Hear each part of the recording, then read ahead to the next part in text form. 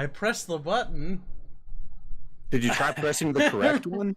It says it's going live. It says signal's transmitting, so I don't know. Arch, is it live on your end? It's live now, yeah. This is what I have to deal with, chat.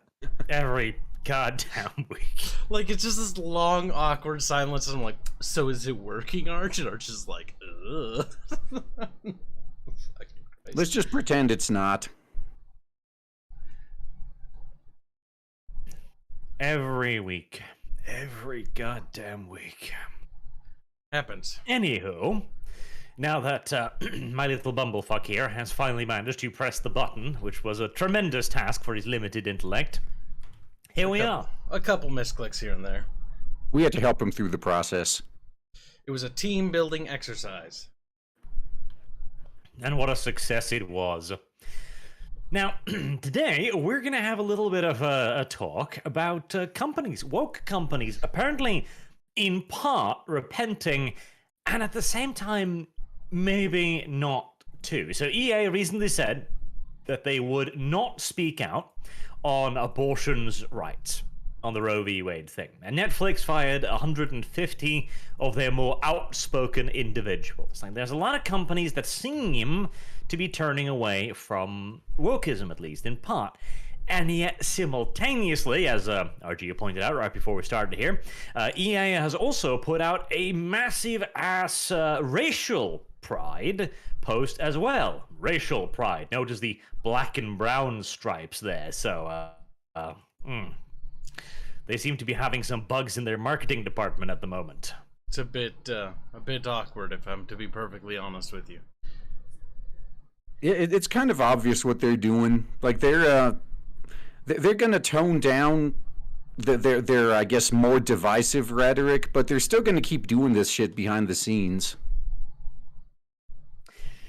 Yeah, that's the thing, isn't it? Like, on the one hand, I am not in theory against kind of like forgiving and forgetting companies if they truly turn their habits around, if they reform, shall we say. Just like we're capable of reforming mass murderers and child rapists, maybe EA could be turned into a decent company again too. Well, it's all about... Oh, go ahead. No, it can, but there's a little bit of a catch to that. So I'm gonna have to use the same logic I use when I rip on companies I used to like Blizzard, for example. I keep pointing out that Blizzard used to be my favorite developer, but now none of the people that made the company great are around anymore anyway. Like, the art team and the music team still do some good work, but that's about all Blizzard has going for them as far as I'm concerned now. And it's the same thing with companies like EA. As long as the same people that have publicly stated how much they hate us are there, I'm not going to give them money. But again, it's a brand. It's a collection of people. So once they purge their bad actors, and that's like anyone who's ever talked shit to us, everyone from the lowliest intern to the CEO himself has to go. Once they completely purge rank and replace them, I'll be willing to give the brand another chance there. But that's going to be a pretty major procedure, and I know they're not going to do it. Exactly. Like, are they going to do it? Oh, they're not going to do it. I basically, what I'm saying is I've given up on them completely. Yep, which is oddly surprising. Yeah, I mean, remember years ago? I can't be the only one that's so fucking old. I still remember that this used to be a thing. So, like, remember let's say a DVD or a Blu-ray has commentary from the actors, right? Mm-hmm. And anything, even as milquetoast as that, they always had a disclaimer. Oh, the views expressed in this video are of the people saying them alone and do not represent the views of the company as a whole. This right here, what's happening with these companies, is exactly why they used to do that. And where they went wrong is all the shit they've been doing, like, calling us racists, Nazis. Oh yeah, we don't want our brand associated with people like you. that was the official company policy. Like that wasn't just a few individuals at the company. The company as a whole endorsed those views. Yep. So it's gonna be very hard, if not impossible, for them to walk that back now. Like, as long as the people that we know hate us are still there, then sorry, man, no dice. It's going to be difficult to do business with them. And what is likely going to happen is also what you point out, that they'll tone down the more overt bullshit. Like a Roe v. Wade, for example, is a hot goddamn potato because it's abortion. Everyone's going to have an opinion, and it's going to be a pretty strong opinion as well. So it's entirely possible that all they're going to do is go like, I don't know, not this one. Everything else, though. Well, actually, chat's saying there's something wrong with my mic. Like, it seems to sound okay on my end, but is something? It sounds... okay. So apparently, chat's saying the gain is set too high. I think maybe you boosted me too much. Well, we can take a quick look at that real quick. Yeah, sorry about that. It's like apparently I was too quiet at the beginning, so everything got boosted. So it was very hard to hear him. I'll say that much. God damn it, Kyle. Turns out Kyle just had his volume on like 0. Just muted him. Yeah. Like you're difficult to hear. Like I'm shouting. Right click mute. I can't hear nothing. Whoops. I don't know what's going on. I'll get my phone and listen. Yeah. Because like the Pride article you pointed out, it is the exact same bullshit. As a company, we're united that trans rights are human rights, women rights are human rights. Okay, EA. Define woman for me, please. I don't think there's any biologists working there. Yeah, how can they even know what a human's rights are? Yeah, much less a woman's. Yeah, that's a good point. Like, can they even define what a human is? Like, what if your dog identifies as a human? Furthermore, how can you tell? Like, do you speak dog? I think some of these crazies might think they do. I kind of would imagine the CEO of EA just looking at his dog going woof. Yeah. Man, like EA though, like I gotta say, of all the companies that have fucked around, I think maybe it's because I've been out of EA for a while, but holy shit, like it's really, I love watching Sony try to backtrack some of their shit now, because they like 4 years ago they literally told people like us, yeah, we don't want our brand associated with people like you. Like they could have done what Nintendo does now, right? They could have had their first party exclusives. They could have had all that all that stuff, and also left the third party stuff alone. But no. They went a step further. They said, no, we don't want you and people like you associated with our brand. And now they're going to turn around and say, yeah, we're sorry. Can you come back now? Like, nah, I'm not falling for that shit. Like, actually, do either of you guys remember the DLive leaks from a few years ago? Nope. Barely. Like, that's been a while ago, so please do. Yeah. So I guess TLDR, they were getting a lot of shit for hosting quote-unquote alt-right people. And someone leaked a call where they basically said, like, yeah, we know, but we need them to grow right now, but as soon as we don't need them anymore, we're going to throw them under the bus. And that's how all these companies view us. Like, they tolerate us when they need us, but as soon as they feel comfortable getting rid of us, oh yeah, they kick us to the fucking curb.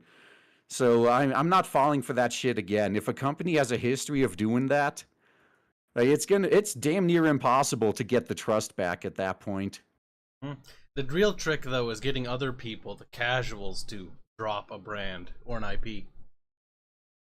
Well, they've actually done that very well. Like, no, you see what's happening to all these IPs that rammed woke shit into them? They're being dropped left, right, and center. Yeah, They sometimes. have done a remarkable job of screwing over their own values. Yeah, I mean, in general, though, I think, oh man, it's only kind of tangentially related to the topic at hand, but yeah, Bellular put out a great video a few hours ago about how all these AAA companies are, let's just say they're cruising for a bruising right now with all of their monetization bullshit. It's not looking good for them at all. Yeah, because they in the EU, like they put out no, they did another study. I think it was actually Norway that did it. I mean I think that's your neighbor, right? You're a Swede, right? Yep, he is a Swede. Yeah. He's- Yeah, okay. No, so they did a study earlier about how, this one was actually by people who knew what they were talking about. It's not like, you know, boomers that don't even play games, and then, you know, they're talking shit. No. These guys like did an in-depth study of monetization and how games, you know, they prey upon people's vulnerabilities to get them addicted, all that good stuff. And you know how like Belgium and the Netherlands already banned loot boxes? Spain jumped in as well. It's looking like, at least in Europe, governments are going to start regulating the fuck out of the game industry after, you know, after they pushed things way too far and proven they can't be trusted. I think the mainstream industry is on its last legs, to be honest. Like when they're no longer allowed to use this predatory monetization because they won't be able to sell their games anywhere, that's game over, because that's all they have now. Like games like Elden Ring are rare. In most of this industry, you take away the microtransactions, you got nothing back. Definitely going to be a problem on the AAA side of things, for sure. Yeah, and I've actually, I've been playing, you know, V Rising for the past few days. And I realized, like, fuck, I don't care if the AAA industry gets burnt to the ground. I say on my channel, I agree with what like Razorfist says and Young Ripa and them. I have zero interest in saving all the old brands and all the old companies, the old IPs. I think it's time we just let them die and built new ones. You're Like we just very right. let the industry burn and rebuild a better one on the ashes. Because I actually think the core problem, as I've bitched about on my channel for years, is the people in charge of gaming right now. They're not gamers. Like I guess they're good at running a company. Well, you're absolutely right in that, because as the gaming industry grew to be successful and grew more money, more people started to join the industry following the money trail. Not to make games for the sake of making games fun, but to make games for the sake of profits. And that's what happened over time. And I think I could tell you exactly where the transition happened. It was the PlayStation 2 era. Like I think that's the golden age of gaming right there. Like, and the only reason that's the case is because the PlayStation 2 is around the time when gaming finally hit the mainstream. Well, it had a few golden years, because remember, we had to, like, what, 2008 and 9 were pretty, like, the 2000s, the early 2000s were actually not bad. It was like 2011 and 12 is when things started to hit the shitter. Yeah. But I mean, I wholly agree. 2000, year 2000 was the tip of gaming, like the top. That was the absolute zenith. Yeah, and the PS2 was the turning point, though, because like that's the console generation where gaming became normie friendly, and then all the investors started dumping money into it. Like, no, gaming became a big industry. It wasn't just something the lifeless loser nerds do. Like, everyone called themselves a gamer now. So all the investors and the money men started flowing into gaming. And back then it was great because you still had the same people the hobbyists who were doing it out of the love of gaming were still in charge, and they just had more money to work with. So we had some of the best games ever made come out around that time. But then you guys know how it goes, right? There's no such thing as free money. There's always strings attached. Yep. And now we're at the point where the people who were funding these projects, now they're starting to pull the strings, and the hobbyists were quickly forced out. They were replaced by, bankers and businessmen. And this is the result. Like, when the people who call the shots aren't fans of the product they're making, this is the shit that happens. Like, you got focus group garbage. And I just want to say, for the record, we need people like that. We need bean counters, because a lot of times these creative people are just dog shit at running a business. They are. You're absolutely right about that. Yeah. But these bean counters should never be given creative power. Like the people making creative decisions should be the creative people, and the bean counters should have zero say in the matter. Like, no, the bean counters should never be in charge of the company. Like if you're good at logistics, okay, you're the VP of logistics. But the person at the top making decisions has to actually understand the product and the audience. And that's where they fucked up. I think a complete collapse and rebuild will clear a lot of this shit out. I'm not so confident in a collapse ever happening, considering how big the industry has gotten. Back in the early days, that was more possible, but now the industry's branched out. It's become so big and bloated. Yeah, I thought the same way, actually. But then I'm noticing a little bit of I guess, silver lining would be the way to put it, where if and I agree with Bellular. I think it's impossible within the U.S. for things like loot boxes to ever be banned, because the game industry lobbies the government too much. But Get it right the first time. Imagine if, like, all of Europe and Australia and pretty much every single place in the world except for the U.S. and Asia basically banned loot boxes and predatory monetization. The way the game industry is structured right now, it would probably collapse overnight, because it's these predatory practices where they make all their money. Like, who makes good games anymore? Like, is there any AAA game released in recent years other than Elden Ring that you can think of off the top of your head that stands alone without predatory monetization? AAA game that came out a year ago? I don't know. I've been mostly... Because I think you and me are both the same. Like, we've been focusing on the indie scene. Yeah, and see, that's what's going to be a problem. And actually, speaking of that, notice that no one talks about software sales anymore. Like, the last time I remember hearing about anyone bragging about their sales, it was actually Elden Ring. When it came out that Elden Ring outsold Call of Duty, and they were making a big deal about it. I think it was like, what, 12, 13 million or something copies sold?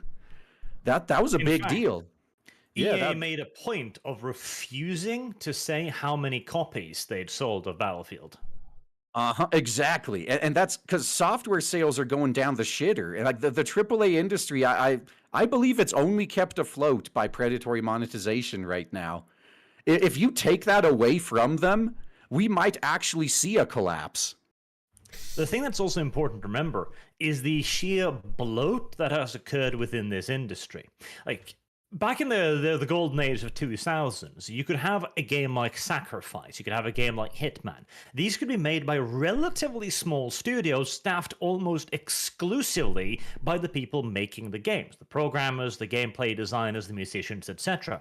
Now, the people making the games is a tiny portion of the tremendous bureaucratic machine of a modern-day games company. You've got executives, you have VPs, you have CEOs, you have diversity hires, you have inclusivity experts. Not to mention the marketing budget of these games are absurd. Back in the day, I remember the first time I saw a ad for a video game on television. I was like, man, that's incredible. Are we mainstream now? Whereas now they spend millions on this. There are Super Bowl ads for video games. Oh yeah, it's just like movies. Like, I think if the game cost $100 million to make, the advertising budget was at least that much again. Yep. Yeah. That's also because the video games industry itself is huge now. Like, I forget the specific numbers. It's bigger than Hollywood. Yeah, it's big. I believe it actually is the largest entertainment industry currently in existence. Like, it's enormous. And with that enormous amount, though, also comes that incredible bloat. And that bloat is an enemy to be feared. Oh yeah, like that's those who watch my channel know, like that's my favorite topic to beat on is bloat. And yes, we're in that phase right now. Like actually I might I'm gonna have to look.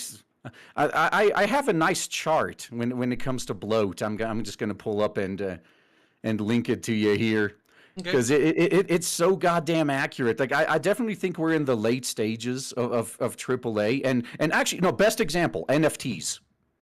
Oh, Yeah, God. so NFTs and the metaverse are on a steep decline. Interest in both of those things is plummeting. And yet all these big corporations bet the farm on them, but because of their bloat, it takes forever for those motherfuckers to act.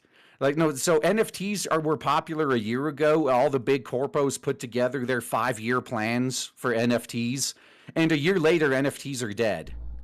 And now what, right? Like that's where we are because of all their bloat. If they didn't have so much bloat and bureaucracy, if they could manage with just a small team, it wouldn't be nearly as big of a problem. Like, because these small indie teams, they got everyone who capitalized on the NFT fad. It was all those small teams. They really quickly shat out some cheap ass NFT game, made their buck, and cashed out before the thing collapsed. These big corpos are going to be left holding the sack. They're going to lose so much money off of this shit. There is an enormous amount of inertia in companies of this size. It takes very long for them to do anything. And that is going to hurt them really, really badly. There's also the fact that the stuff like the NFT, right? The things that pop up and then disappear almost as quickly again. These are often the companies chasing the trends, and they don't really necessarily understand how dangerous it is, because they see a thing and it's glorious. And it's like Bitcoin. Everyone was investing in Bitcoin for a while because it'll only ever go up. Bitcoin has dived enormously, and it might very well recover again too in the future. But these are very, very ephemeral things.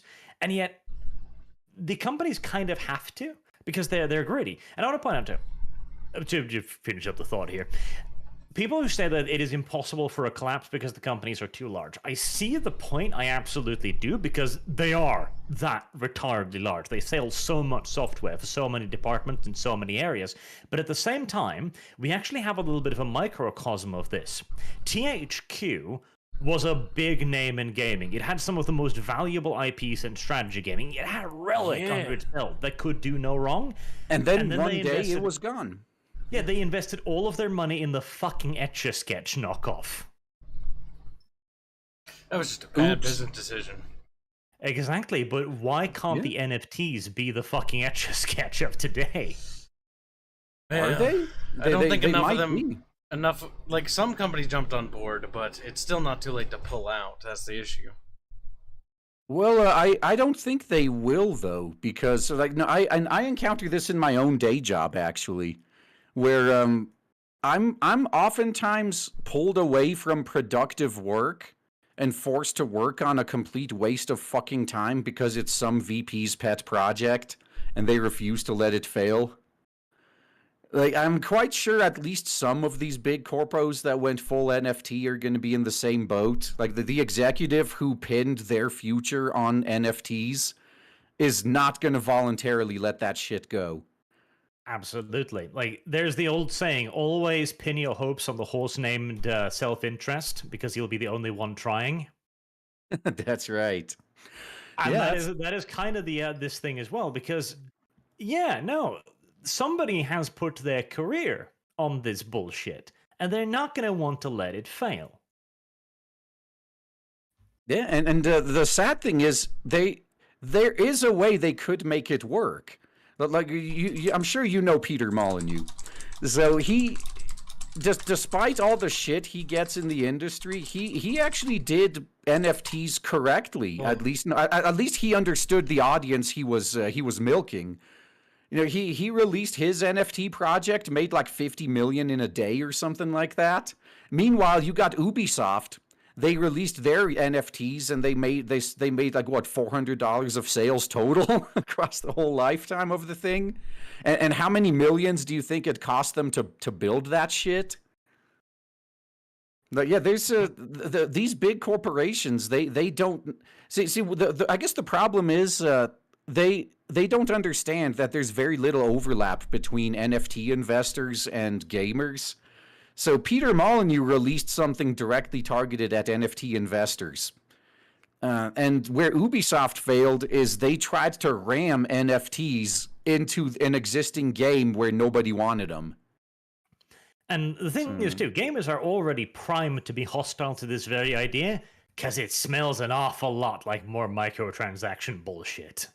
Oh, it is. And see, the sad thing is, if they implemented it correctly, it could work. Like, I don't know how familiar you are with Sword Art Online. I mean, I'm quite sure there's no weebs around here. But like I guess the system they got, after they fixed their first storyline, they had was it The Seed, which was basically the game engine that all their future VR MMOs were based off of. And that allowed you to, you create one account, and then you can, when you go from game to game, you can carry some items, stats, your character, etc. over between them. If they implemented NFTs like that, where you literally do own it forever, and at the very least within the same company, say you got an NFT in one Ubisoft game, if it was supported in all their other games and you can carry it over into all of them, that might actually provide some value. It's still something like DLC, but it has way more value. Or better yet, EA. If let's say FIFA, if they took FIFA and they made all the Ultimate Team cards NFTs that you could carry over into future iterations of the game, that would provide massive value to the player. But that's why EA's not going to do it, because they make so much money resetting every fucking year. So they literally, their business model prevents them from using NFTs correctly. It was also that it was a fundamental misunderstanding from their behalf how this would even function. I remember reading an article about this where the guy was saying oh, this will be super popular. Gamers will embrace it. They just don't understand yet. You can have a hat and you can use that hat in the next game. Gamers will love it. But the problem was, okay, how are you going to do this though? You've got a completely different game. Are you going to make the same hat again? Are you going to use the budget to make the same hat again in a different game? And that was the problem. You can't reuse it because a lot of it will simply change. The code isn't interchangeable. Yeah, you only can if everything's running the same engine, which, yes. To be fair, a lot of these games are. Even, again, look at FIFA.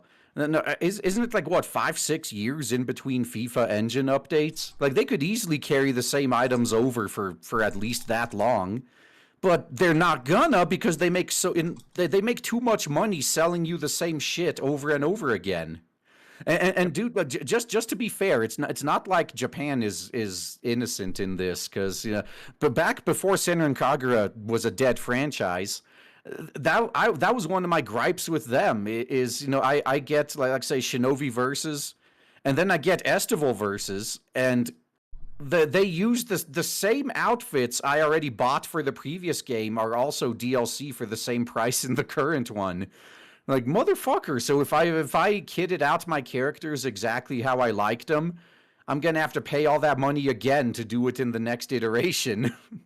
Yeah, and they do it because it works. This is why Creative Assembly is selling their third blood pack for Total War Warhammer right now. Oh, I'm so glad I never jumped in on that. Total War Fun Hammer, you mean? Yeah, although to be fair, God, that just reminds. So speaking of Total War, Shogun 2 is the reason I stopped buying physical copies of games for the most part. With the exception of Switch games. That's about it. Because Shogun 2 was the first ever physical copy, and last, of a game that I bought where it literally was worthless. I pay X, and you know what it's like, right? They pitched us that digital will be cheaper. More often than not, the physical copy is it could be cheaper than the digital, I guess. But in this case, it was the same fucking. So I bought the physical copy. I go to install it, and then you need to install Steam, and here, just use this key to download the game. Yep. Like, so wait up. So I bought the physical copy, but literally all it is a Steam code, and I can't use it without Steam anyway. Like, well, look, that's when I realized that physical copies were dead for pretty much everything except for cartridge-based games, and also I would say GOG. Yeah, GOG is the best the best compromise, because when some people, like, they just have this nostalgia for physical media, I guess. But I think physical media is useless these days for the most part, because let's say you got a physical, you got World of Warcraft when it launched in 2004, and you got that physical disc. What good's that gonna do you? Like, you can't do shit with that now. Yeah, but something like GOG, I think, where you could download the installer of the game yourself, and you can copy it onto as many physical media as you want without DRM. Now that's the ultimate solution right there. Ultimate. Yes, ultimate.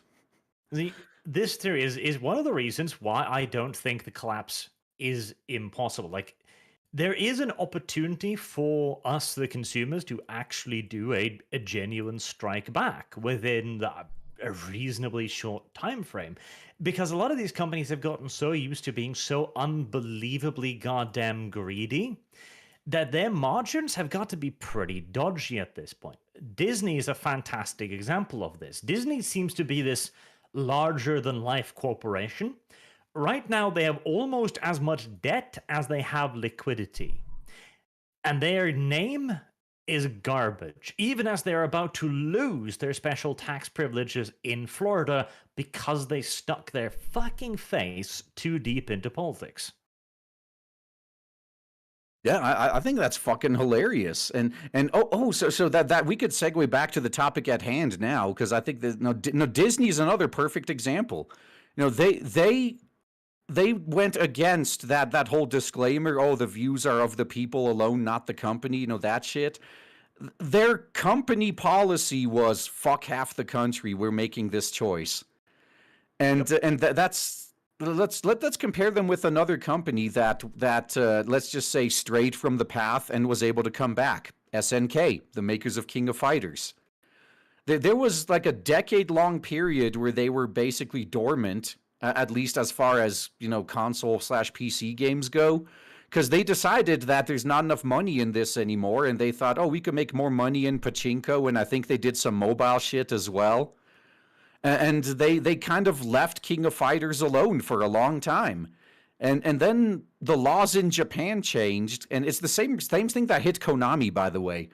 So the laws in Japan changed, and they couldn't make as much money on pachinko anymore, so they came back to making King of Fighters.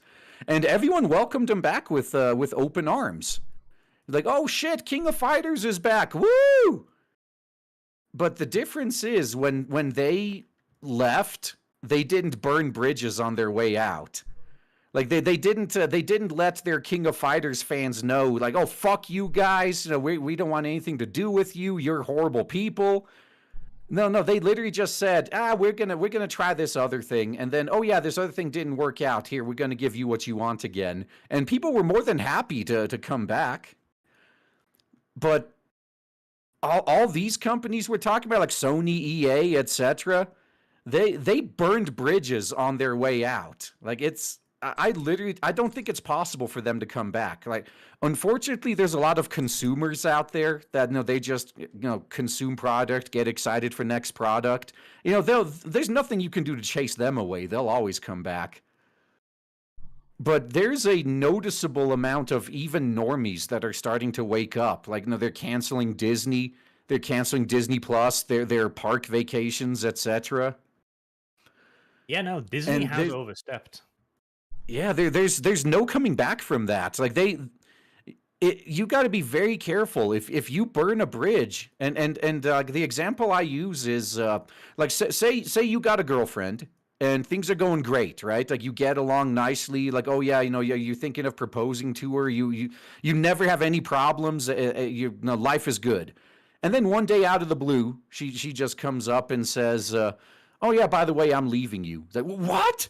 And he's like, well, what the fuck happened? It's like, oh, no, I just found this other guy, and I think, he's better than you, so I'm just kicking you to the curb, and I'm going to him. Like, I don't need you anymore, bye.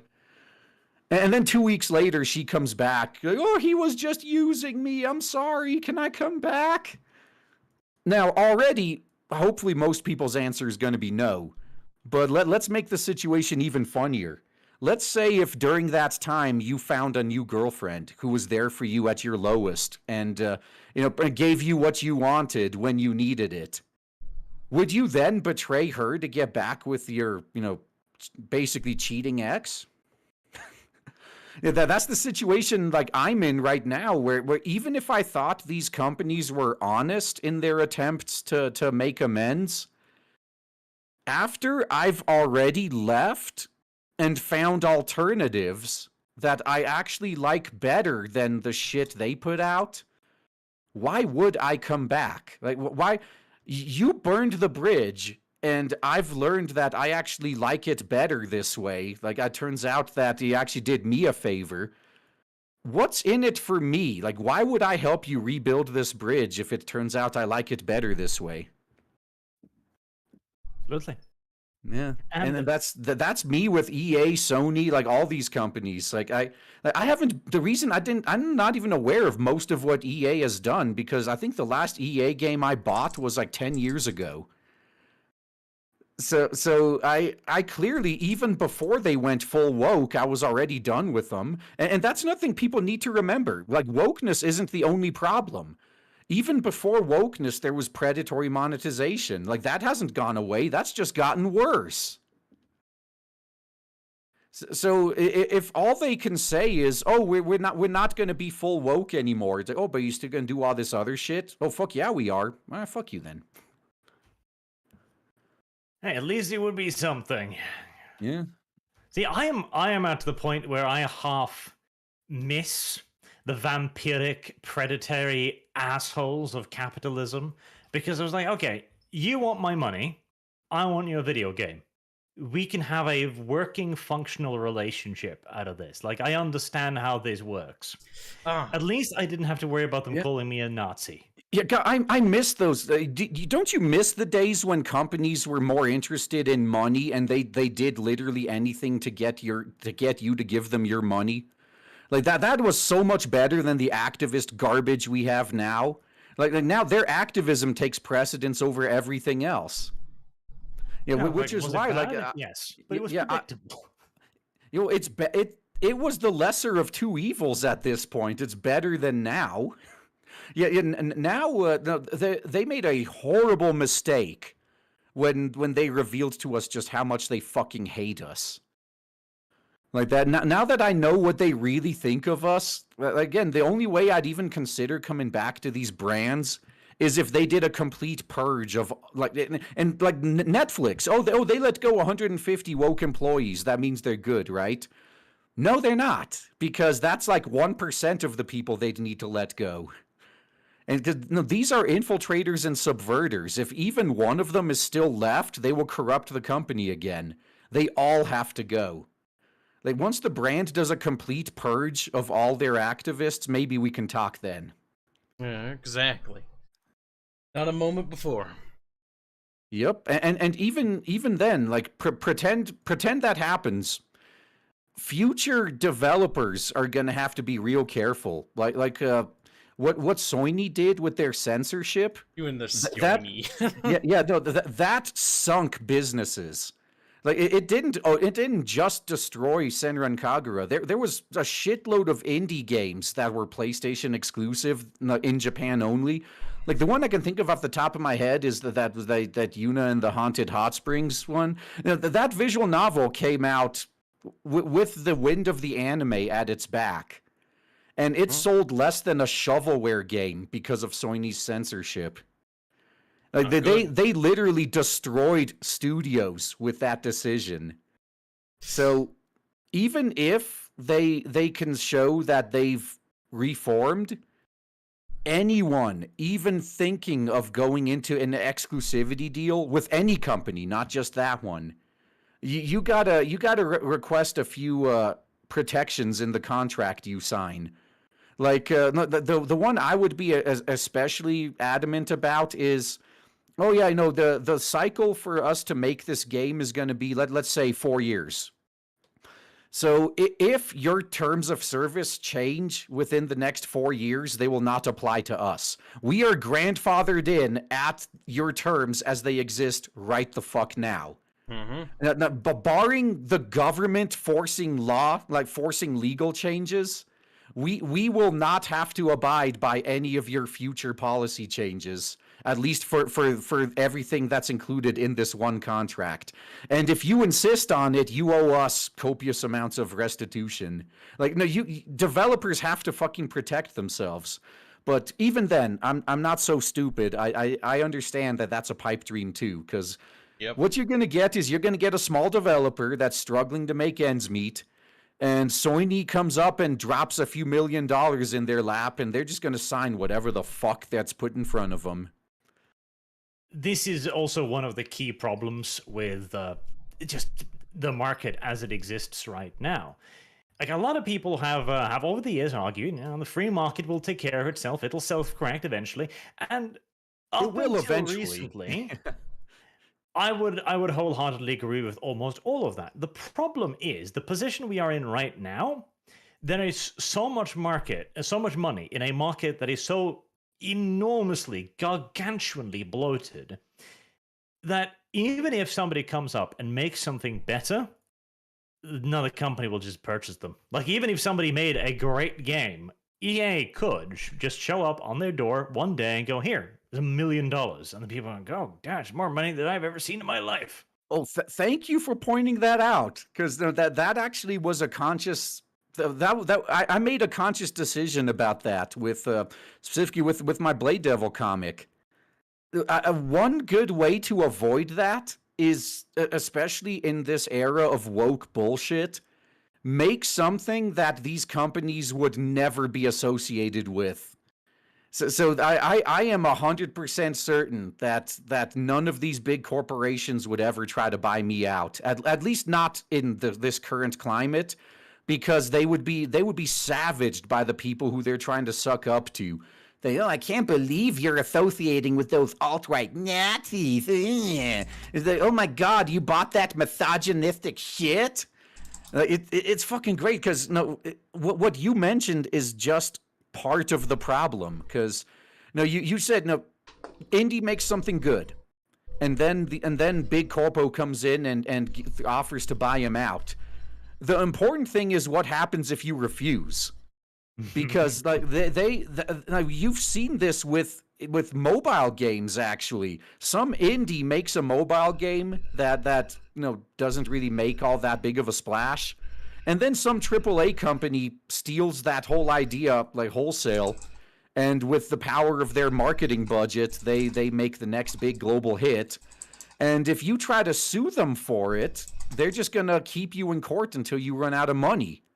And there's nothing you can do about it. So that's your choice. You either sell out to them and get your money and leave and shut the fuck up, or they're going to bankrupt you and take all your shit anyway by force. Based. And there is dick all you can do about it. Because this is one of the key problems with the modern legal system. It's a good system. It's the best we've come up with. But it is still fundamentally based around money. If you're going up against somebody with more money than you, you're fucked. Even if you win, it's going to cost all the money you have. And then you're going to need another legal battle to get that money back again. Like, it's just not worth it. Oh, yeah. And it's not even just indies that have to worry about this shit. Like, that's actually what Respawn Entertainment went through.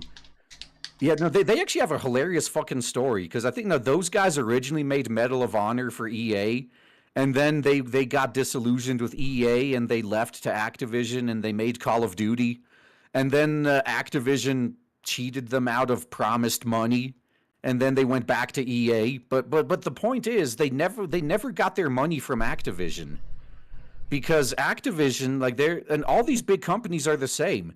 You could have an open and shut case. There's no way you can possibly lose. All the facts are on your side. They know that too, but they also know they have more money than you.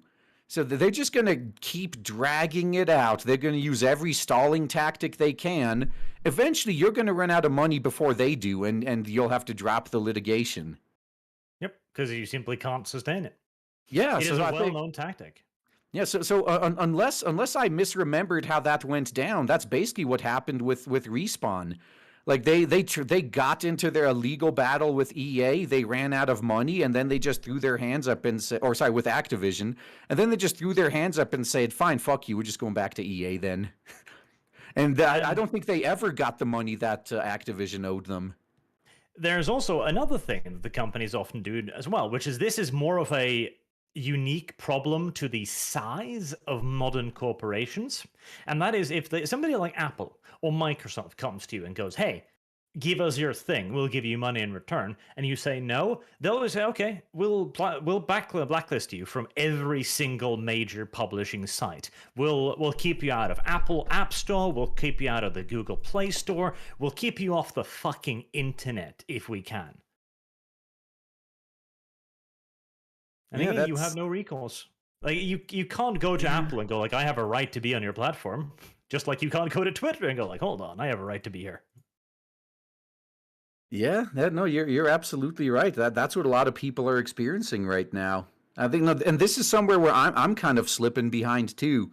I really need to hurry up and get to work on my own website, because soon enough, that's going to be the only recourse we have. Is if we don't have our own websites, and even then, they're going to start going to the fucking ISPs and the registrars, and they're going to get us deplatformed there. They already have. Like there was a big thing with Pornhub quite a few years ago, where basically they went to the Canadian government and said like, "Oh hey, there's child porn on this website. You got to shut it down."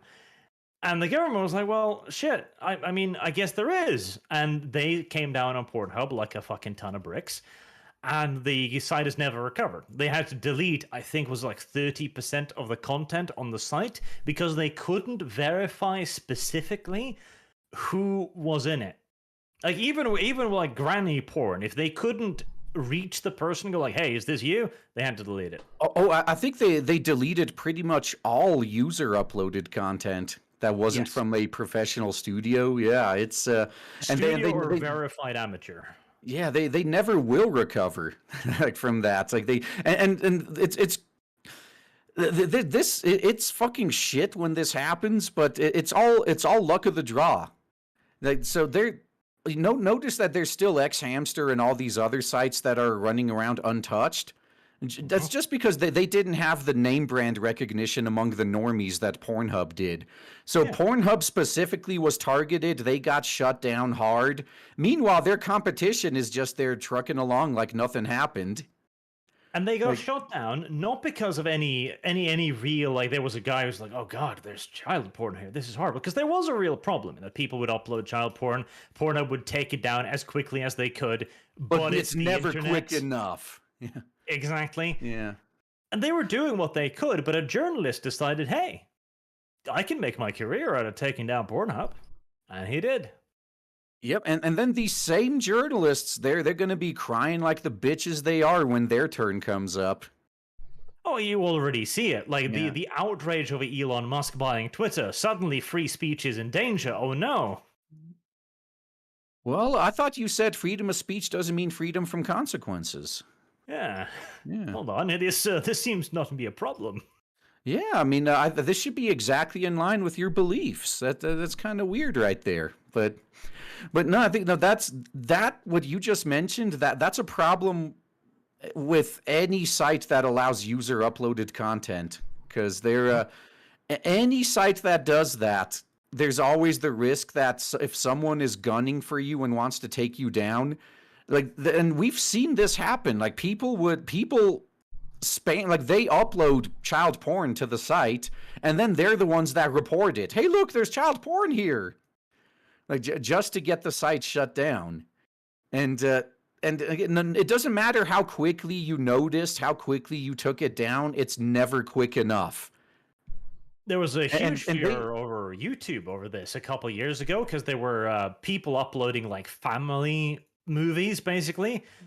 like doing weird shit with their kids, and some of it was cringy and probably downright illegal as well. Or are you talking about And the YouTube laughing was- baby case? Don't know about that, but there was a whole thing, and they did find like actual genuine child porn on YouTube. Never mind. That's not related. It was just like that stupid ass fucking naked yoga shit, basically, where they were like artistic. Because there was like naked children dancing and shit. And I was like, oh, this is innocent artistic expression. Whereas Which Peter's is were like, strange "Yes." because they've actually implemented a very sophisticated bot that can actually detect lewd content. Last I checked on the YouTube side of Oh, things. dude. No, it doubt it. can, but No, but it can instantly. It's ridiculous. No, it does, but every once in a while, Yep, there's something always something slips through the cracks. Yep. But and that's actually why. And no, guys, I have personal experience with this because I got my channel yeeted. So they always use that excuse, like you brought up the nude yoga. So like, oh yeah, I had an anime character that showed some camel toe, fully clothed. You just saw like a line down there. Oh no, that's worthy of yeeting my whole channel, right? Yep. And everyone was using the naked yoga excuse when that happens. Like, well, what about this naked yoga stuff? And from my insiders, that is a shit argument because like YouTube will say like, dude, that's a channel that has like 3 subscribers and that video has 2 views. Our bots missed it. If someone reports it, we'll take it down. Actually, you just brought it to our attention. Here, we're going to nuke that channel right now. Boom. Okay, what's your excuse now? If you want to point to, well, these other people did it and got away with it, you can do that. You just have to point to someone huge. Like if someone like PewDiePie did something that's very similar to what you got yeeted for, or worse, now that is a legit argument you can use. Like, well, if I got yeeted for this, what about the biggest guy on your platform? You can't claim ignorance with this one. Now, he's got tens of millions of views a day. What's your fucking excuse for leaving him on then? Like, now that's what works. The problem is, though, like it's YouTube. They don't talk to you. They don't receive feedback at all. Like I had one video hit with a not a strike, but one like those thingy bobs, like warning things for inappropriate content. It was a thumbnail picture of Miranda from Mass Effect's fully clothed ass. And obviously I was like, okay, this is dumb. So I appealed it. And it came back and no, that's a correct decision. I'm like, okay, a clothed ass is not okay. Well, no, YouTube is exceptionally bad. Like their thumbnails are the one thing, like that's the strictest thing they monitor, because even if a video is age restricted, the thumbnail is always still visible. So that's their excuse for why they go harder on thumbnails than literally anything else. At the same time, yeah, though, you could have her ass like in like throughout the entirety of the video itself, and they probably wouldn't do anything. But you put that in the thumbnail, yeah, they're gonna take your ass down. Yet at the same time, like Carl's talking about the bot, the super sophisticated bot. So I literally just Googled naked yoga. I have found like 17 full frontal nudity women on their thumbnails. The sophisticated bot I'm talking about actually doesn't stop naked yoga stuff, because naked yoga stuff within YouTube's terms of service was confirmed to be okay, which is weird. Which is the problem? Like that is their the bot that already is, ignores that. That is not okay. Like here, I found. Well, I'm not going to show this on screen, but I found one thumbnail of 2 obviously teenage girls naked. And I'm like, okay, this is okay because they put naked yoga in the title. No, this is not how reality functions. Well, it's the double standards though. Like, no, you know how bad Sony is with censoring any even slightly attractive anime characters. Like you could have a full grown MILF character. Oh shit, she showed too much cleavage. Put a stop to that. And meanwhile, they had no problems showing a full blown sex scene in The Last of Us Part 2. In one of their exclusives, they have an underage sex scene in Life is Strange 2 Episode 2. Perfectly fine with that. But an Not a anime problem. MILF isn't allowed to show too much cleavage. It's almost as if they're admitting they're into watching kids fucking. The only problem is though that it's anime characters.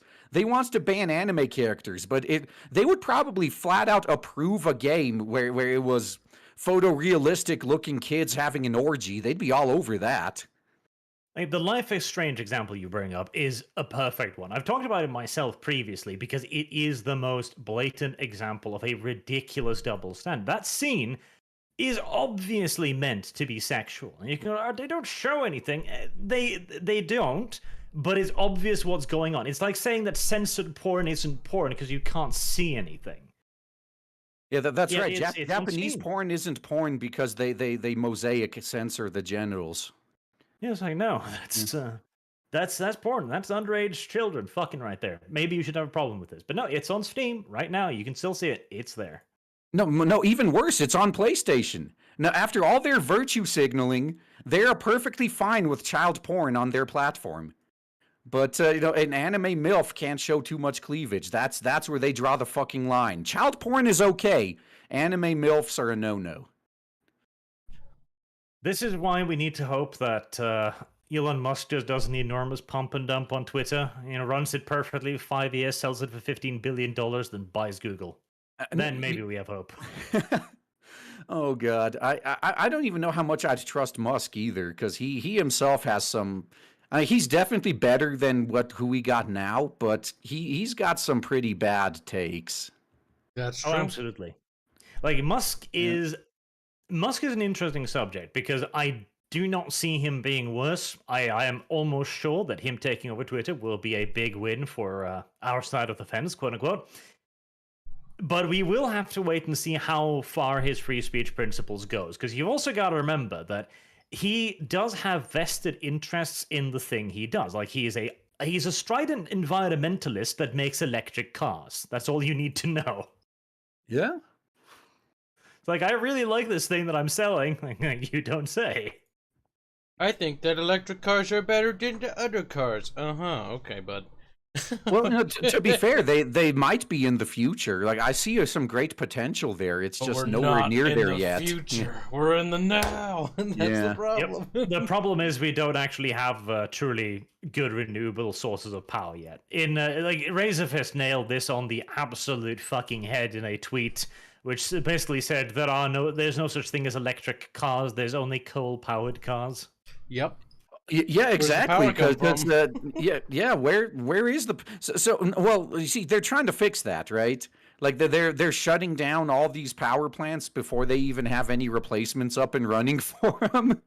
So at the same time as they're shutting down gas and coal power plants, they're also doing is they're further putting strain on the grid with these electric cars, which what powers these electric cars? Gas and coal power plants. This will be an enormous wake-up call probably within the next 5 to 10 years, when people suddenly realize, holy shit, we have an enormous power shortage, whilst we are still increasing our need for electricity, whilst also, of course, banning Russian gas. Now, Russia's been a shutting down bad boy, nuclear I'm power not saying plants. saying otherwise, but it provides like a third of all of the energy in Europe. Just stopping that is gonna be a problem. Yeah, it's fine. Just a little economic upheaval never hurt nobody. That's right. Well, no, but that's what they want to do too. Like it's intentional. Like they want to, like, I guess, put us back into stone huts. You will own nothing and you will be happy. Yeah. We will arrive at the Star Trek future where we receive our rations of energy once a week. I don't think that's the same. Meanwhile, though, none of these elites that are pushing this great reset, none of them are going to give up their stuff. I think we'll be None of them are going to KP. give up their private island or the jet they used to get there. Yep, or the jet, or their mansion, or like none of that. It's like, see, I would say maybe you can convince me on the will own nothing and be happy thing if you lead by example. You give up all your shit. You have nothing first, and show me how happy you are, and then maybe I'll consider giving mine up too. But they're not going to do that. So all of these ruling elites, they're going to keep their mansions, they're going to keep their yachts, they're going to keep their private islands. They're in fact going to own all of ours. They're going to own the buildings that we rent, as we own nothing and are happy. Well, that's one of the beautiful things, isn't it? That whole commercial where it's like, I rent my house and it's super good. Like, okay, who owns your house? BlackRock. That's a good question. Yeah. Well, technically, if you pay property taxes, the government owns your house. But... Yes, here in Norway, I stridently maintained that you do own nothing, you rent it from the state, because you pay tax on everything in Norway. You pay tax on the money you have in the form of a wealth tax. Oh God! They're actually talking about implementing that in the U.S. too, because it's bad enough. Everything we got taxed, but fuck, like imagine if you you think, oh yeah, I have enough money to retire. I'm just gonna retire now, and then the government's like, actually, we're gonna take 10% of your money every couple of days, or sorry, every year we're gonna take like 10%. And just because you have the money in your bank account, we're going to take our fair share, quote unquote. Yeah, that is the entire thing. Like, hello there, Mr. Smith. I see you have money. Yep, and now where's our cut? And see, you can't even pretend like that's not blatant thievery right there. Like, income tax, VAT tax, I guess you can make the point that, that was brought about by economic activity that was facilitated by the government in some way. And, we got to pay them so they can do whatever the fuck it is they do. There are some how do they justify stealing your money that's just sitting in the bank account? Well, they don't. They can just do it because they have the power to do it. But there are states that don't have income tax. Isn't that funny? Yeah. So here in the U.S. there are states that don't have income tax. Yeah, but you still have the federal income tax regardless. Oh yeah, the feds are getting their cut, of course. Yeah, but usually those states that don't have income tax, they make up for it in other ways. But then you got states like fucking California. They got super high income tax, super high sales tax. Like every tax is through the roof. And yet it's never enough. Like it's never enough for them. They always need more. Like, more money is always the problem is we don't have enough money. It's like, nah, bitch. The problem is you have too much bloat. How about you cut the fucking bloat? The schools, I think, are actually one of the worst offenders. Like the problem is always that the schools don't have enough money. Oh, if only we had more money, we can fix these problems. Like, well, I've been paying attention to the charts. I used to work in that system. The teachers' salaries, money spent on the classroom stays roughly stagnant. The bloat are the ones that get all the money. The administration, they're the ones that suck up all the money. Money's not the fucking problem. It's how it's allocated. And especially when you look at third world countries. There's third world countries that spend like peanuts on their students relative to what we spend in the US, and they get better results. So clearly money's not the fucking problem. Maybe instead of just throwing money at the problem and having it not be solved, how about we actually spend that money to do some in-depth investigation as to where all that extra money's actually fucking going? And maybe fix that. There might be a problem with your plan. I don't think the government wants that.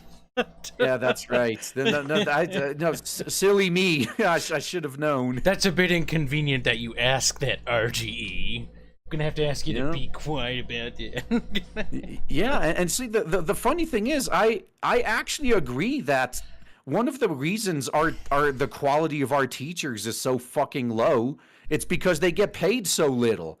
Like, teaching isn't a job that most people like aspire to and they study for and they get into.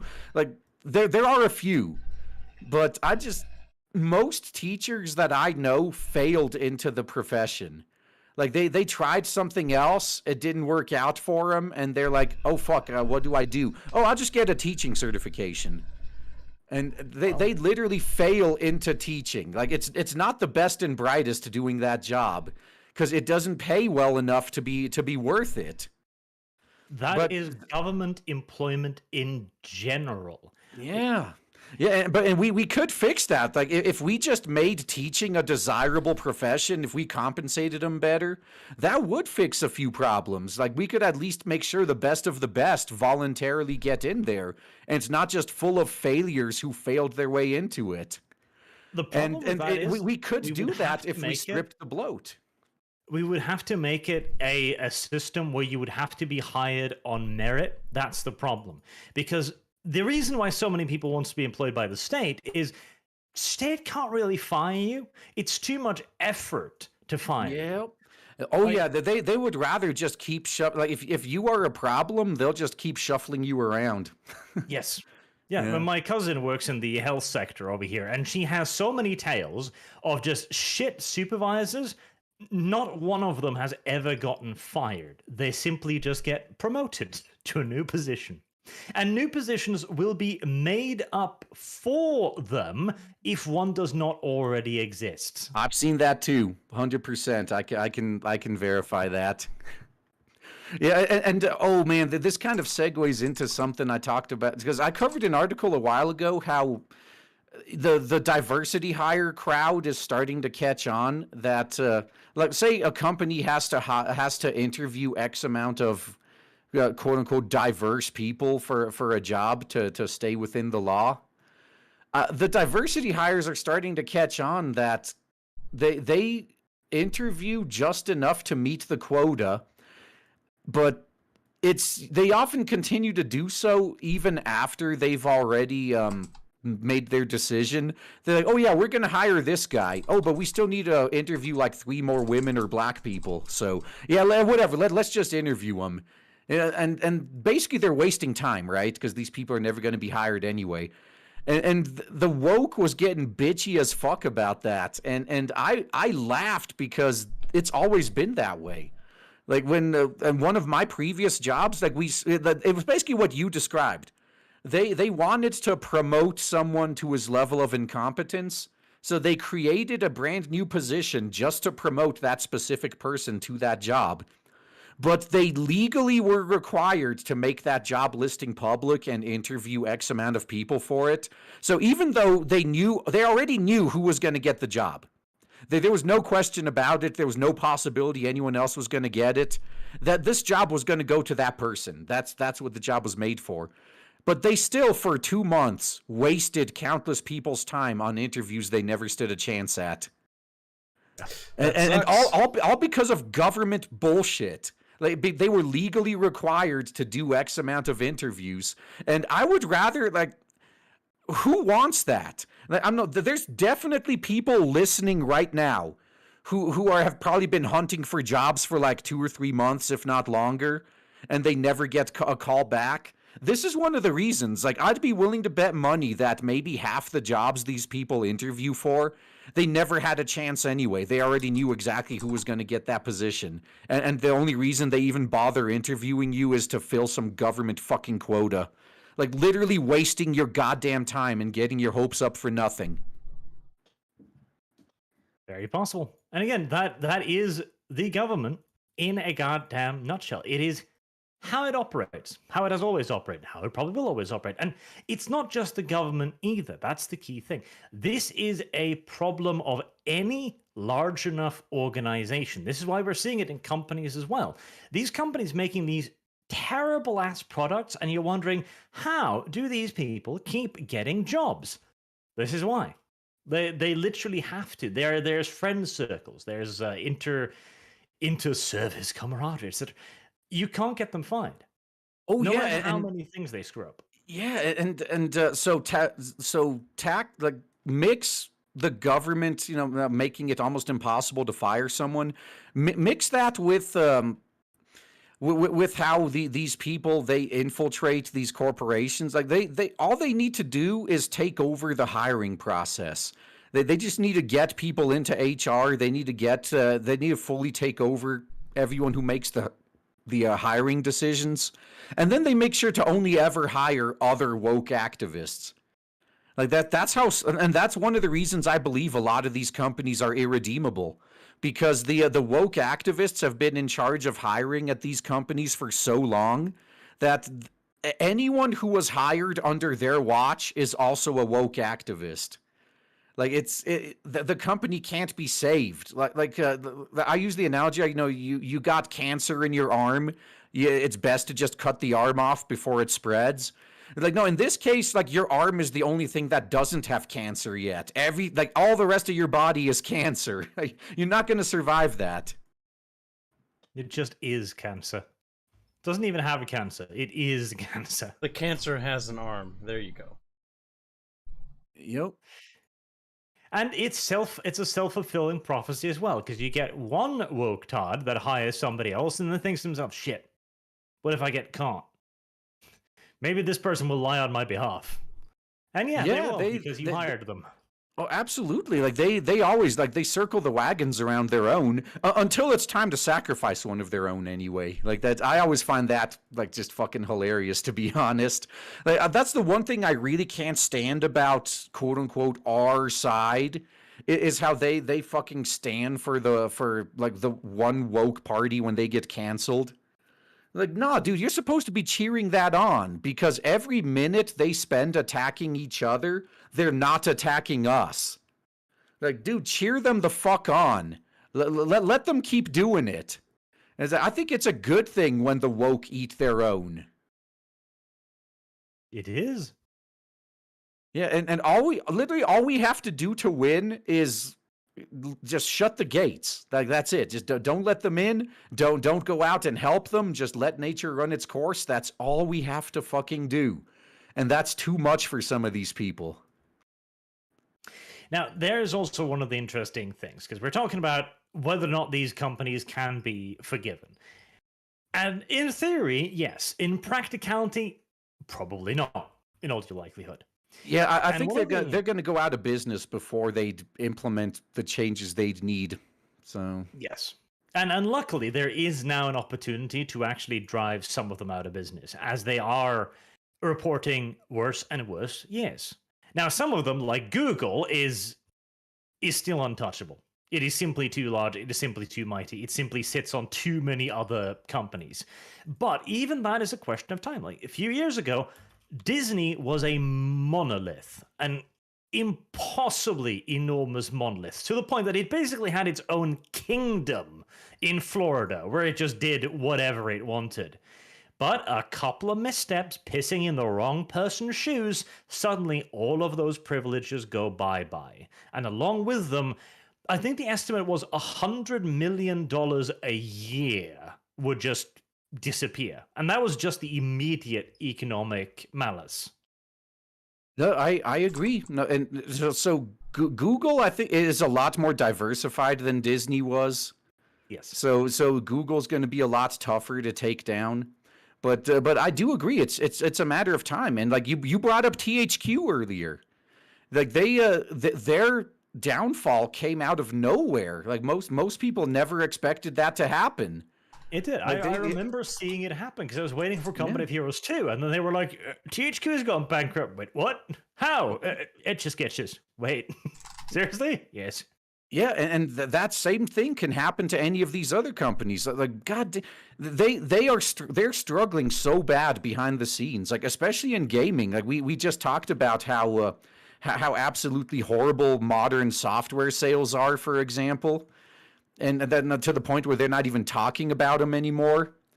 They'd rather just, pretend like everything's doing just fine for their investors. But and even better, like their profit margins are plummeting. Like these guys are legit. They're struggling. Even Disney.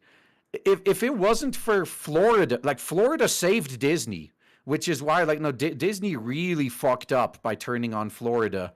Because if Disney World wasn't allowed to stay open, like I think Disney may have actually had to declare bankruptcy, because they make so much of their money from Disney World. And that's all it's going to take for some of these other companies too. Like their profit margins aren't as large as some of them like to lead on. So it's just going to take, tightening a few screws, and times are going to get interesting. Unironically, it is not as insane as it seems. Like, if you look at Disney's debt to liquidity, you quickly realize that they've got something like 10-20% liquidity that isn't debt. It's not a good position to be in. Yep. Well, it's good for a very, very small amount of time. But even the slightest thing goes wrong, and you're fucked. Because now, unfortunately, a lot of businesses are going to learn that lesson the hard way now. Yeah, there are a lot of businesses that have or even entire countries like fucking Japan. Like they fucked up pretty bad because I think their debt is like 200% their GDP or something. Yes, it's debts have been skyrocketing for years. Yeah, it's exceptionally bad. And that's the type of and our entire economy is structured around necessitating infinite constant growth. As soon as the economy ever stops growing, the whole house of cards falls down because there's so much debt. And it's only sustainable as long as these companies keep experiencing exponential growth. If that growth, it doesn't even have to reverse. If it ever slows down, it's game over. Because you won't be able to even pay the interest on your fucking debt anymore. That is how bad these companies are. It's what's happening in Netflix right now, and with Disney as well. Like, one of the major reasons why Disney stock has been tanking recently is partially, of course, because they've been pissing on Florida and doing everything wrong. But a large portion of the reason that the investors say that they're getting nervous is because of Disney Plus. Not because Disney Plus is like losing tons of subscribers or failing drastically. It's because its growth is simply slowing. Yep, and actually, most of the money loss comes from like investors, right? So the investors have grown accustomed to exponentially growing their investment at a certain rate, and so yeah, you're right. If that rate ever slows down, these investors are like, well, that's a lost opportunity cost right there. I could make more money if I simply did something else.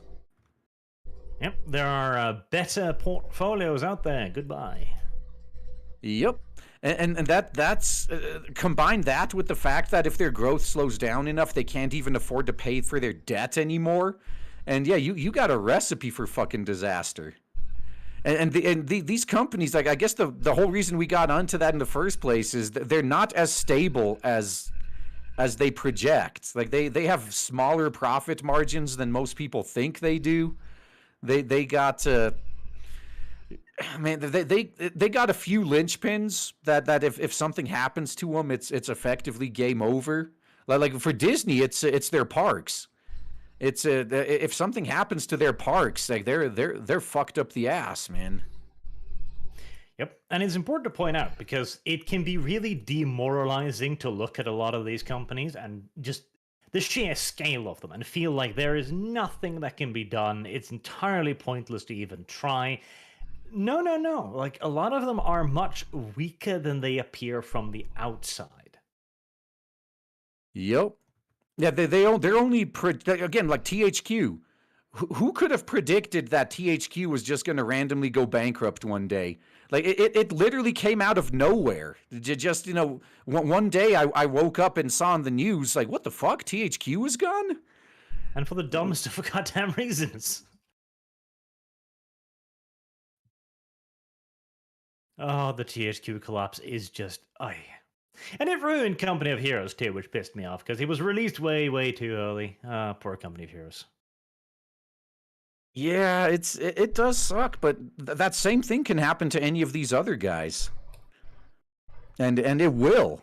We just got to give it time. Give it time and continued effort. That's the key to it.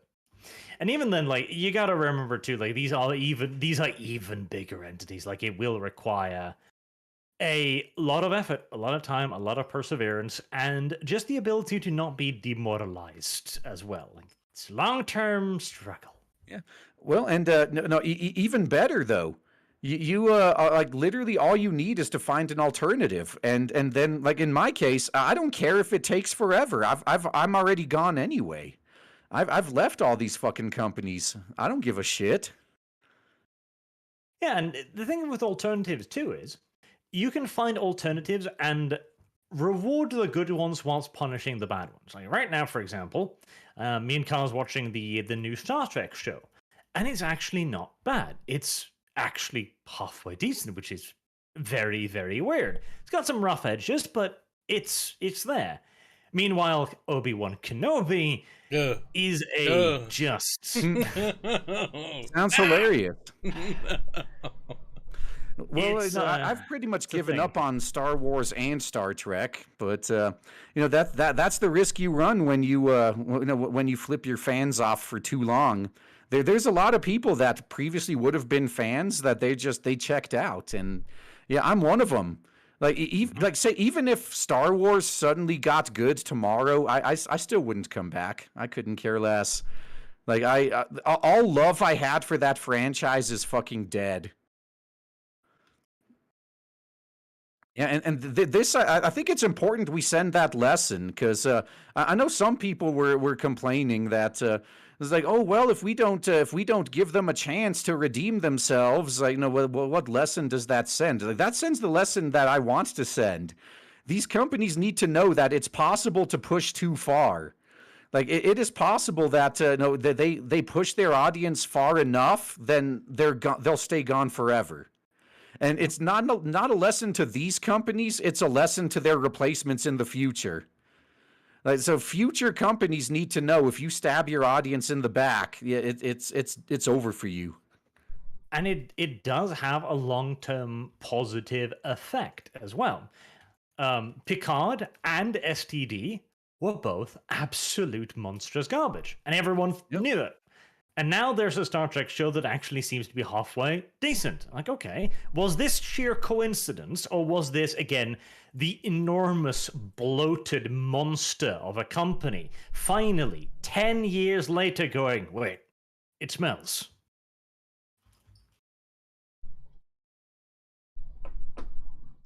Probably. I mean, companies do change their tune because they do go where money goes. And the problem is the people that whisper in their ears to them, woke stuff. And they're like, woke stuff is where the money's at? They'll go for the woke stuff. Do these companies actually care about pride? Do they actually care about wokeism? No, they don't. They never have. They just want profits. And that's where they think the profits are, so that's where they go.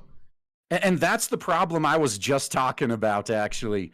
It's because the people in charge of these companies are not actual fans of the things they're making. They're like professional bean counters, which is why they keep making, and that's why they need to be replaced too. As long as these same people that keep falling for this shit are making decisions, you can't trust them. Because like even if they learned now, like, oh, okay, this woke thing didn't work out, yeah, let's try something else. Next year they'll fall for the next thing. Like they have to go. Like I am not willing to accept that excuse. Like, well, the CEO is like this 80-year-old boomer. He just didn't know what he was doing. Why the fuck is he making decisions if he doesn't know what the fuck he's doing? Get that piece of shit out of there.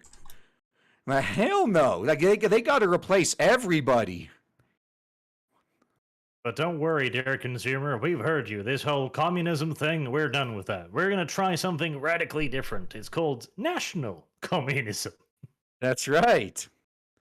Yeah, it's like the thing that failed before, except, yeah, different in some way. That's great. And look at these kick-ass Hugo Boss clothes. You have a point.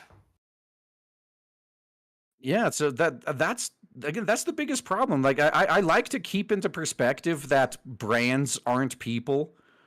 So like if I'm willing to accept that brands I used to like have gone to shit because all the people that made them good are now gone, it works the other way around too. Like I'd be willing to come back to even Sony once they do a complete purge. Like all the people that made it bad have to be gone before I give them another chance. Because again, it is just a brand. It's not an autonomous entity. But something tells me that's not going to happen. Like so they're again, Netflix as an example. They got rid of those 150 woke employees but they didn't fire any of the people who hired those 150 woke employees. They're still there. They're still going to be hiring more woke employees now. Like you can't convince me they've actually turned it around. Like no, they burned their hand on the stove, so they're just going to go back for a better glove and try it again. Like they've already they've already let you know they fucking hate you. So they're it's not like they're going to suddenly start liking you. No, it's like with censorship, right? It's like so company censors, the fans rebel. They're like, "No, we don't like censorship." Does the company stop censoring? Of course not. They just try to hide their censorship. Like they never intend to stop. They're just going to get sneakier about it. We'll find a better way to do this censorship. Yeah, and that's what they have been doing. Like so the two ways that I cover on my channel, like first is the least slimy one is censorship via DLC. And we've seen this with Berserk Band of the Hawk and One Piece World Seeker, where they intentionally from the very beginning move the risque content into DLC, and then they release the game in the West, market it as uncensored, and then they just never bring out that DLC that had the controversial content. And then when the fans complain, it's like, well, we weren't lying when we said the main game was uncensored. We never promised to release all the DLC, did we? And the even worse way is censoring at the source, which is what is happening to a lot of Japanese games right now, where these companies realized that thanks to the internet, they can't hide censorship anymore. Even the slightest difference is going to be picked up on and broadcast throughout the whole internet and signal boosted. So they're just forcing Japanese companies to censor their games even in Japan during development. So then they release the exact same game worldwide, and like, what are you talking about? You know, weebs, your game isn't censored. Look, you got the same version Japan did. It's like, what, do you think we're fucking retarded? Like, we could go back and see the previous 5 games of the franchise, and we can see noticeable differences and shit being toned down. So all that's happened is you censored the Japanese version, and even Japan is getting censored now. Now, did you think that's what we wanted? It's like, no, they know what they're doing, and they're doing it on purpose, which is why you can't trust them.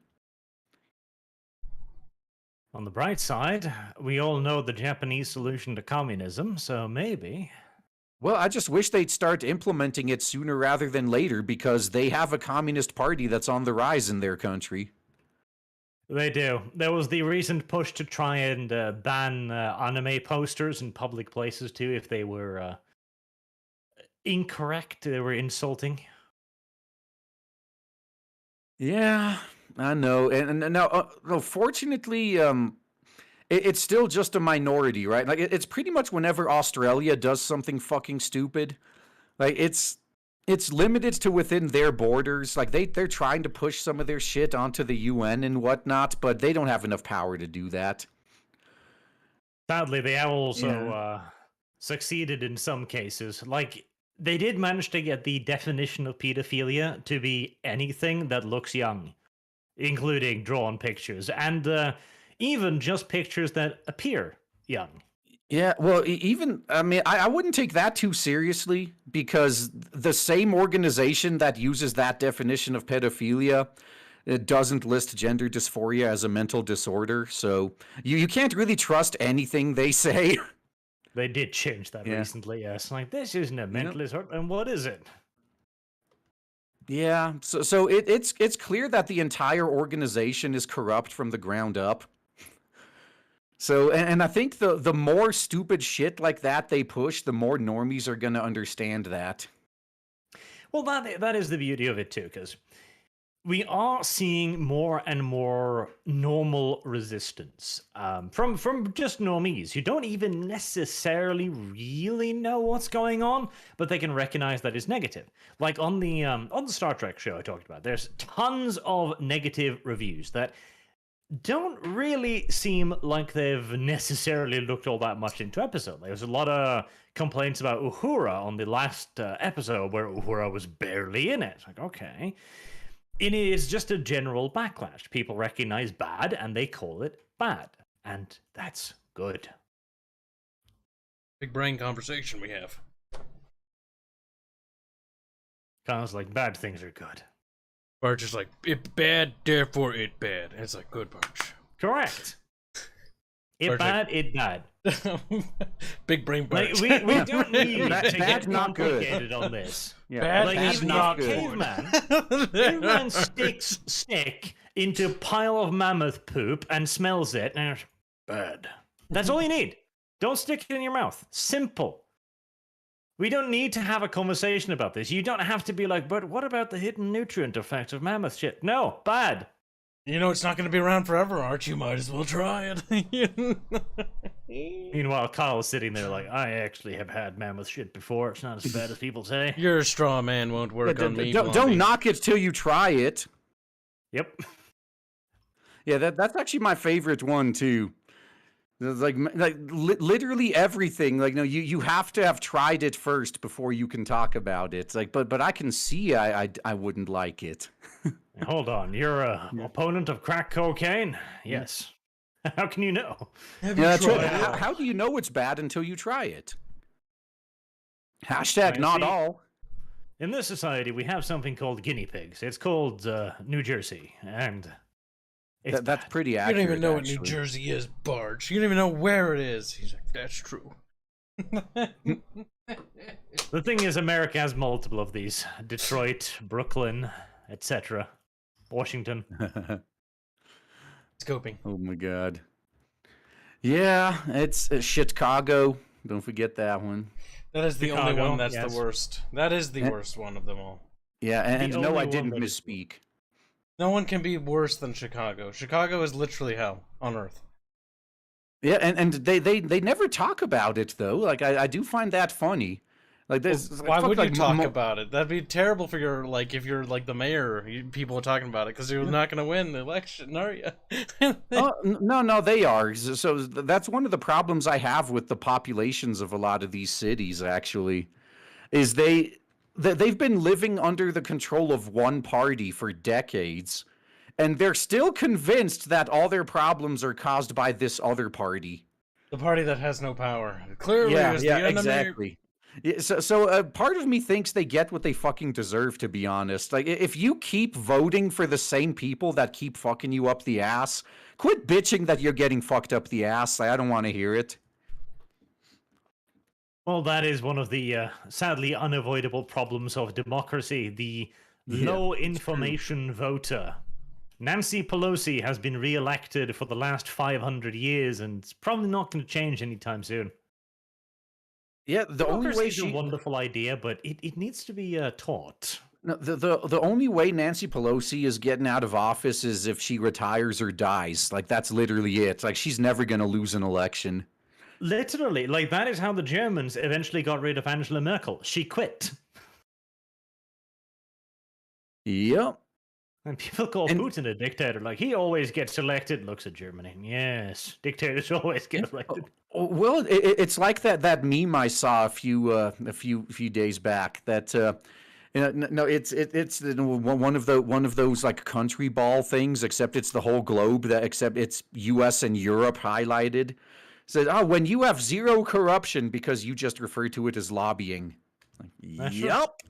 That is exactly right. Like they claim they have zero corruption because they just call it lobbying. When other countries do it, those governments are corrupt and bought out by special interests. When you do it, oh no, that's just lobbying. It's fine, guys. I mean, nationalized hypocrisy is literally just the norm. I mean, even now, we're looking at Russia going like, how dare you invaded a country without proper cause, and you don't even call it an invasion. Shame on you. Meanwhile, Iraq just like, please, America, go home. Yeah, I know that the U.S. can't really talk there. They can't. Yeah. Yeah, and then plus you gotta, like, one of the things I asked on my channel too was like we have experience with this, like put yourself in Russia's shoes there, because the U.S. has been like moving missile bases and shit into Poland for ages, and they claim, oh yeah it's for the terrorists in the Middle East. Bullshit. Everyone knows it's to keep Russia in check. And so I asked, like, so what would happen if Russia and South America were part of a anti-US coalition? Let's just call it SATO, just for South American Treaty Organization or something. Just no reason for that name. It's just hypothetical. And Mexico, which is right on the US border, wasn't part of it. And they were considering joining it, and Russia was going to move their troops and weapons into there potentially. How do you think the US would respond? I mean, we have the Cuban Missile Crisis, if you want an example of how they might respond, because that's what the US is doing to Russia. And they wonder why Russia reacted with such hostility. That's why we got to win. We know what would happen. But the difference is, America won the Cuban Missile Crisis. Russia is currently losing theirs. Yep. That's what they embarrassed themselves to all hell with this. That's true. Like, even I was shocked at how bad they did. I mean, even I thought from the start that they never wanted to take all of Ukraine. Like, no, I believe their plan was that they were gonna completely overrun those eastern regions. And then they're gonna, the deal they make to withdraw is you give us these eastern regions and we'll let you have the rest of your country back. But they're barely even holding on to the pro-Russian parts of Ukraine. Like, yeah, it's. I mean, let's just say I wouldn't be surprised if pretty much all of Russia's military brass ended up disappearing after this, because it's obvious they've been lying to Putin about the status of their army and embezzling money all these years. Like Putin's a very forgiving lad. Yeah, and honestly, if that's what they were doing, they deserve to die. Like, I'm fucking sorry. I have zero sympathy for any of these generals that have been embezzling that money and keeping it for themselves while lying to their leader about how good things are. Once they get caught, they deserve everything they fucking get. Well, the best outcome is to balkanize the Russians. That'll get rid of them for good. That's true. I would like to see Novgorod in my time, if possible. Novgorod would be a cute nation to see return.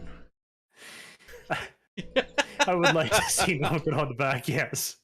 Like, I'm back. The boys are back. By the way, this is more for the chat too. Like, I'm not saying Russia's the good guys. Yeah, no, I'm just saying the US aren't good guys either. Like, there are no good guys. It's just lesser evils. Like, that's it. It's greater and lesser evils.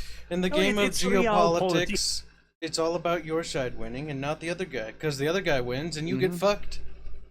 Yeah, exactly. That it is realpolitik. Like, I hate whenever I see this in the news, etc. It's like, Russia dictator Putin is crazy. He's doing this for no reason. Like, no. We know exactly why he's doing That's like the Madman Hitler thing. Yeah. Exactly like the Madman Hitler thing, where they try to brush it off as he's just a madman.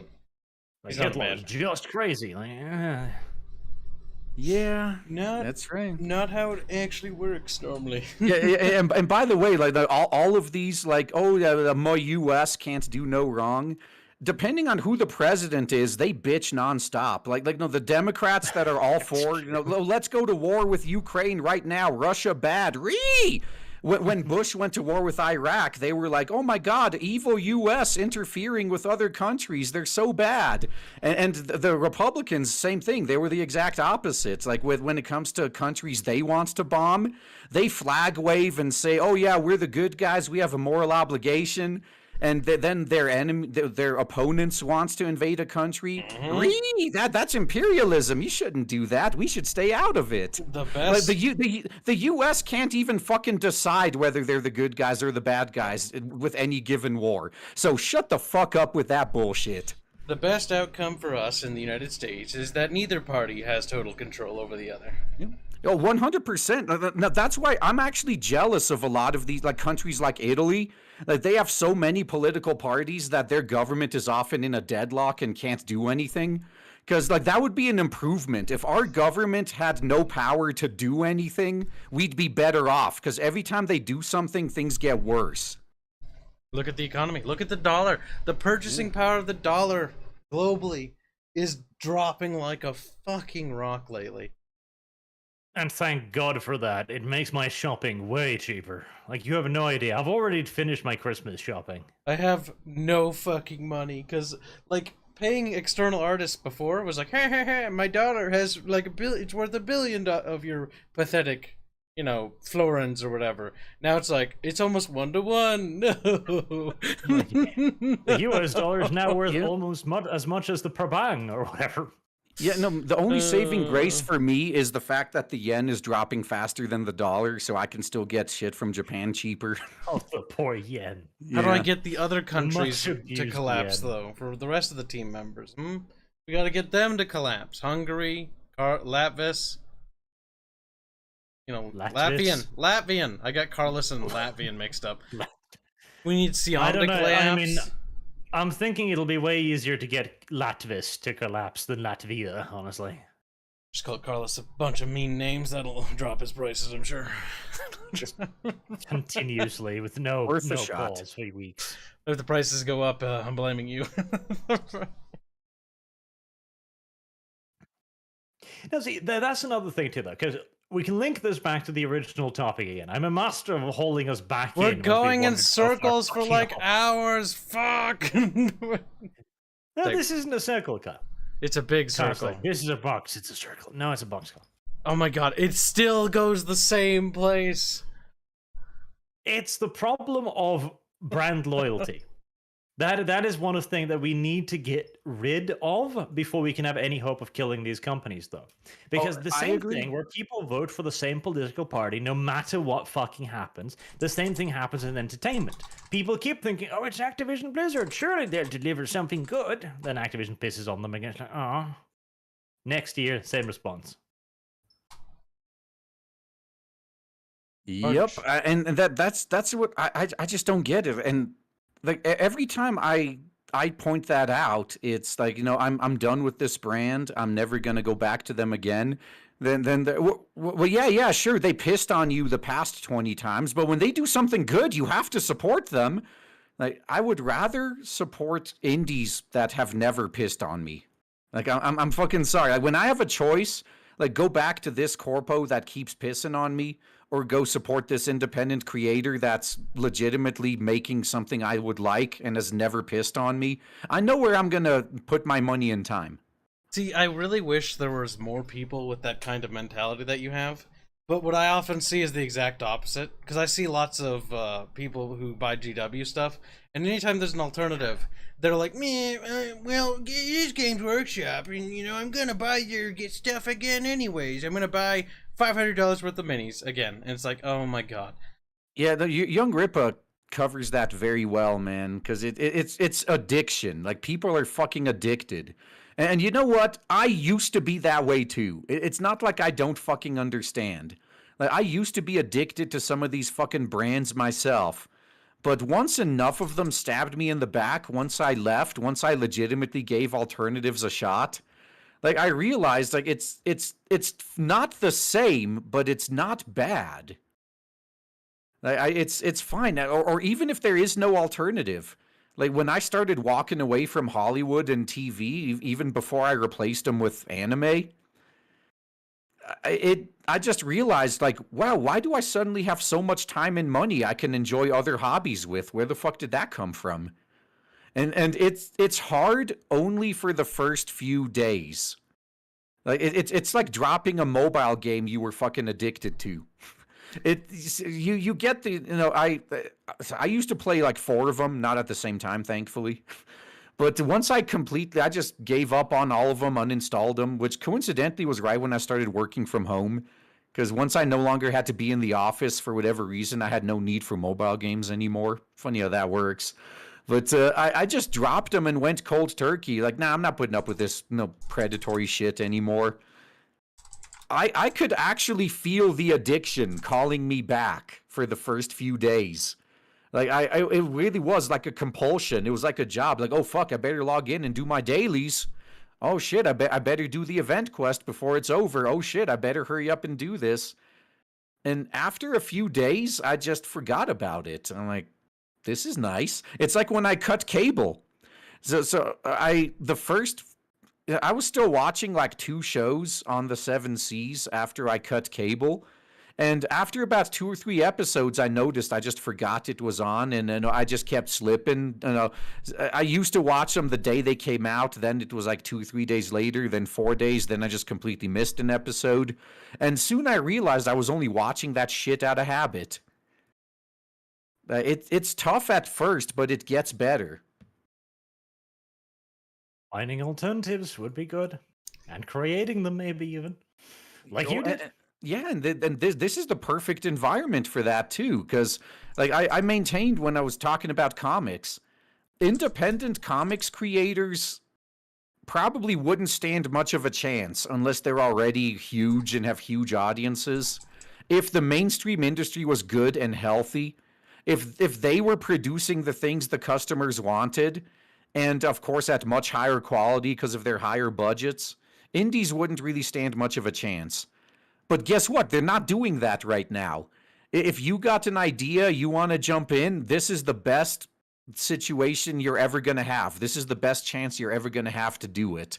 Yep. Because right. while the mainstream industry is floundering, you actually have a chance to stand out. Like a fucking indie game like V Rising was able to get well over 100,000 concurrent players. Do you think they could have managed that if the mainstream was producing a similar game but with much higher production values and a much more polished interface? Like, fuck no, they would have just flown under the radar and been ignored. Now's the best chance for new blood to come in. Yep. But you're gonna kind of have to already be going at this point now, I'd say. Because the problem is a lot of people that want to get into it now are getting into it, but they've got no support. They've got no financial capabilities. Like, I know a lot of fellow indie devs, and I don't know a lot of them that are still around anymore. Like, there's a few that I know that still run, but most people didn't make it. No, not that many people make the cut. In fact, most fail. Yeah, and the longer you wait, so using Comicsgate as an example, at the very beginning, when the push against mainstream comics was at its peak, like any random person could release any like random shitty ass project that looked like it was drawn by a 5-year-old, and they'd make tens of thousands of dollars. Because people were just like, I don't fucking care what it is. I just want anything but... No, well, the bar was basically you had to be better than Marvel or DC, which was very fucking low. So then everyone jumped on, and since those days, though, once a few people made copious amounts of money, now everyone is jumping on board with their own indie comic. And the market got so flooded, you actually have to be considerably better than your competition to stand out now. And the same thing's going to happen with indie gaming. Like, I think the mainstream industry is going to have their like Comicsgate moment like in maybe 5 to 10 years. So if you want to get into indie development, start working on your indie project right now, so you can launch it when the time is right. So like right when the mainstream is down for the count and you can come in with the death blow, that's when you launch your project. Like if you have some high production value project that's almost complete and ready to launch right when the mainstream is kneecapped, like that's brilliant. Like that's what you do. And you're going to get all the fucking money. Like if you can come out with a project that's even remotely as decent as what AAA's become these days, you're going to be a billionaire potentially, because gaming's way bigger than comics. Yep, it's all about nailing the release dates and making sure you release in a time when the thing that you have can actually flourish. Because if you release next to a fucking big title, you're going to get buried.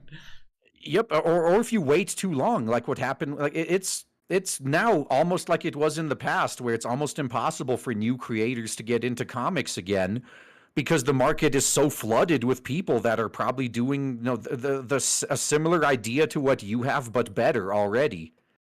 So the best time to jump in is like when you got a product much better than your competition, and there's not that much competition.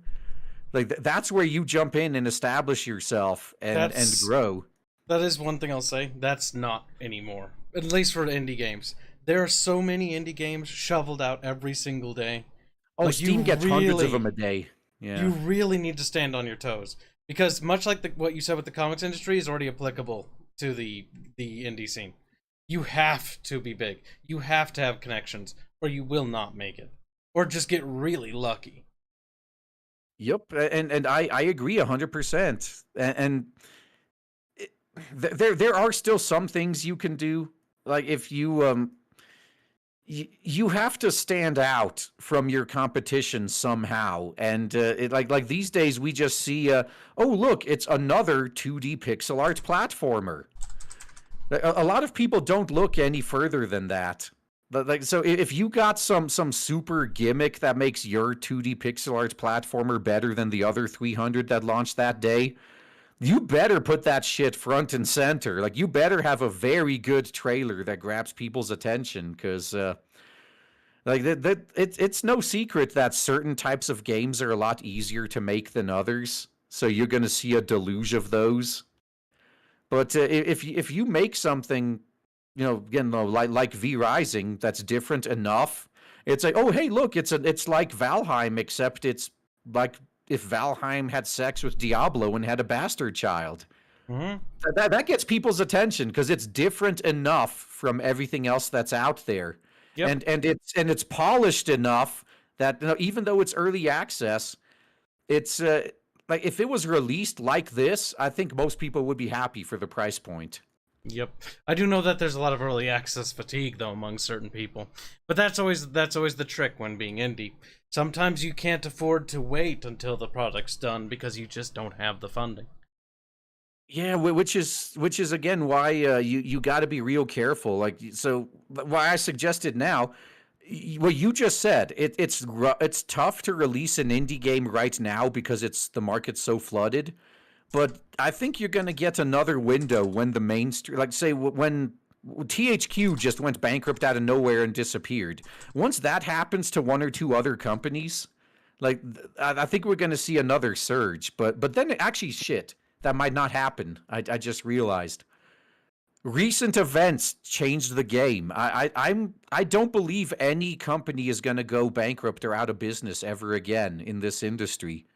They're just going to consolidate. They're just going to, and that's another indication of how unhealthy the industry is to me, by the way. When you got even the big names in the industry are merging together and buying each other out, you know shit's bad. Like So EA presenting but itself. they got big issues as well. Like when you have companies that are this large and this powerful, even if you manage to knock over a domino, even if you manage to really screw over Activision Blizzard, as happened recently by going like rapist everywhere, then Microsoft comes in and goes like, I have $1 billion. Let me have your thing. Billion. And then you say no, and they're like, okay, I'll make a clone of your thing. You're like, no. It's like, they can't even say no. Like they're like, okay, Bobby Kotick, would you like to be a billionaire or would you like to be a rapist? And he's like, fine, have my stuff. Oh, they just blackmail you. Yeah, that's Wanna right. be No, a it rapist? would be it would be such a shame if a Pound Me Too accusation surfaced against you right about now. Sure wouldn't want that to happen, Bobby. See, it's not like corporate espionage is a tragic thing. I haven't seen it ever, and I hope to God I never do. But behind the scenes, like, oh, they contact one of the employees that work for you, and oh, it's a real shame he touched you, and like, yeah, it's a real shame. Should have given me that pay raise. They don't even need to contact people anymore. They just need to say it. Like the recent Elon Musk thing, for example, where not even the woman, but a friend of the woman went like, Elon Musk showed my friend his pee-pee. And Elon's like, I didn't. Now tell me how my pee-pee looks like. I dare you. They don't. Hell, the same with the recent Supreme Court nominations of a certain other person. It's like, he touched me. When? A party. Okay. When? About 30 years ago? Uh-huh. Why didn't you say something sooner? It's like, oh, you're Victim gonna say blaming. something now? Yeah, exactly. That's How what they dare you always will blame do. a victim. The thing is, I'm sorry, Buttercup, but if you got porked like fucking 30 years ago, that ain't my fucking problem now, is it?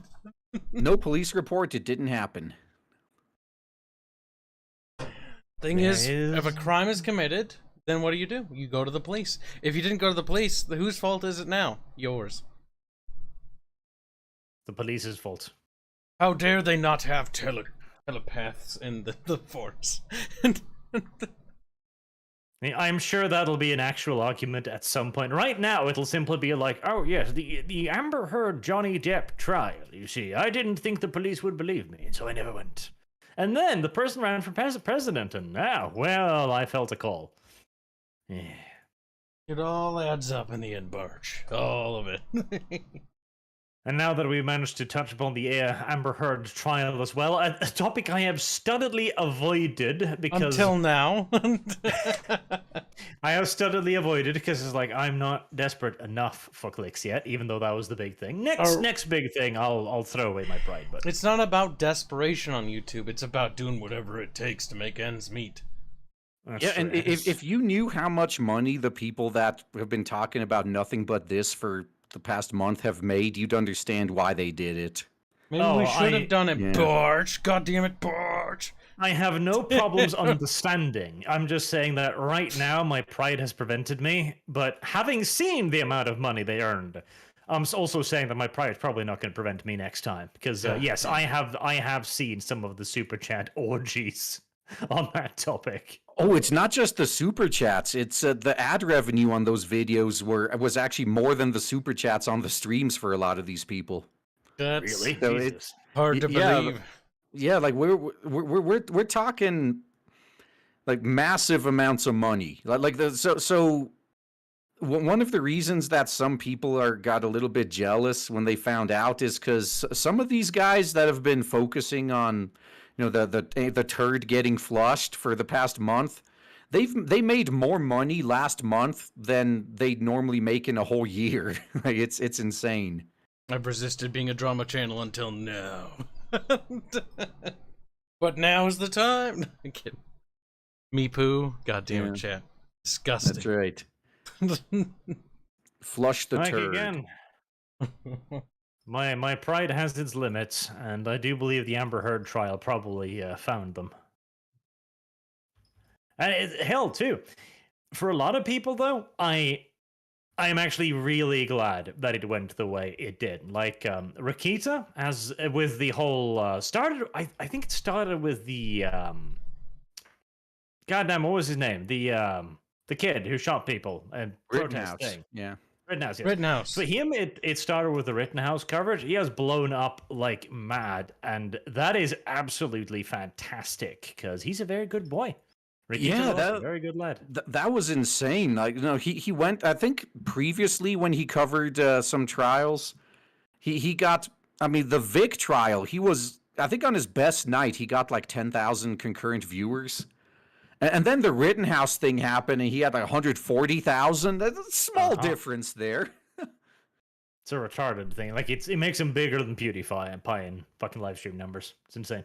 Well, actually, before the VTubers came on the scene, he was actually, I think, the most super chatted channel on YouTube until the VTubers showed up.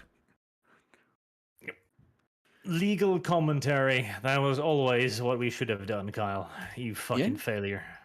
Well, I don't think it would have worked for just about anyone. Like, I think the value add that Rakeda adds, like when he covers a trial, is that you get to watch the trial and get commentary from like 6 other professional lawyers who know what the fuck they're talking about.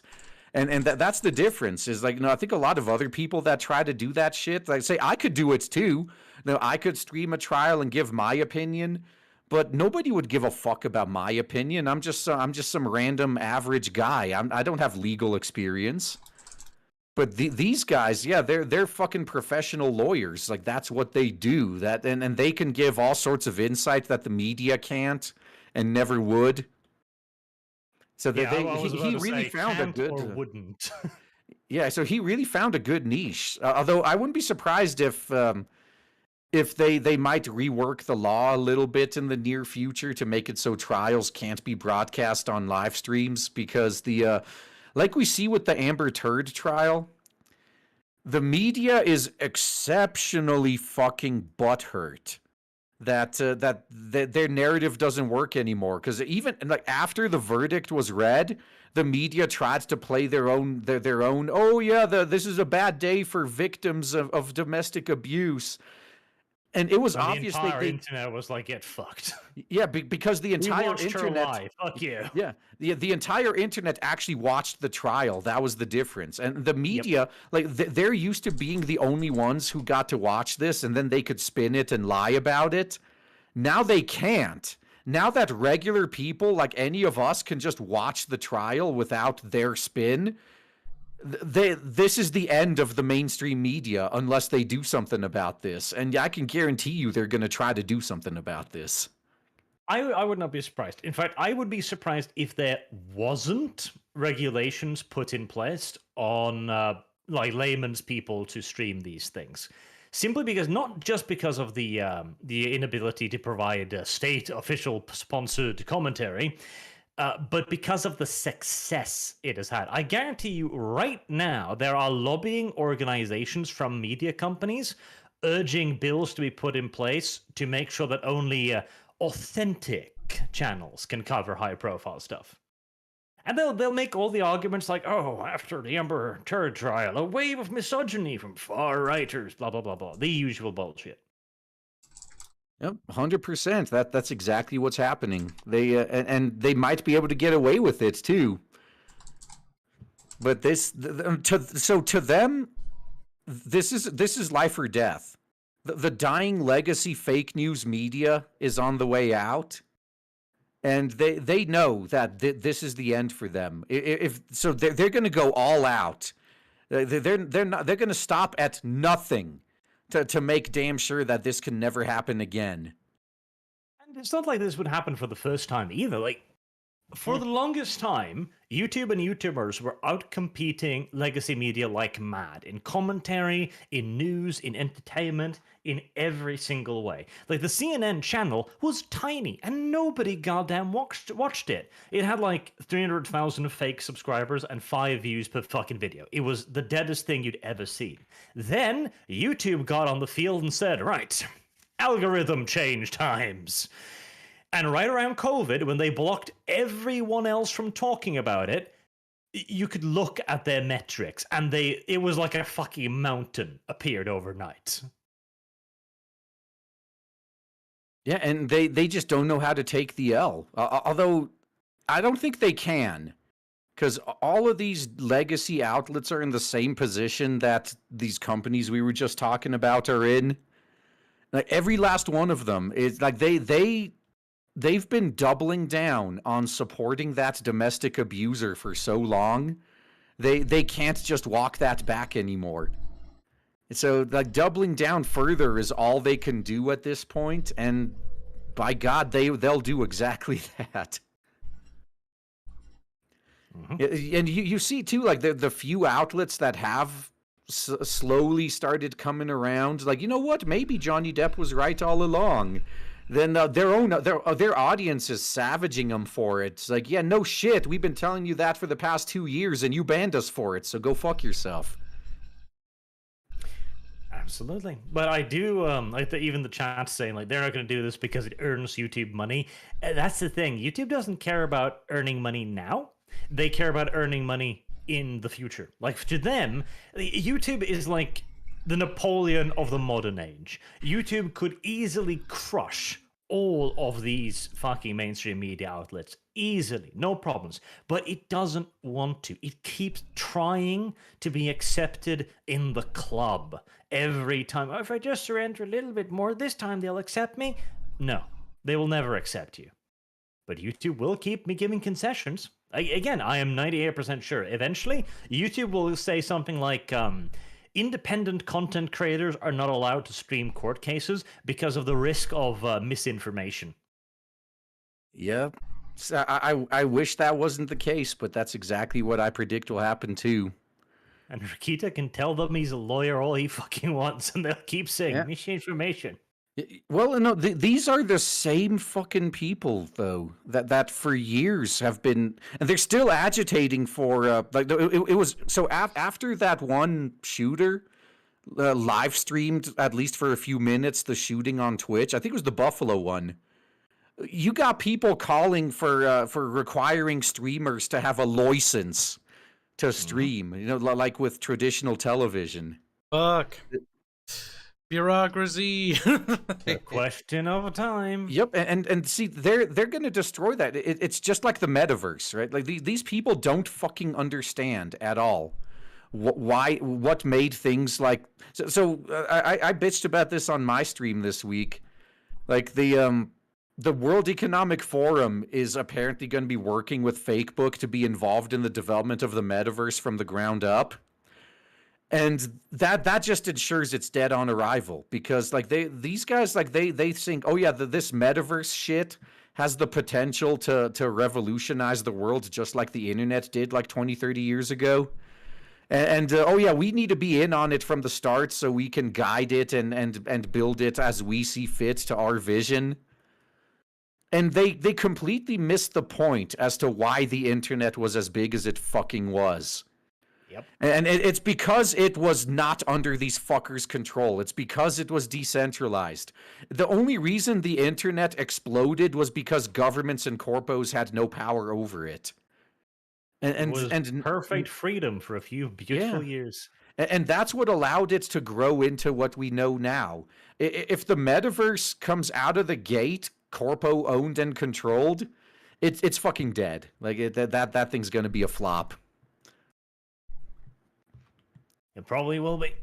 In fact, I'm almost guaranteed to be sure it is. The metaverse is not going to fucking work. It's going to, at best, it's going to be VR chat, but with less porn and anime girls. That's literally it. Yeah, it literally is just corporatized VR chat. That's exactly right. It's if VR chat was owned by a mega corporation, like, so basically it's going to be shit. It is. And fuck, like Second Life has been doing this shit better than what the metaverse claims to want to do for years already. Yep. But I guess, yeah, they're just going to have to flop to learn it, I guess. And that's what's going to happen. Like what we were just kind of talking about earlier, that they're too late. Like these big corporations jumped on that whole metaverse trend way too fucking late. Like it's by the time they actually have something ready to launch, no one's going to give a fuck. It's already going to be out of fashion. It already is out of fashion. Yep. Yeah. I am not a fan of the whole metaverse idea. Yeah. And really it's just it is like the most just like obviously corporate shit too. Like they want to build it up and so they can advertise shit to us. Like they're already building that in. It's like, oh yeah, you'll be able to buy like digital Nikes and shit like that. Yeah, fuck off, man. That's literally what we don't want. Digital Nikes. I can't think of a less appealing idea, frankly. Oh well, that literally. That's what they're trying to sell this as. Like, it's oh yeah, you could go virtually shopping and oh yeah, you see this t-shirt you want, you can try it out with your avatar, you could order it and have the physical one delivered. And like they want, to them the metaverse is a giant shopping mall. Or you could go to like quote unquote live music or sporting events via this thing. Like, that's all it is. Like, it's a way to advertise and sell you shit. That's all they see it as. Window. Yeah. It's literally like you open up a browser tab to Amazon, except it's in 3D. That's all they're focusing on. Like, so you want to know the closest thing we have to what a proper metaverse? Roblox with VR. With added Microsoft and Amazon tracking. Yeah. Like that's the future. In the future, instead of it just checking what you search for, what you type into your Google search bar, they'll track your eye movement across the screen. You looked at these Nike Airs. Would you like to be reminded of them every 5 seconds from now on till you die? Yeah, so I just wish their spying would get to the point where they can figure out when you've already bought something. So That'd be nice. say your refrigerator breaks down and you look for a new refrigerator and then you buy one. But because you looked for refrigerators for the next 3 months, you get nothing but refrigerator ads, even though you bought one 3 months ago. So useful, targeted ads. I bought a treadmill 3 years ago. I still get ads for treadmills to this day. Like, do you think I eat them? I guess. Do you think treadmills are disposable or something? Like, how fat do you think I am? How many of these things do you think I go through, motherfucker? Do you think I'm so big I need to run on 2? Come on. Yeah. You think I need one for each leg? What the actual fuck? It makes no Double your sense. training regime with 2 treadmills. Yeah, makes no goddamn sense, man. Only Kyle's that fat. Well, a few more masturbation sessions and you might lose some of that weight. Who knows? Pretty vigorous sessions there, boy. Yeah. That's right, man. That's called getting a workout in. Building up the muscles, switching arms, like repetitions. It's terrible. Yeah, I mean, it sucks when you have to do that. Like when you're going for so long, you actually have to swap arms because your main arm gets tired. You're like, oh shit, I got to keep it up. Let's swap. Tag team. God damn it! When your stamina's just too high. Yeah. Tragedy. I don't understand this concept. 5 minutes is all I got. It's time to end this before it gets any worse. No, we're just getting started. I was just about to bring I up was just about to share treadmills some and I was hentai. like, masturbation. No. Yeah, he's totally the one that brought that up. That's right. Yeah, this is. I can't imagine running was. This isn't the That sounds like first shit. time on this channel that there's been revisionist history where it's not my idea, but for some reason the rest of the world think it was. Well, Then it was your idea though. What are you talking about? You're the one that started talking about Exactly. this. So Yeah. he gets the program. This happens in the Now RP that as we- well. Bring this up. There is a possibility for the metaverse to really come into its own. Rape. Hell yeah, brother. No. You could have a treadmill and you could be running and masturbating at the same time by just chasing someone. I'm gonna fap on next to your right. avatar. Oh, I heard somebody complained about that. They're like, they're too close to me. That happens frequently in VR chat. They're touching my body. It's like, dude, it's just your fucking physical avatar. And secondly, you're in a VR chat. VR chat is where people go to get groomed. There's a lot of open microphones with clapping noises. VR chat is the place for degenerates. Disgusting. Pathetic. On the one hand, you have a Uganda Knuckles asking you for the way. On the other, you just hear Heavy breathing. Like that. Now what do you do? Which way, a modern man? That the correct answer is to not play. There you go. Curious move. The only winning move is to not play. Yeah. Anyway. Yeah, and again, what was it? Was it Tyler the Creator that said that a while ago? Like, what talking about cyberbullying? It's like, it's not even real, you fucking morons. Just turn off the computer. Like, yeah. That's basically what I see. Whenever someone says they were raped in a video game, like, turn it the fuck off. You don't that's like all somebody, just mute them. You don't want to message you, just hit the block button. The solutions are there. Yeah, but these are people who like they have no agency in their own life, I guess.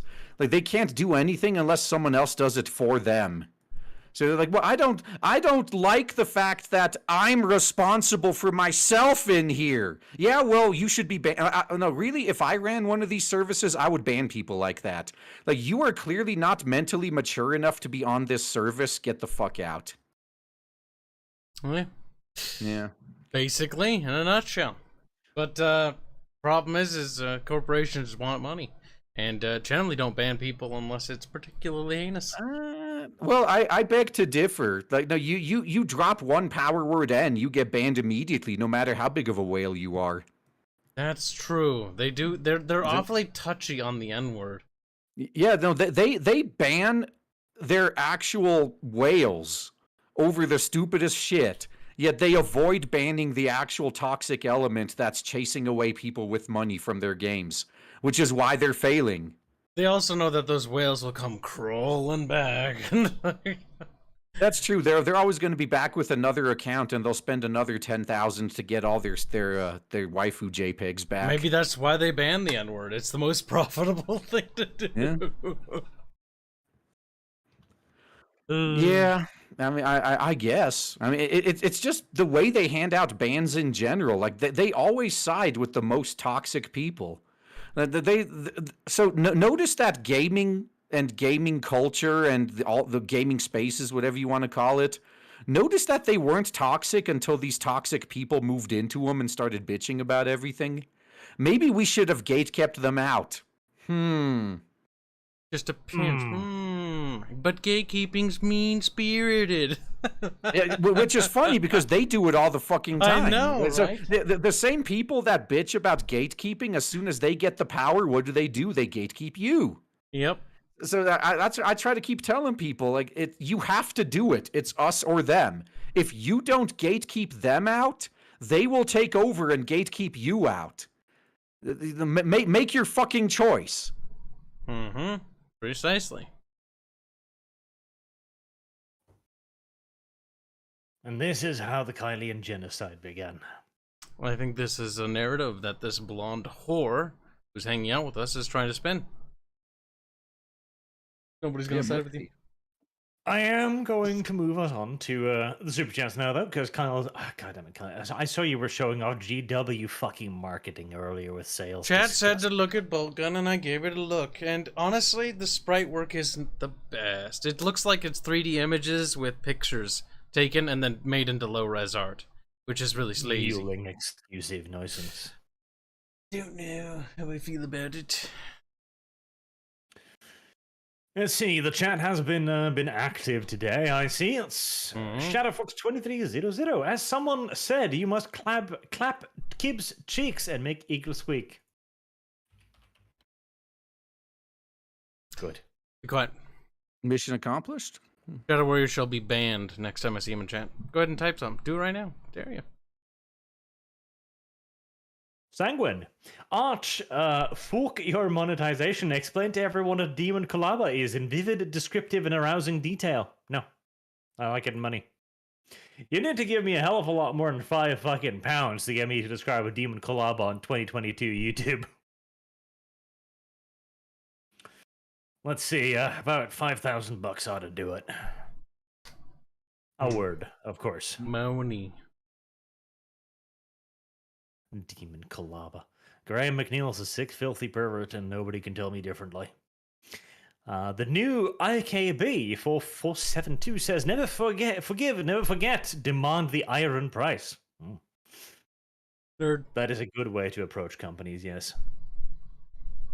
Blackheim17, normies are rejecting it more and more because video game companies have been shoving it in their faces and down their throats. Combine this with their immediate friends and allies publicly attacking customers for one reason or another, even in the mainstream.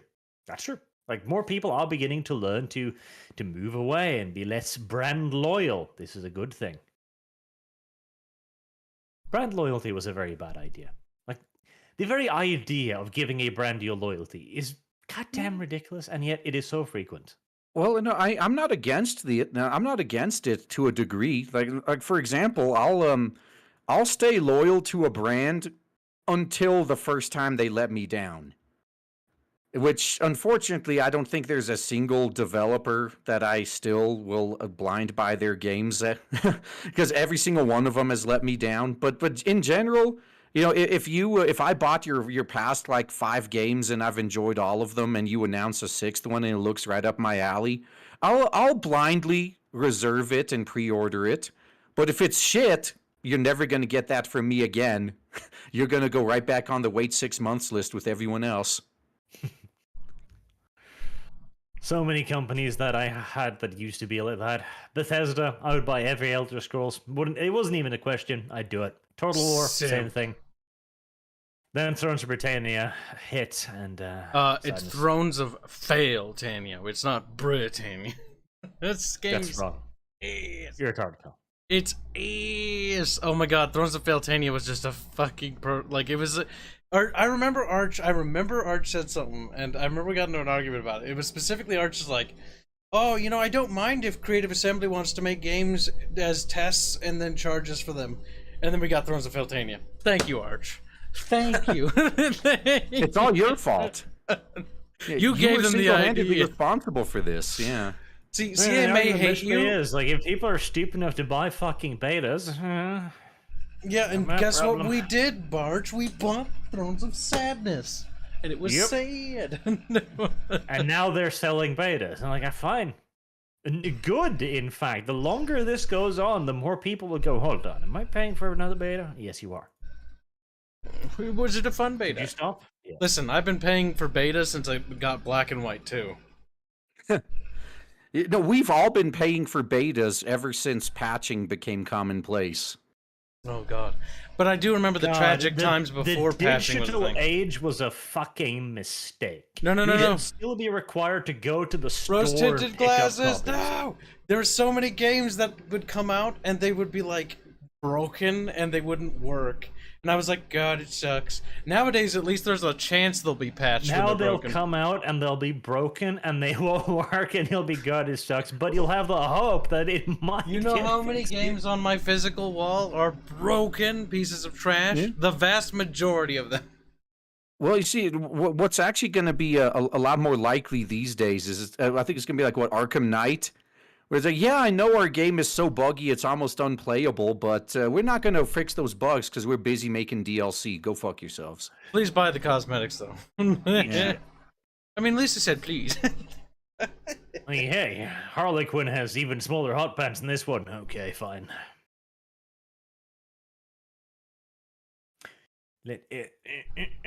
Wild Rose sends a dancing peach.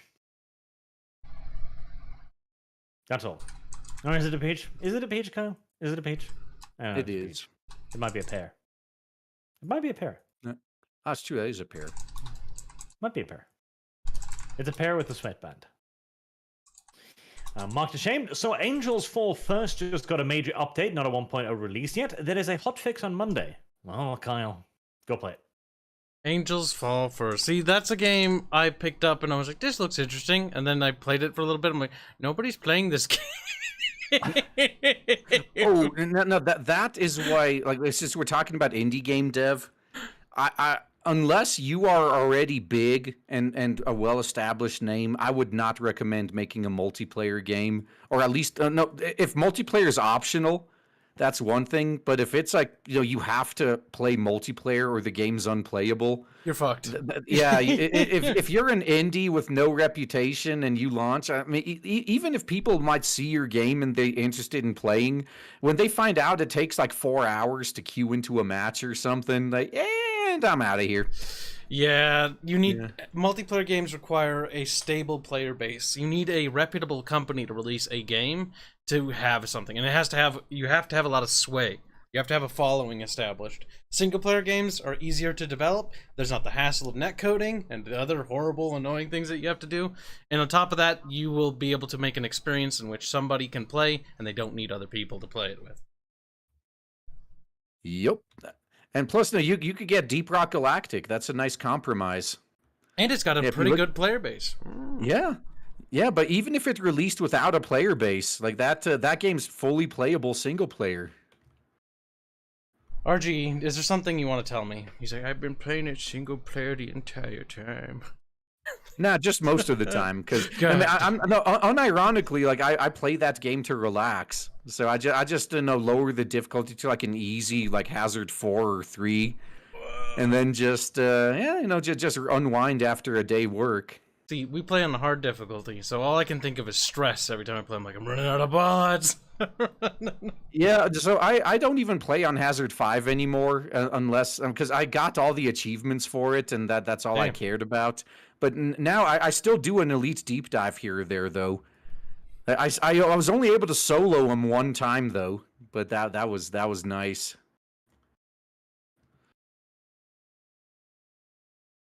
Oh wow, that bear just got knocked across the map. That was kind of funny. What? What are you doing? Spill beans, boy. I'm playing V Rising right now. I'm fighting one of those stone golems, and a bear walked up and joined the fight, and the golem just like launched him across the map. That was some good shit. Mercer Holt says bloat also equals larger chance for scandal / lawsuit. Based. Everyone likes a little bit of lawsuits. Am I right? That's true. The Activision Blizzard thing was quite profitable there for a while. Like, I do like being sued to oblivion. Bobby Kotick touched my penis on a private jet from somewhere. It's like, this is quite the fine specimen you have. Men deserve to be sexually harassed more often, okay? We don't get sexually harassed anywhere near enough. To the point where we'd be paralyzed and confused if it happened. We'd be like, "You talking to me?" It's the male sexual harassment point of view. Yeah, the only issue is it's like nude beaches, where it sounds like a great idea in principle, but when you actually go to one, you notice it's all the people you'd never want to see naked, and none of the people you would. There's a frightening quantity of extraordinarily fat people everywhere. Yep. I mean, shit, I remember when I lived in Germany, and like pretty much all the water parks there were clothing optional, funny enough. Clothing optional. Yeah, the only people I ever saw running around naked, again, were people I'd never want to see naked, which is mostly geriatrics and little kids. Yep. That's All the that's attractive, a German thing. all the attractive people are like, no, you gotta work for it. Yeah, it's right. You got to pay if you want to see this. Damn, son. The whole FKK water park thing, it's German. Just it don't. Yeah. I don't. That sounds horrific. I don't think I ever want to go ever. Period. Or Germany as a whole. You know, Germany is kind of scary because they have a nudist problem. Nudist problem. No, I don't know see, if it's reached the rank of an actual like societal issue. But The fact that there are as many as there are is a problem. Their society must be cleansed. The Germans I must agree. be destroyed. I agree with Kibbs right there. But now, if I see even one naked fat person, it's already a problem. Like, one is too much. It's like, not only are you flaccid, you're just it's not gonna work down there anymore. Like, it's broken. not only are you flaccid. Yep. So, in Kyle's point of view, if the fat man had a raging boner, you'd be like, okay, that's a pass. I don't know how you got from This is what I okay. said to that, but you and your mental gymnastics, which I'm sure you've learned from these SJWs, which is a trait you probably should unlearn. Archie, my spine is like Jello. Woo! Autism like flaccid big fat men. This is not a narrative that's gonna stick. Mostly because I'm gonna ban. Definitely a narrative that is going to I'm going to stick. start banning people. Kyle prefers his big fat nude men to not be flaccid. Oh heavens. Hey. Right. Well, now that we know that, Does Fairman like getting naked? Well, he is German, so there's a good chance.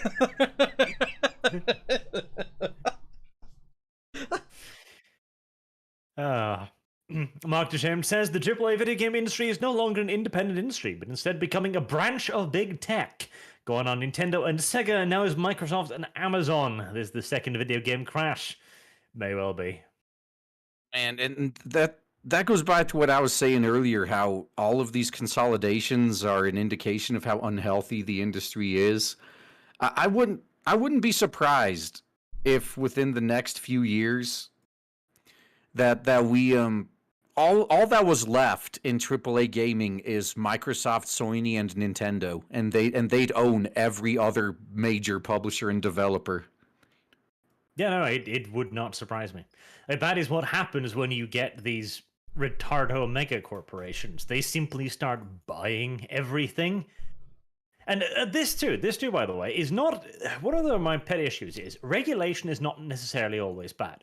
And this is a perfect example of it. Regulation was supposed to stop companies reaching this size. Like, we have rules against companies growing to the point where there cannot be competition, but they are never fucking applied.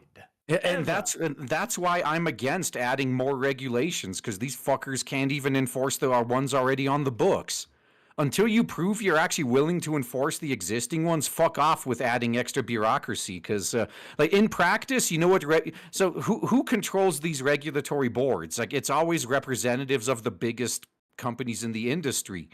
So in this case, it's like the EA, Activision, Microsoft, Sony, Nintendo. Like, they're the ones that control the regulation, and they always regulate small competition out of business. Like, so. Why do you see these big corporations always supporting regulations that are going to cost them tens of millions of dollars? Because they can fucking afford it and their competition can't. Like, they use regulations. They use regulations to force their competition out of business. It's going to cost them tens of millions of dollars, and it's going to cost Kibbs $10,000. And Kibbs like, I can't afford that. I can't. Yeah, You can't. Yep, that's the point. Like, they regulate their competition out of existence. Like, so until they could fix that, I will never support more regulation as a solution to anything. Like, first they have to enforce their existing regulations and enforce them evenly, no fucking double standards. And then they have to prevent the large members of the industry from regulating their smaller competition out of business. Unless you fix those two things, I am vehemently against more regulations. I must disagree on this point, because Bye, Barch. You don't matter anymore. Here's the problem. If you're going to go like no double standard, that's just cruel and unusual, okay? Because that's the only standard they have now. Barch is like, okay. More regulation. I'll give you that one. If they didn't have double standards, they'd have none. Okay, I'll give you that. But well, we can't even have morals. It's tragic. Andrew Upalitugui says, my third collab is back. You guys are having a great day. Oh, hey, Kibbs, here's a headband. Here's, All right, I'm scrolling up through chat and we're banning him. Should have donated more? He's like, fuck. I'm sure he'll get to your flaccid preference eventually. That meager offering will not save you. He got Herga says, should we forgive Netflix/EA? No, they need to bleed and die. We need to have more memory than a jellyfish and not get distracted by everything new and shiny. Distracted, I'm guessing, but that is a very good point. Like, gaming and entertainment media have had a far too forgiving audience for far too long, and that is one of the key reasons why we are where we are. Because we keep forgetting. And Creative Assembly is like, we will never do pre-order exclusives again. Next video game, a pre-order exclusive. Yeah, they said they weren't, like, remember the backlash they got during the Greek City-States DLC for Rome fucking 2. And they did it again in Attila, and they did it again in Thrones of Phaltania, I think. I can't remember that 100%. And they did it again in Total Warhammer 1. That one was a huge deal, because they DLC'd, they locked the Chaos faction. They're literally the main fucking baddies. The main baddies. And they're going to keep doing it as long as their fucking consumers keep consuming product. They're like, oh, you just don't understand. Creative Assembly works so hard on the animation. It's like, shut the fuck. The animations for Total Warhammer are ass. What do they do when they fight each other? They jump in the air and whack each other. Like morons and monkeys. Wait, so that's not how you guys fight in real life? That's not how nobody jumps in the air like that because they're fucking dead. The best part is... Maybe that's why I've lost all the fights I've been in. Before we knew that they had taken out the kill animations, because even I was like, kind of like, okay, you know what, that is actually a point, right? They've got to animate kill animations for all of these different factions. They're all going to be different. Fair enough, that's going to be a huge task. And then CA was like, we didn't do any of that. They swing their weapons at each other, and then randomly an arm or a head will fall off if you have the Blood and Gore DLC. I love that. Yeah. The dude pokes with a spear, clearly misses the orc. Orc's arm falls off. He falls over. So that has been a problem since Rome too. Like ye old stabbing club, for example. Oh god, that's because they were refused to do the club animation. So the clubs are treated as short swords. So you see guys like lopping off each other's heads with the club. It's like, you know how hard you'd have to hit somebody, or better yet, stabbing each other to like their breastplates with clubs. Like, the Force needed to do that. It's unironically beautiful, is what it is. It was kind of funny. I will give it that. I remember the first time I saw it, a dude got stabbed through the stomach with a club, and I was like, "Hold on a second, That's a doesn't seem really realistic." That's guy's got a good forearm. That thrust was fucking majestic. Guys, perform on that guy. you're not playing the game correctly. You're supposed to be zoomed out and playing it like a tactical game. Obviously. Total War hasn't been tactical in 30 years. They also did that with axes, the stabbing axes. Oh, that hurts me as a Norwegian extra much. The axes just go through the chest, just like a sword, because it was treated like a short sword again. God damn. Everything was just a short sword. Say, I am a machine gun. It's a short sword. It's a short. God damn it. Marked ashamed. Customer-driven markets of free capitalism was traded in for the easier-to-control investor-driven markets of consumer capitalism.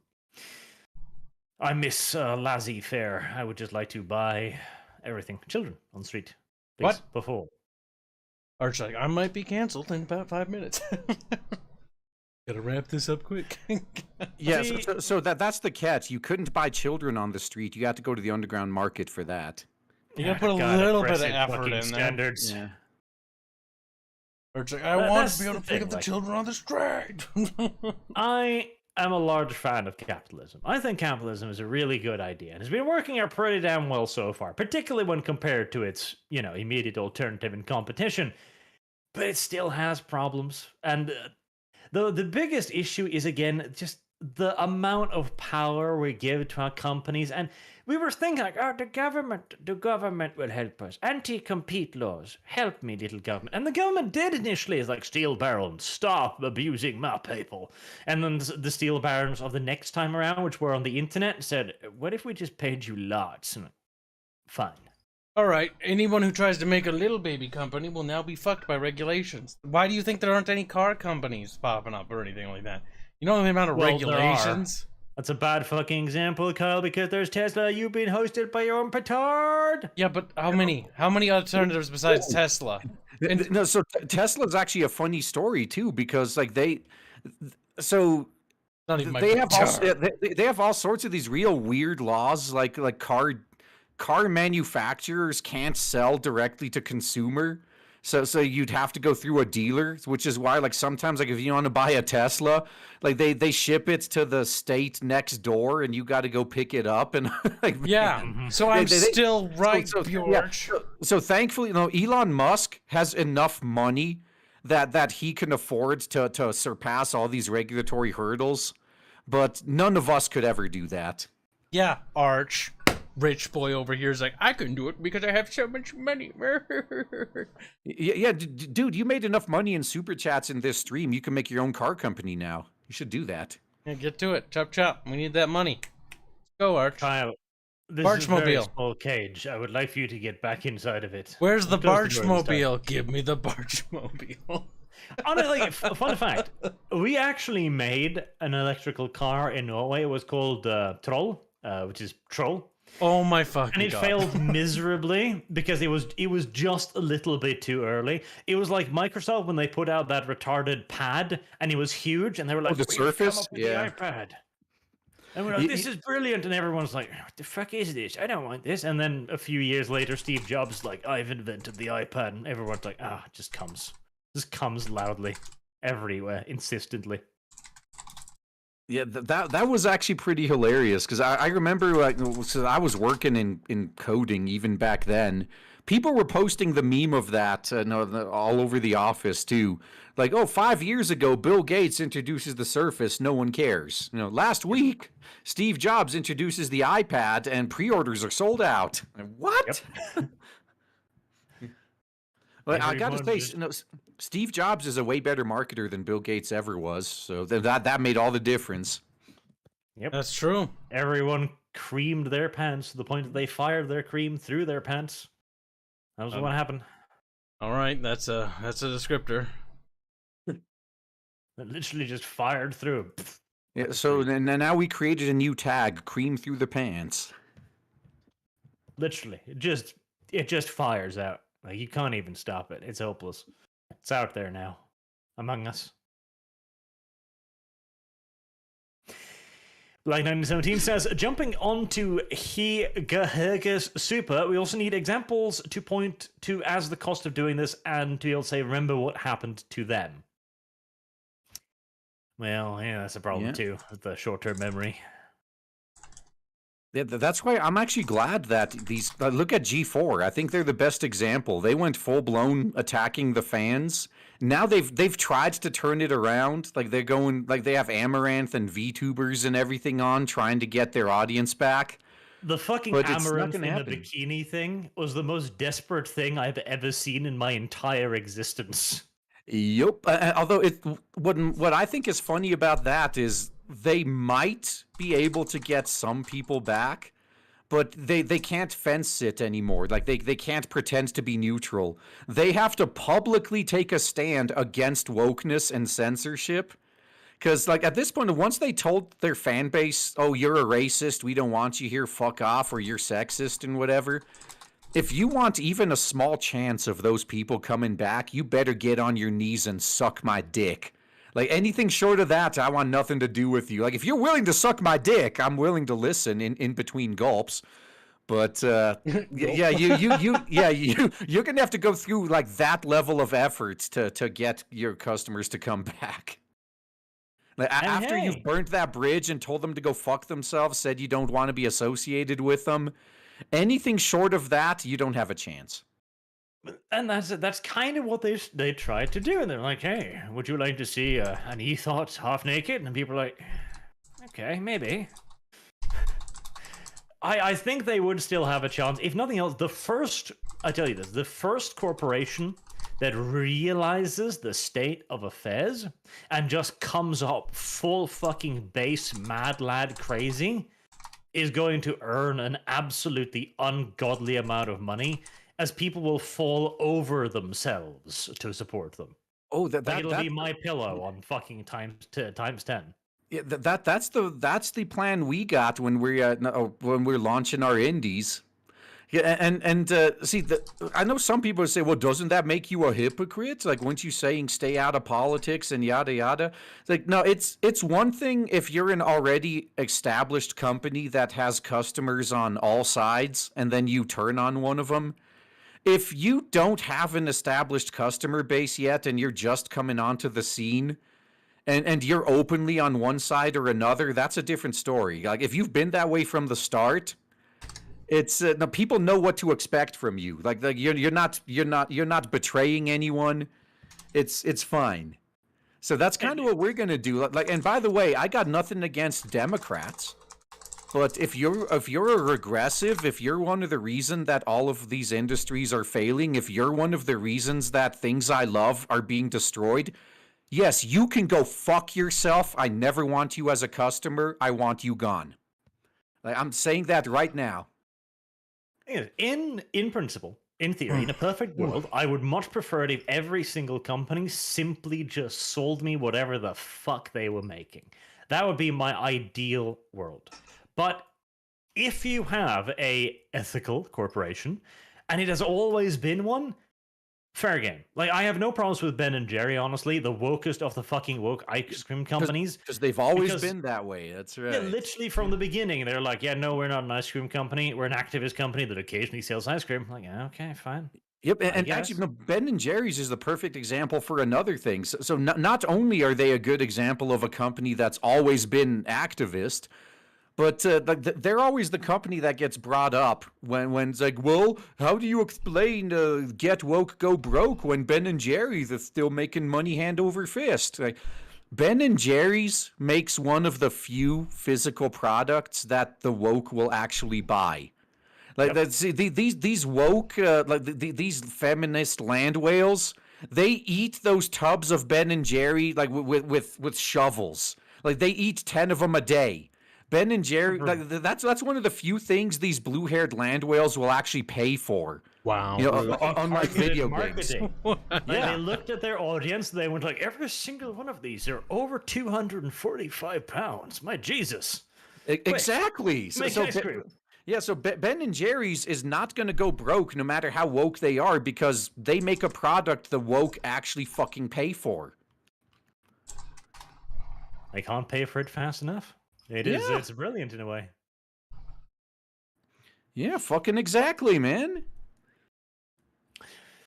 Chloe says, good news, everyone. The Japanese debt has been backed up by the US government. Gibbs, you're to bail out of our country. Corporations and governments overestimate growth and profits to get more loans, which is causing economic struggles.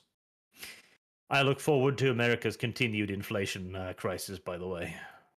Even if I have to pay the price too, even in Norway the fucking gas prices are skyrocketing, if I can. You be quiet. You're fucking rich as all fucking heaven. I'm a normal American who has to pay taxes and has to pay $100 for fucking a gas tank. I don't want to hear this shit. Rich boy. Yeah, no, seriously, like, it's awful, right? It is awful. Because I had to pay $80 to fill up my Mercedes the other day. Like, just, it was terrible. Well, how small of a gas tank do you got? Like, even with my sedan, it cost. I think it cost like $70 last time I had to fill it up. Oh, Mine was about 90. I got an 18-gallon tank though. So The only thing I know about my car is that it's got a star on the hood. Also, Arch, when it comes to technologies and things that are not up his interest, he's like, it works. I put the thing in the thing and it moves forward. It does indeed. Like, I press the button in my car and the engine turns on. He's like, whoa. Start button works. Here you go. Good Presses the power button on his computer. He's like, radical. yeah. Well, although it's so fucking infuriating when it doesn't work, though. I've never experienced that. No. Was it hardware breakdowns is one thing, but man, that's one of the things that I find inexcusable when it comes to software is when it's, I guess, not responsive. Like, say, no, I press a button and the thing that was supposed to happen didn't happen. Like, I immediately, like, I check out. Like, no, this thing's a piece of shit. It's clearly not working. Yep. And it's worse too when like it gives you feedback, like it actually tries to do the thing but it doesn't, like for lag or whatever other reason. Like that just kills. And like if you were immersed in a game or something, it's just okay, it's gone. Yep, and you're just like, I'm tapped out. I'm leaving. Goodbye. Yeah. Well, and I'm also one of those people too that like I would prefer the internet be completely down than to be unusably slow. I can't believe it. Yeah. Guys, I have irrefutable proof sent to me from chat. It is apparently Barch's new logo. He has gone woke, guys. Guess we're gonna have to make sure he goes broke. That one's from last year, you slow-ass little nincompoop. I'm not slow. Bad Matthias, you should have made it new. 360 days fucking old. It doesn't matter. Also, the quality of this image is potato. Go back and do it again. Again, it's 360 days old. The quality is degraded. That's not how files work normally. That is how files work. He's like, and it disintegrated. It's got some fungus on it. And you can't prove otherwise. We figured him out, chat. Now we gotta beat the shit out of Blondie. That's right. Angelo Nuno Almeida says, forgive EA. Never forget the betrayal. Play Spoonie's betrayal song, please. I can't, because apparently that got Spoonie cancelled and he lost all of his friends and his girlfriend and his job and everything when he said betrayed. Which is bullshit, by the way. Like, apparently Angry Joe Piss Pablo was like, I was so embarrassed when he shouted betrayal at E3. Like, why? You're a fat Mexican in a leather jacket. You should be embarrassed. But it's Spoonie, though. I don't care. I don't really get it. Yeah, no, I think they were looking for a reason to get rid of him. Like, if I were to guess, like they were, he was already on thin ice. It's like that at work all the fucking time too. Like when you hear about people like, oh, I just did this one tiny insignificant thing and they fired me. It's like, no, that was just the reason you gave them.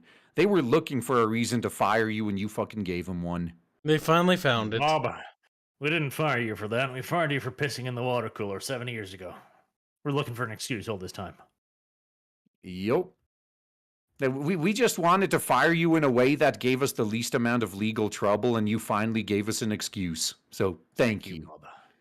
Thank you very much. They're like, about time. Using the finger pistols out the door. I appreciate you fucking up. Lord of the Possum says, bring on Veery. Poor little girl. We can't bring her here. will. She's not indoctrinated yet.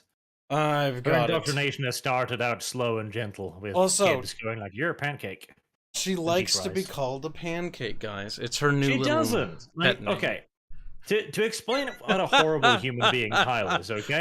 Kyle's like, Viri enjoys pancakes. You should send her pancakes. I send her pancakes and I just get crying emojis back.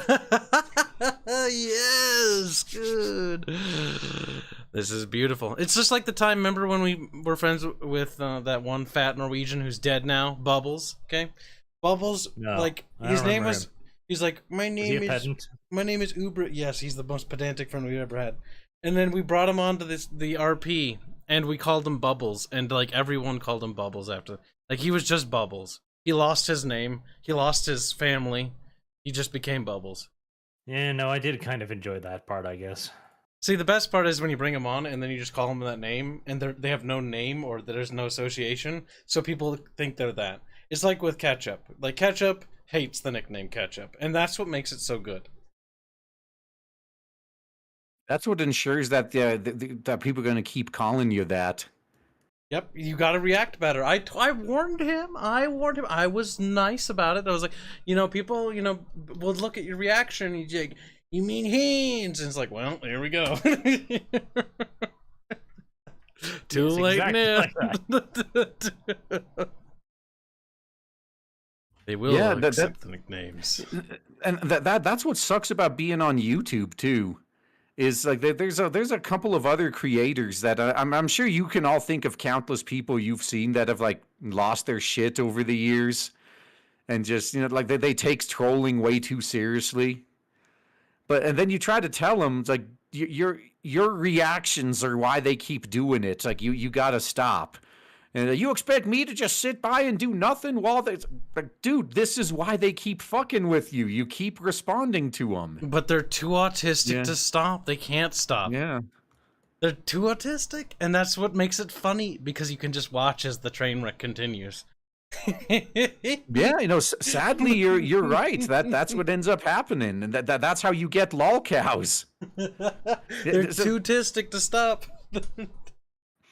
Yeah. Sometimes you don't even need that. You can sometimes things just sticks. Like the clapping the cheeks.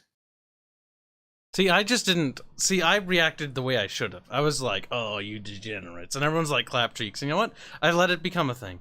And I embraced it, because you know what? If you fight it, it'll only get worse. You had no choice. You were outmaneuvered, outflanked. Plus, it helps that it's actually true, Outcheeked. right? No, it's not true, though. Can you prove it's not? I've checked my cheeks. They don't feel very clapped. That's because it happens in the night when you sleep. Yeah. Yeah. Have you checked in the morning after going on a camping trip with Arch? It's like, oh, my back hurts. Oh, no. Yeah. Do I got My diarrhea? camping Why am I trips. dripping? What? Too much. You dirty little fuck. Oh, gross. Truly. Kyle's cheeks have been clapped. It is true, chat. They have. Repeatedly. Frequently. Young Thinker One says, Eagle, careful there. A Brazer and a couple of porn companies have tried to buy stadiums and the like. They may buy you out to make hentai of them. That'd be kind of funny, though. It would actually. That would be hilarious if that happened. I still maintain no one would want to have anything to do with me. So I'm probably super safe. Who knows? Maybe one of the porn companies will become super successful one day, somehow. Well, I think Pornhub was one of the closest ones that almost did. It was so close. It got so far. It tried so hard. Yeah. But in the end, it didn't, Didn't even matter. Yeah. Get him. Oh God! Just I want to speak to the dead, and I just want to ask that guy false. like, I just want to ask him like, did you think this would be the thing you'd remember for? No. It'd be pretty funny. You can't admit. Oh, this is bad. I just got myself cornered. Gleeps, cheeks clapped. That's Almost. It's a falsehood. Hold on, it needs to be mentioned. It was not I who commissioned that art. It was actually a request by the filthy degenerate Ketchup to Giggles. Gibbs had nothing to do with that art. You trying to defend your fucking perversions again? Because I would never ask for art of my mascot being clapped by Viri. I don't know about that. In fact, I question that. We I have doubt proof that. on VOD of Ketchup admitting his dirty deeds. I still don't believe you. I believe me. And that's all that matters. You can give me an amber turd-sized mountain of evidence. I'll still not believe you. I'm gonna leave a grumpy in your bed if you're not careful. I did like that part, though. I came back and she had pooped in my pillow. Like, that's weird. She left me a grumpy. Why do you think she did it? Oh my gosh. Crazy. A little bit of a grumpy. That's just a great name for it. Just saying. Official terminology created. VD2000 says, just spent 8 hours unsuccessfully trying to sleep now that I'm off drugs for my laser eye surgery. But I catch you guys for once, which is nice. Well, I hope your eye is less non-seeing now. Nice. Hopefully that works out good for you. Everyone who has LASIK, I hear, or was it LASIK it's called? It went really well for them. None of them had their fucking retinas burned out of their skulls. Well, that's nice, I guess. I'm too afraid to do it, so I'm going to have perpetually wear glasses for my entire life, I've decided. Perpetually. Perpetually. Also, there's no way in hell I can afford it. That's right, I don't have insurance. If I get injured, I'm fucked. Welcome to America, brother. Well, just save enough money to pay your bills. What the fuck's wrong with you? This is not a viable path for Kib. In that case, Kib, when you die, it'll be your own doing. Yep. Martyr me, remember. Hashtag remember Kibbs. He died. Really don't want to. Really don't want to. Wow. Too many bad memories. Wow. Most of them were his fault, though. True. I literally would never.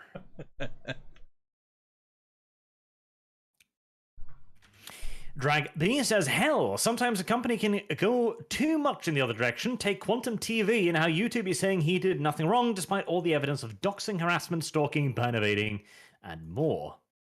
He has the right politics. He could get away with all that. Yes, if you are on the correct side of the fence, you'd be amazed at the kind of shit you can get away with. It's Look at Ethan Klein. Like, he was calling for violence against the NRA and nothing happening to him. Like, that one video got taken down. That's literally a slap on the fucking wrist. Yeah, they took down one of his videos. Like, I would like to bomb the NRA. Uh-oh. They got Arch. Oh, phew. I thought my stuff froze up. I'm like, come on, Streamlabs. I'm not even doing anything. Nope, Barch is gone. Well, this is our channel now, so nice. Well, now while he's gone, this would be the perfect time to just pull up all the gay porn. Arch, it's nothing personal, kid, but I want to raise. Well, his avatar was moving. It's like he's trying to talk. His internet's finicking. Something's funky. Yeah, that Swedish internet, huh? Yep. Goddamn Swedes. Yeah. The smiles, they only widen. Arch got yeeted. Oh God, maybe. I'm sorry, man. Maybe bringing up Ethan Klein was enough to do that, huh? That was the end of him. I like how they yeet him as an individual, but not the actual stream. Huh, weird. Very specific.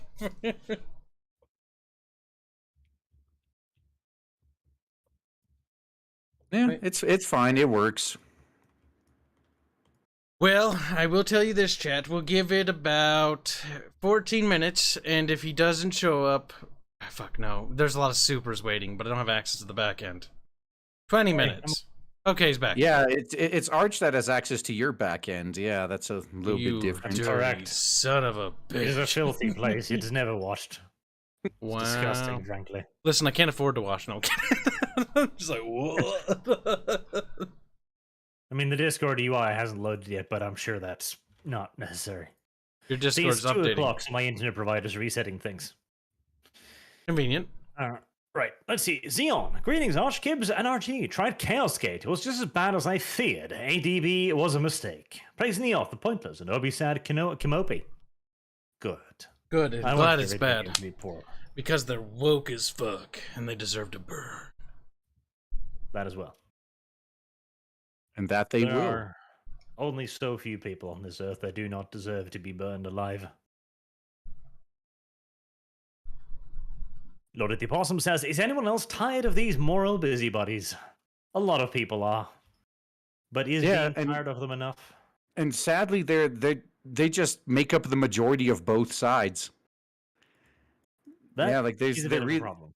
Yeah, I mean, we have to keep choosing between a lesser evil, and that's what's really getting old to me.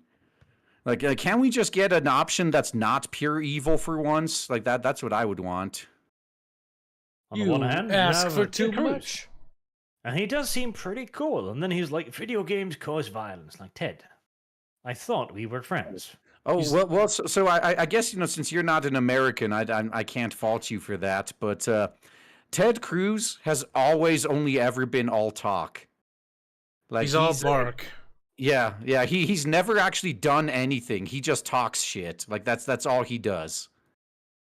Well, he did get Disney to be not a nation, so I'll take that. No, that was DeSantis, not Ted Cruz. Yeah, sorry, Barge. Is there a difference between the two? Oh my God! DeSantis, Yeah, they're two different people, Barge. I don't care. DeSantis actually puts his money where his mouth is every once in a while. That's about the difference. So one of them is a person, the other is just a thing. Ted Cruz is a sellout, says Chad. Every politician is a sellout. We don't need to name individuals because they're all bad. That's true. We don't need to name and shame politicians for being sellouts. Like, that's just a part of the job. Yeah, a politician being a sellout? Never. My God, it's like you guys didn't hear the other part of what I said. It's like, I heard the one thing and then the whole other context. That's not important. The fact that they're all evil, but whatever. Details, chat, details, I tell you. Surely Kib does not deserve to continue breathing. Wow. Rude. Bit murderous, actually. I'm sure it is an error that it will eventually be sorted out. See, with Barchian logic, how we would spin this is Barch basically said that not all politicians, that's what he basically just did there by doing that. Hashtag not all. That is Barchian logic for you. How's that feel? I think the Barchin was hashtag all. No, that was me. And then you defended them. You came into their aid. Surely Kyle's tiny mind is breaking under the weight of his impudence. Wow. Under the weight Shattering. of his own... The words that come out of your mouth sometimes. Under the weight of your own flaccid penis fetish. Wow. Wow. He liketh them. Truth is out there now. I think RG will get his cheeks clapped instead. It's the only way to pay for his sins, of course. Yeah, maybe that's going to be my fate when I die and go to hell. Who knows? They just clap you down there. Yeah. It's like, my cheeks are sore. Can you stop? Yeah. It might be like that. Those like C-Lab 2040. It's like, well, one of the guys, he was just like in a hot tub full of lava, and then the guy in the wheelchair was there next to him. It's like, well, what about you? Is they do anything to you? Yeah, ass full of hot coals, packed right up to the brim. The brim. That's horrible. That sounds like a sad state of affairs. Well, hell is no joke, I guess. I mean, otherwise, it would just be like a vacation, wouldn't it? And just like be made up by a bunch of people that wanted you to act a certain way. That'd be weird. I kind of hope it's that one, because if it's the other one and they actually do punish you arbitrarily for stupid shit, then what a sick joke this whole world is. I agree, this world is a sick joke. Like, I will give you that one. Chloe says, Chicago is also shit because it comes up with half the economic policies that screws over Chicago School of Economics. It screws over Americans. The only frankly, thing good from Chicago is Chicago pizza. And it's not even pizza, it's a pie. Fucking lied to you. They fucking lie to you even when they sell you food. Can you believe that? Kyle just looks at the pizza in front of him and goes like, pie. I mean, Chicago deep dish is Everyone more of a pie than a pizza. Kicks him in Let's the be balls. honest. Firstly, Denounces him. Barch, fucking, you don't even know what a pizza is, Mister. I only eat frozen pizzas. You know, look at you, Norwegians. You have no concept of pizza. No concept. All you do is eat rotten fish. He's like, or Swedish. Sorry, I keep forgetting the wrong nationality. You and your sod roofs. It's all the same, right? What's the difference? I can't tell, honestly. Yeah. The flag's basically the same, just different colors slightly. Black 17 says, one of their favorite responses in some variation of "they wouldn't believe me anyway" back then. They wouldn't believe me that all the teachers were pedophiles, but then, TV. It's amazing how many conspiracy theories have been proven true, huh? Like these days, when someone says the term conspiracy theorist, I just view it as profit. So everything that person says is going to be proven true within a few years. That's basically calling someone a conspiracy theorist. You may as well just be saying that. Premature like truth Alec teller. Jones, right on everything. Thank you. Maybe use the word oracle as synonymous. There you go. Yep. Or even better, just Cassandra. You have the gift of seeing the future, but the curse of no one ever believing you when you tell them. Damn. They call you mad. Which is why I stopped telling them. To be fair, like, you could make a very good argument for that in the current day. Like, go back 10, 20 years and just tell people how things would be. Like, yes, in 20 years, most teachers will be called groomers and pedophiles. What? That's bullshit. Of course not. Fun fact is, actually, some people did warn back then about the problems that were coming. A certain ex-KGB Soviet dude did, didn't he? Remember? He's like, Yeah. we infiltrated your schools and we fucked with you, and you're gonna feel that in like a couple decades. We're like, Yeah, Yuri Bezmenov called, like, he called everything that's happening right now in the 80s. Yeah, he said, no, this is what we did. This is what's going to happen. You're fucked. And that's clearly Russian propaganda. Now, like, fuck, actually, even 10 years ago, imagine telling someone that it's going to be the scientific consensus that biology is just a social construct. Now, imagine 10 years ago saying that we are going to have a Supreme Court nominee who is going to respond to the question, what is a woman, with, I am not a biologist. I'm a biologist, and then smile because they're brainless. I'm like, durr. I really did enjoy her smile, because it was like seeing a retarded child be like, I've got you now, mister. It's like, oh, you weren't. How many times did you fall down the steps? Oh, Supreme Court justices are another problem because they're highly politicized, and that's another issue. Yes, the American Supreme Court is truly quite garbage, and Like, one of the many reasons why your country should collapse. Because we have political judges, and the best part is people are like, oh yeah, we got a Republican judge, and they're like, oh yeah, we got a Democrat judge. And it's like, shouldn't they just be judges though, and not political? Oh. That is one of the key problems, yes, that you even have such a thing as a Republican judge. It's like, that's just a bit fucking weird. Yeah, like, really, all that should matter is that that they actually care about following the Constitution, but that the Constitution's been nothing more than an optional guideline for the past couple of decades now. Almost an obstacle to the people in power. Yeah.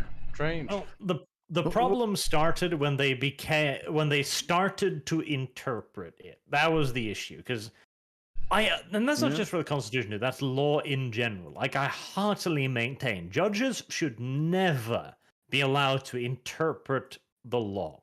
If it is not a crime as written, fuck you, it's not illegal. Well, And if you come up with a new crime that didn't exist before, like cyber crime, for example, all right, write new laws. But until then, fuck you, law is written. well, that's why they have catch-all shit like obscenity. If they want to get rid of you, but they don't have anything to pin on you, then oh yeah, let's just get him for obscenity. Though, to be fair, obscenity is actually relatively well defined, at least in the US, as basically something that would be considered repugnant by the majority of the population, which is relatively simple to argue what is and isn't. You would think. Until Yeah, guilty. so the problem is we have what's called a reasonable person standard here. Yes. Where it's just, oh yeah, well, it doesn't matter what you meant or whether, it does. The truth doesn't matter. All that matters is, would a reasonable person see it this way? But the problem is, I've yet to meet a single reasonable person in this country, or in the entire rest of the world for that matter. The problem lies in their definitions of reasonable people. Like, it's the same thing that happened to Dankula over in the fucking UK, where he got convicted of hate speech because they were like, some Jewish people may have taken offense. They couldn't actually present the Jewish people who took offense, but they were like, they could possibly. Like, well, I guess we can't say they couldn't possibly. Yeah, and that's why it's important to have a innocent until proven guilty system, because that system is fucking out the window decades ago. Yeah, I know, but so it's almost impossible to prove a negative usually. Like, oh yeah, this woman says you raped her. Well, I didn't. Well, can you prove you didn't? Like, can she prove I did? No. You have to prove you didn't. Well, yeah, like, that's also why we need much stronger absolutes when it comes to conviction. Like, again, like if you can't prove that something has happened, be way beyond reasonable doubt, there should not be a conviction. And that's my opinion. If you can't prove it categorically, fuck you. Didn't happen. Yep, I agree. Our justice system is sad and corrupt and should be punished. I'm sure the American one's even worse than ours. Ours is just a little bit retarded. The American one's probably much worse. You're Norway. Be quiet. Third worlder. The fact that Americans are allowed to be alive. I'm telling you, Norway is basically the Vietnam of Scandinavia. It's just like a little noodle. Like, it's like, woo. Noodles along the coastline. I wish the South had won your Civil War. Look at him, he's trying hard. You know what? Then I wish the Swedes had won their war to keep you little shits in your place. We didn't fight a war. Fucking own! Gibbs retreats into the hole. He goes. That's screaming, still a war. It doesn't matter if they didn't make it through the mountain. No, it's still a fucking war. They let us go without one. Why would they That's do why we that? have that hilarious meme where the little Norwegian Poland ball is like, "Can I go now?" Sweden's like, "Fine." And then 70 years later, "Hey, Sweden, did you find any oil yet?" Spoiler alert, Sweden never found any oil. Fuck Sweden. I think Sweden should be stronger. Annexed? Correct. Larger. I think that little Värmland will be Norwegian again. No, you will be Swedish, and it'll be a good thing for the rest of humanity. Kyle is hitting the correct notes, like Värmland will be Sweden. We will make the Swedish Empire great again. Kyle can worry about his inflation first, then Sweden. I'm upset about this, and I'm going to attempt to hide it. Bernalot embodies all of our thoughts as he says, "Slap Gibbs's cheeks with melted brown cheese." Melted brown cheese. That's what you get. That's what you get out of cheeks when you slap them too much. No. Brown cheese is a thing. It's like a national dish practically over here. Wow. I'm not going to go so far as to say it's delicious, because it's not, but it does exist. Scandinavians cooking. It's basically like England. They don't know what they're doing. Leave it to us Americanskis to help them out. Americans, like, I have created food. Meat between two patties. Yes. Weaker. Like we told Boog, because Boog's like, oh, you Mexican make best tacos, and we're like, no, Tex-Mex. And he's like, all you do is add more cheese and meat to it. It's like, exactly, we helped you. You're welcome. Yep, all the good stuff, that's right. We fixed your food. That's why it's called Americanizing it, because we have to come along and fix it. True. Truly, he is a sad and deluded soul. Do not judge him too harshly, chat. Or actually, go ahead. Do it. The British people are upset now. Oh, you what, mate? Black917 says, Amber Heard loses. Media, this is bad day for DV victims. Actual DV victims. She literally talks like our abusers. Oof. Damn. Destroyed. Future DV victims. No, this is good because this means I might be believed. Alfred says, Musk is a blatant egomaniac. As soon as the leftists started speaking ill of him, he went full liberite signaling. Also, RG, please say Fjelldabe. What was that again? Fjelldabe. Fjelldaber? Close I enough. don't know.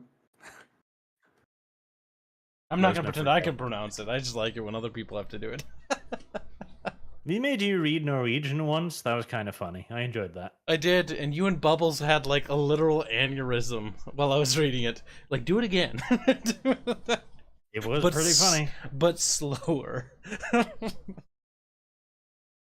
It was kind of like watching a child have a stroke right in front of me. I don't know what all the little dots and slash thingies mean though, or how to pronounce them. They're like umlauts for the Joymanses. Don't worry, you don't know how to pronounce most things, as it turns out. Yeah, the more importantly, why would anyone ever need to read wingdings? Yeah, every first worlder speaks English, or as Yeah. we call it, American. Looks to Germany like that. They all speak English too. Yeah, they might pretend like they don't, but they do. Most Germans do know English. That I've Yeah, talked to most of them, because, you know. every single one of them under the age of 60 speaks English just fine, or at the very least good enough that you can understand each other.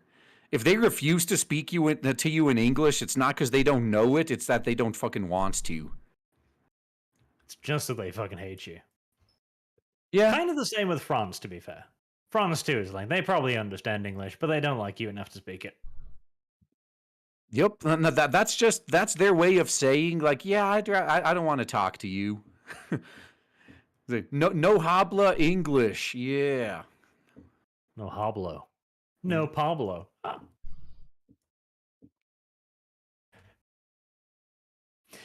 Black917 says, Kylie takes so much because they have the majority of working-age welfare recipients in the nation pay to have power brought to them by other states. America is doomed. It's simply the truth. Tragic though it may be. For America. Fairman says RG has no idea. It's true, Fairman, but you're not allowed to speak on your own people's languages because remember, you're German, and therefore you have less rights than us. Yeah, and besides, Sherman, you don't even speak English either. You speak Deutsch English. Squirrel scroll. Scroll. He's like, ja, es geht in die Tank, ja. Have you a squirrel scroll? What is a squirrel scroll, Fairman? Deutsch. It's Deutsch. Oh, shut up, Arch. You do the vehicles.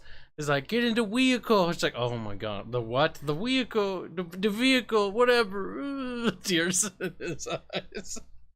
A figment of Carl's vivid imagination. That's how you know rears they're its ugly head once Scandinavian again. when they say vehicle, but they can't do it because it's vehicles. You gotta go wee. Over the horizon, like a fat, rotund woman that it truly is. It stings. You know you've hit close to the mark when his insults go to fat and obesity. Weak insults.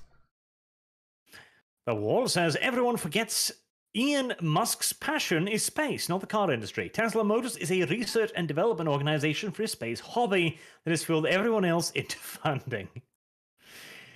I mean, I hope so. That'd be pretty cool. I want It to is go a lot space, too. cooler, yeah. Well, space travel is the only way we can possibly save our civilization at this point, so the sooner the better. Oh, we're gonna need to Gonna spread have across to the go stars up there like Lucas. sometime. We need to make the other organisms everywhere. Yeah, we're going to be the Zelnaga that seed life everywhere else in the universe. We got a splooge on every planet. That's right. Disgusting, Kylie's. Yes, I agree, Chad. We are nature's sperm cells in the universe. There you go. That's a good one. Also gross. Jesus is here. Look busy. Says, hey, Arch, Kibbs and Golden Eagle. Have you guys seen the trailer for Bolt Gun, the 40k FPS that looks like a Doom mod? Looks great. It looks like a blatant attempt to prey upon my nostalgia. That's what it looks like to me. The thing It is, looks like a marketing ploy. a lot of boomer shoomers, boomer shoomers. A lot of boomer shooters. Boomer. Boomer shooters, shooters. like a lot of them are kind of ass. Now, like things like a medieval and stuff, like that's good, but it's gotta be good. Like, it feels often cheap when they go for the boomer shooter aesthetic because it is cheap to produce those. And that one actually looks a bit on the cheap side. You say vehicle. Boomer shooter. I said boomer shoomer, actually. That's one step away from fucking Skrill Scroll. Look at Arch, he's like, my spine may be like Jello. He's a snake now, he just slithers around. His narrative Did crafting. you learn that one from a Skrill Scroll too?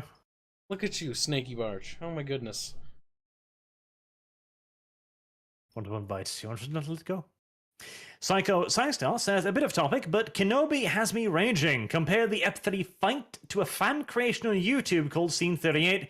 Reimagine puts anything Disney Plus has to shame. Well, yes.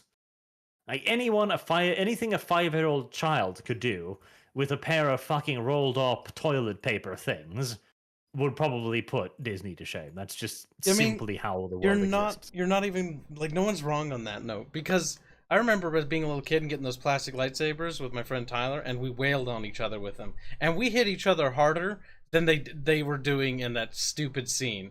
Like, they were just like, like, there was no backbone. Like, I remember the fingers and what it felt like when that plastic smacked you on the fingers. Oh, it hurt so bad.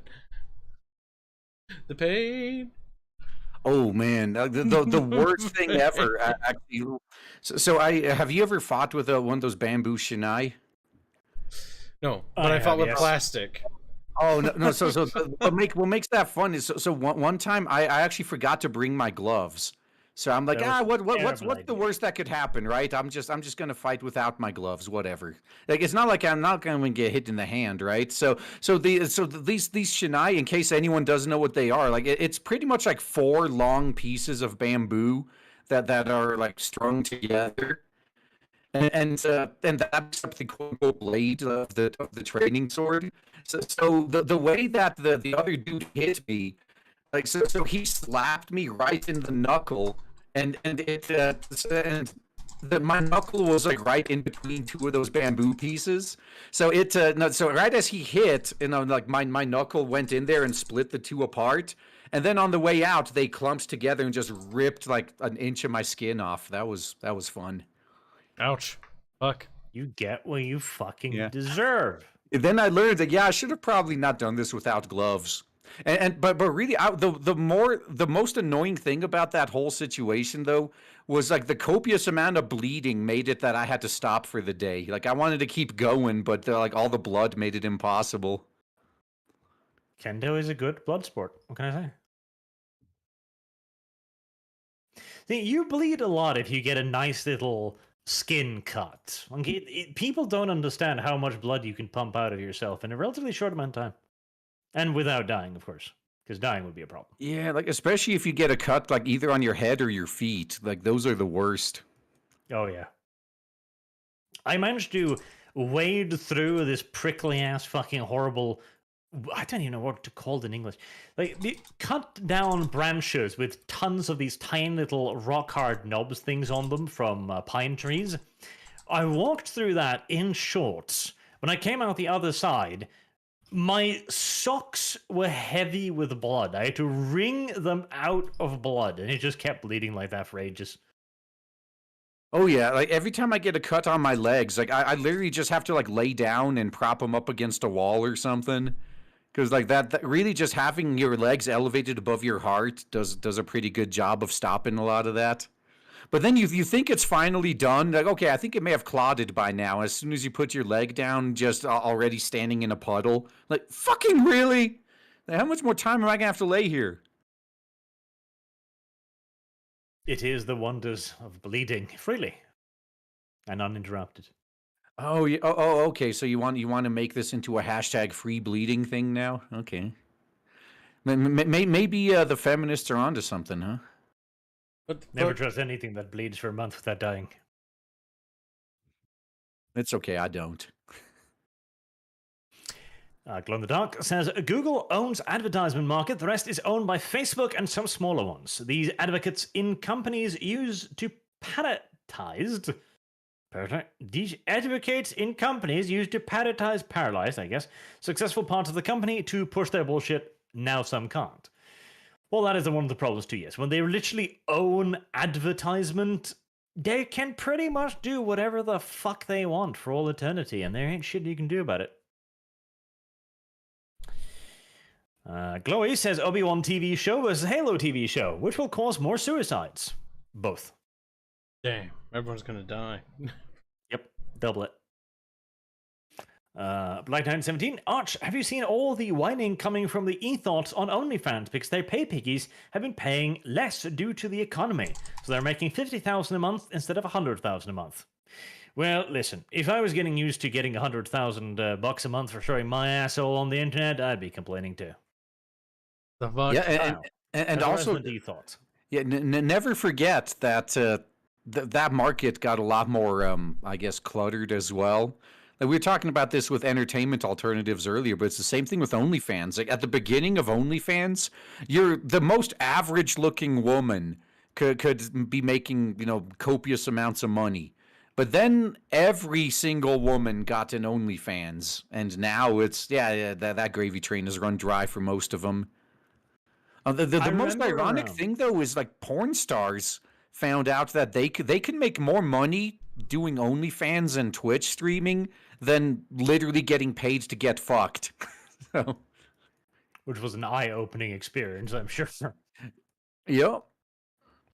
I remember an article about it was some British chick, not particularly attractive either, just entirely average-looking British chick, and she'd started an OnlyFans. And she was like, I'm not getting paid as much as I thought I'd be getting paid because I thought I was going to earn thousands of dollars. Like, you're not very pretty. Why did you think this? Well, everyone was. Like, okay, well, there's the problem. Everyone was doing this.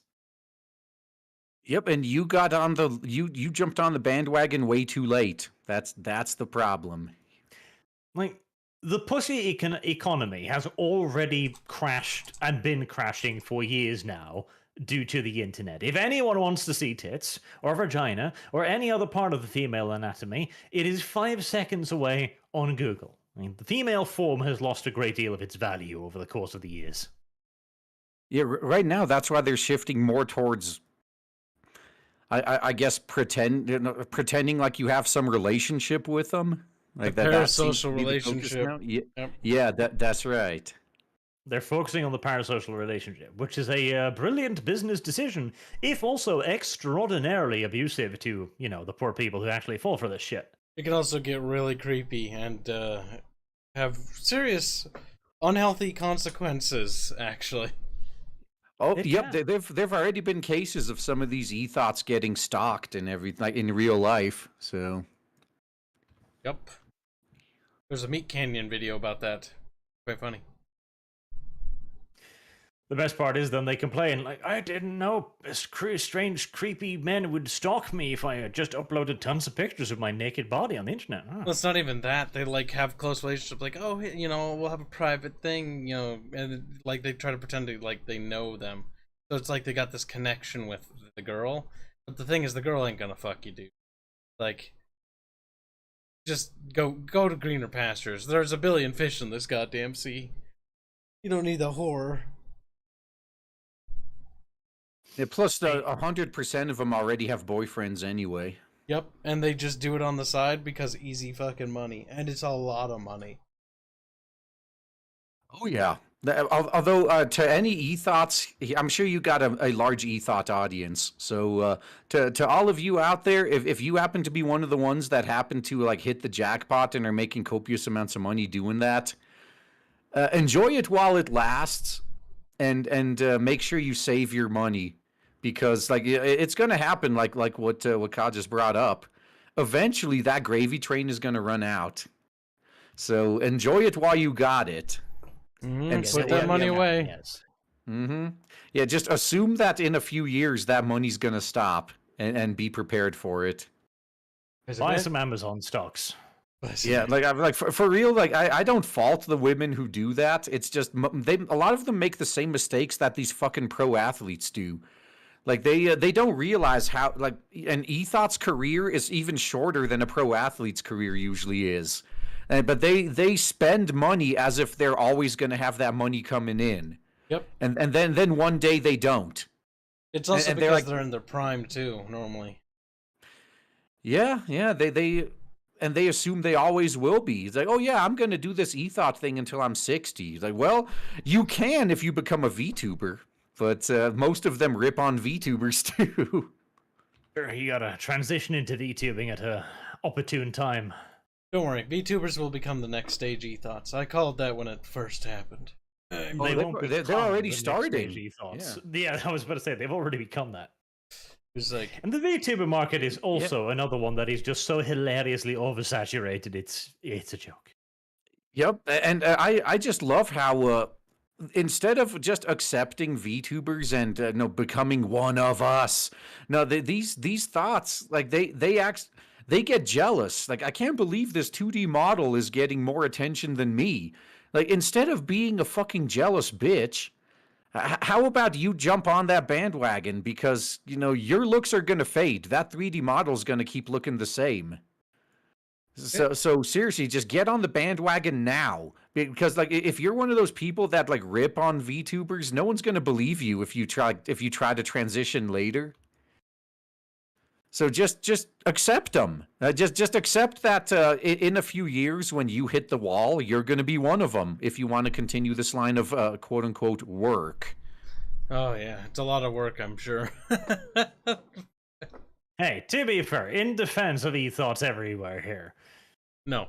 There is a certain amount of work in what they do. Okay, the sets, the costumes, etc. As they said when Anita Sarkeesian did a $50,000 crowdfunder. Look at the hair and makeup department. Well, I need $20,000 to have a Discord server. My God, setting up those Discord rooms is really hard. Okay? I have to pay a whole team to set up a Discord server. Fuck, you paid somebody or she paid something to set it up? What the fuck? No, that was one of her goals on her crowdfunder. Like, oh, when I get to like 30,000, I'll set up a Discord server. Let's do the fucking bare minimum. That shit's not cheap. They gotta. Wow, I can't believe we did it for fucking nothing. What the hell was I thinking? We could have done like 30 grand. Kyle, the fucking retard you were. You gave up $30,000. You idiot. Fuck, what a stupid idiot. Oh. Then again, I don't think Kyle's pretty enough to charge $30K. Well, neither is Sarkeesian, but seemed to work out point for her. Sarkeesian was a brilliant woman, okay? She did the ethot thing before it was being an ethot. And then when she started to look like a monkey, she stopped? Yeah, I gotta respect her grift, though. Like, she did do a good job of that at first. It was an excellent grift. Like, it earned her a lot of money, a lot of fame. Like, it was a fine grift. A fine quality, high quality grift. My God. Stop it. I do like it quite a bit.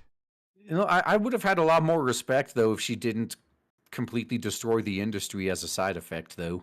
But details. Bit of a whoopsie poopsie right there. Yeah. A woman can't care for the gnats she crushes along her way. Oh, brutal.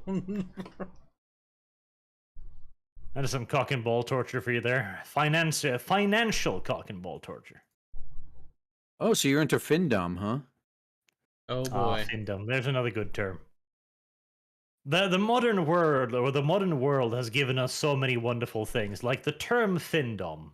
That's another thing you could tell to people 20 years ago and go like, could you believe this? Like, no. Well, you're in for quite the future then. In years ahead, people will pay women to humiliate them and make them buy stuff for them.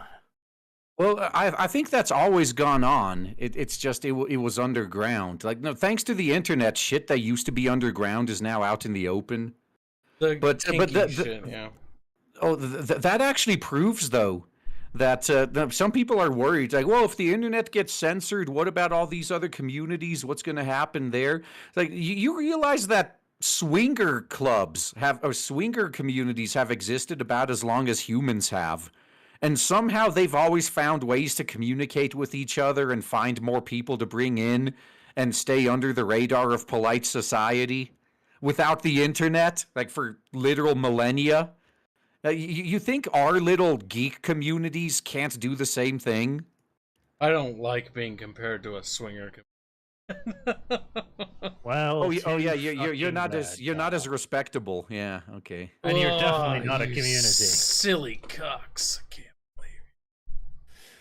No, they communicate via different ways. Like, I guarantee you, in the Middle Ages, furries existed. What the fuck? There was a middle-aged furry, like he would just shove a broom handle up his fucking ass and walk around his castle woofing. That's probably true.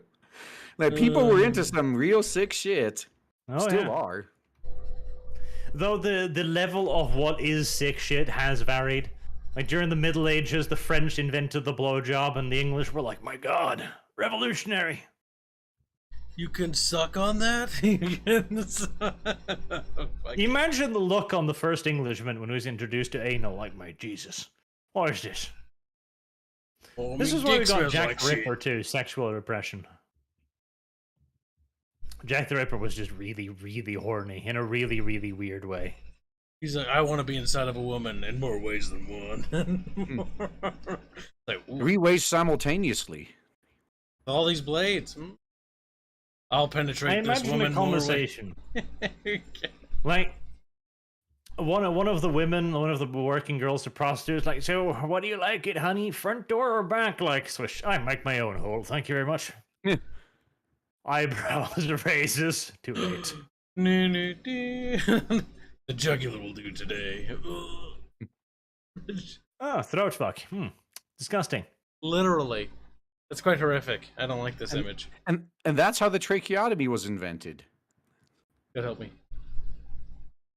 Like, no, officer, I'm not killing her. She's breathing through her neck with your penis in the way. Yes. This sounds like a thin excuse, if I'm to be entirely honest, but okay. Are you fat shaming? Yes. The Wall says that what they want ultimately to implement is the Stargate model of government, used by the parasite aliens from the series. Technocrats thinking of themselves gods ruling over Bronze Age primitives. I always knew the Stargate was Gould. fascism. See, Barches refuses to watch Stargate, no matter how many times I tell him, chat. He's Oh, like, no. So I will say I like Stargate better than Star Trek or Star Wars. Stargate's fucking awesome. Yeah. It's literally the last recent most U.S. propaganda military stuff we've ever had, and it's amazing. It's Air Force military propaganda, and it's fucking amazing. Weirdos. What can You I will say? watch it, or you will be castrated. Kyle, I know now that you're only into flaccid penises, so as long as I don't enjoy it, you'll stay away from my balls. Snippy snip. Or what was it that Johnny Depp once said? Unicky snip snip. That's gonna be you. Unique snip snip. God damn it, Kyle. Back in the closet. That's Pirates of the Caribbean quote. Oh my god, don't you remember that one? No. I could never forget. I always thought it was pee-pee snip snip. No, it's Unicky snip. Same thing, really. You don't understand. Up until he told me that Amber Heard pooed on his bed, I didn't even know who Johnny Depp was. See, the first Pirates of the Caribbean is pretty good. The second two are okay, and the rest are garbage. Kyle, how dare you tell me these boring fucking things? I don't want to. This is a fucking assault. Stop.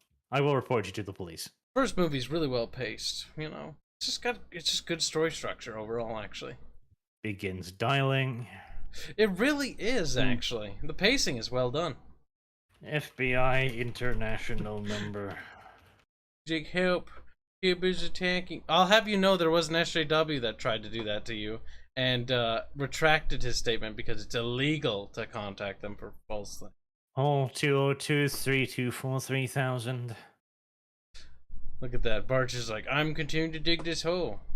I can't believe Barch is behaving like an SJW. Can you believe that, chap? I can, because I don't see the difference. Got him. Lordy the Possum says, pleasing investors have ruined the relationship between the company and the customer. Hashtag all hail Arch. Hashtag breed Kibbs. Breed him. Breed him in my name. And you will be salvaged. Salvaged. You will be blessed. God will give you his mercy and his glory and his granting. This is a bit weird. Maybe we can send letters with forgiveness. Little Gibbs cheek marks on them. That could work. Fucking marks. What? You even Dreyfus wheezed. donates a very generous 100 Canadian dollars. Canadian dollars. Canadian. Fair enough. To say, eat their own, the TERFs. I don't care for these woke crazies and how they treat people, but I have to admit, when they turned on the feminists who weren't orthodox enough for them, I did chuckle a bit. Everyone did. The TERFs are good friends of Arch. Not that they would admit it, but they are now. They're what you could say is tsunderes. They're a little skeptical. That's true. The entire TERF community is just a massive collection of tsunderes. Yep, tsundere, middle-aged white women. It's true.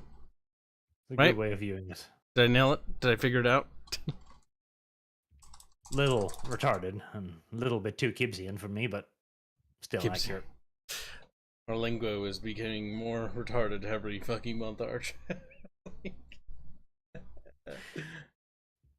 Black 1917 say, hi Opossum, how are you? And companies need to know that attacking their fans' customers have consequences that can't be undone, and we need examples to point to. Well, we have examples, but not always enough. Glowy says, I want to buy good games for cheap. What is the game at the price it is worth? I have one easy solution. It's called poverty. With poverty, you can't waste your money on overpriced games. You learn how to use the bargain bin or good games for $10 on clearance. That's true. I, in fact, am a firm proponent of making sure that every child knows poverty, so as to teach them a valuable lesson about life and learning and stuff. Uh-huh. Yes. Okay. A good child cannot be raised without making it starve at least once. May sound harsh, but it is also true. Black 917 says, naked Kibbs at the water park. How are these places not hotspots and traps for pedos? They are. Oh, God. See, I didn't even think about that. I'm like, yeah, it's just weird. I'd never go to that. But, my God. There probably are pedos that go to that. That's fucking creepy. Not probably, Kyle. There are. Why would you, as a parent, hold on, why would you as a parent take your child to that then? Because you as a parent are probably a nudist too, and you think, look, it's natural to be naked. And the pedo just sits there nodding his head, yes, that's true, Mrs. Woman. Now, where's your children? Well, more importantly, when you're in the middle of a crowded area, no one's going to do anything unless they happen to be an immigrant having a sexual emergency. Oh my God, they're like, I just need to relieve myself. It's like, oh my God. Your culture is that backwards. I'm sorry, go back to where you belong, savage. Racist. That's culturalist, actually. I didn't specify. I did quite Ross. like that story from over in England, though, where a immigrant doctor, the best part, to like, think of all of the doctors we could be getting, and he just rubs his hand. Yes, think of all the doctors, because he raped a nurse because, and this was his defense, she seemed available. Like he knew she'd had a boyfriend outside of marriage, so he figured she wouldn't really mind. Clearly, she's easy. Yeah, you've been in a previous relationship. I can't see you opposing to a little bit of penis. That's retarded. At least he should have offered first, though. You should just saddled up to her one day and left, so, would you like cock? And if she said no, then you should have reconsidered. But he didn't. No. He wasn't that gentlemanly. It was. He should be tragic, castrated. Really. Castrated and then thrown to the Tarpeian rocks below. Kyle, you and your flaccid penis obsession. Stop it. Listen, as much pain as they can endure to make an example out of them. Kyle. I'm pretty based, Please. I agree. Desist. He's like, you can't just kill people you disagree with. It's like, watch me. Mao did it. He didn't kill them, Kyle. He revolutionized them. He's like, oh, we're taking a leap. He liberated them The great from their leap physical forward. bodies. How many people will be crushed beneath my bulk? That is a good question. Chloe says, Kibbs doesn't like fat man with erections. God help me. It's true. Says, Arch, fake news. He likes ugly fat men with erection. It's true. Wow. Awful. Well, at least you've learned the glories of NTR, I guess. The glories of Can you believe this? God. Going the damn. Doc says, customer, fear will keep the companies in line. Yes, and I wish we made them fear us more often.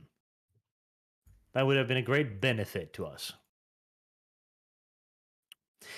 Ixulu, they need to tell consumers they are marketing to lesbians to avoid uncensored backlash. Lesbians. See, the problem there is you're courting a bunch of wife beaters, and, you know, people don't like wife beaters. Yeah, It's plus true, it doesn't seem to work anyway, because like Yuri stuff gets censored all the damn time too. That's true as well. Yeah, but I guess the basic metric to find out what's going to be censored is usually like, would a straight man enjoy this? If the answer's yes, it's got to go. If the answer's no, then it's empowering. It's empowering. Oh my god, that's terrible. Is it though?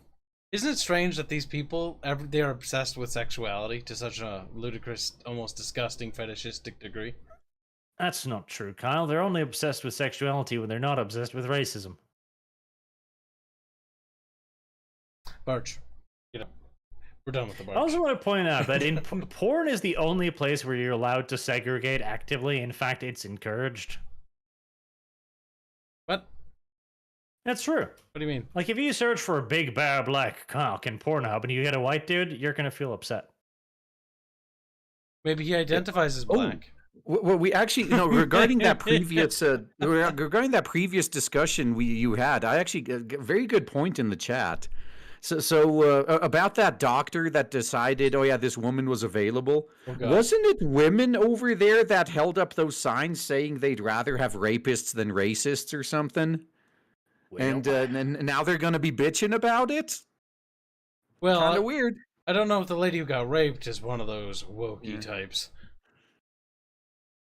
At least she's not going to be woke anymore. Though there was an aid worker as well. Remember her who got raped in an immigrant camp and then wrote a letter to the rapist like, I'm so sorry that you give immigrants a bad name.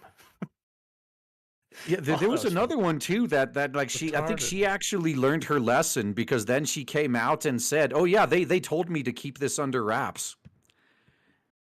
So the pro-women side was telling them, oh yeah, no, it would hurt our agenda if this got out, so just shut the fuck up that this ever happened, okay? Like, listen, Nancy, I know you just got forcibly penetrated by an immigrant, but you gotta understand, this would do real damage to the cause. You're damaging the cause. Can you just please be quiet? Like, what the fuck? But he raped me, though. Nancy, just shut the fuck up. That would be a pretty funny conversation, I can't lie. Ah, poor Nancy. Lupu says the Japanese commies, I guess, lost seats in the last election. Also keep an eye out for Ken Akamatsu. His campaign seemed to be gaining steam, so he might end up in government. Also press F for Ken from Star Wars. SF? Star Wars? No. Yes, Ken Akamatsu, the Love Hina author, I think, is a pretty based boy, and I like him. He can stay. Yeah, I just hope that he can actually do something, because like a lot of the problems we got, which is why it's real. It's hard for an individual politician to change something outside of their own district, because if the entire rest of his party isn't on board, I mean, it's like when Ron Paul was in office, right? Like, what the fuck can he do on his own? So if Ken Akamatsu succeeds, next step is we got to get others like him in there so they can actually do something. Work together. Yeah. Well, that's kind of the problem too with our established political parties. Like, a lot of them are just fucking wrong'uns. And this is why I have actually been hoping that maybe the Trumpolophagous would go full cray-cray and start a proper third party in the US, but probably not. Poor Trumpolophagous. Well, even if he did, like, let's say a third party candidate ever wins the presidential election. Both parties in the House and the Senate would shut down anything he tries to do. Like, they wouldn't allow that. So the third party would also have to seize a sizable chunk of House and Senate seats as well. Because if it was, I mean, that's what Trump was, that's why he had to bend the knee to the tradcucks on so many issues. Because if they turned on him, like, that's it. It's like the Republicans could easily have sided with the Democrats and removed him from office during the impeachment. So he has to. They did. Like, Yeah, they kept doing it. Many Republicans turned against Trump again and again. Yep, but if he wasn't bending the knee to more of the, like, enough of them would, that it would have been game over for him. So he has to at least throw him a bone every once in a while. He was caught in between a bit of a rock and a hard place. Glow in the Dark says, I hope you are listening, Keebs. You step out of line, Keebs, and we will not give you munmuns. Ah, threats. Good. You can't hold out on Kib. No one can. And Glowy says, Kibbs leverage his cheeks for money. If his game bombs or the game never gets finished, his chicks get clapped as a debt payment. I can see him doing that. Oh. Only Keebs. Glowy says, unfortunately, judges haven't been impartial since robber barons era. They found judging in favor of certain people yield the benefits. Woodrow Wilson, FDR, and CIA Colombian Snow era made it worse. It's also, in my opinion, because there is not enough consequence for poor judging. Like, of course, everyone makes mistake, right? There should be a degree of leniency in this, but if you make a really bad judgment, send somebody to jail for like 10 years for something they didn't commit on shaky evidence, that's your job. Not only is that your job, but you're going to be paying part of the state's reparations to that person for the rest of your fucking life. You fucked up. And consequences need to be severe. Ono Ushki says, the only way to break the threat of the Muscovite Empire of the past 500 years is to balkanize Russia into nation states. I do agree. Plus, it's not really that I want to remove Russia, I just want to see Novgorod again. Novgorod was a kawaii little state. I tremendously enjoyed playing them in that Total War game, so I would like to see them re-emerge. They got a cute little flag, too. That's Yes. how... And they had those great little Tsarist boyar dudes with their guns and axes and shit. And like, that's cool. Bardish axes and guns. Yeah. See, we should be allowed to define the nations of borders. Because look at that. You know, we do it based on style, aesthetic, real artistic vision, if you will. Meanwhile, the malformed, tiny, mutated Muscovite economy begins crashing harder than ever. Like, why did you do this to us? We did it out of love. Now start fighting each other with Bardises. Oh no. We'll watch from I drones. don't know. It still feels a little cruel, if I'm to be entirely honest with you. Just a little bit.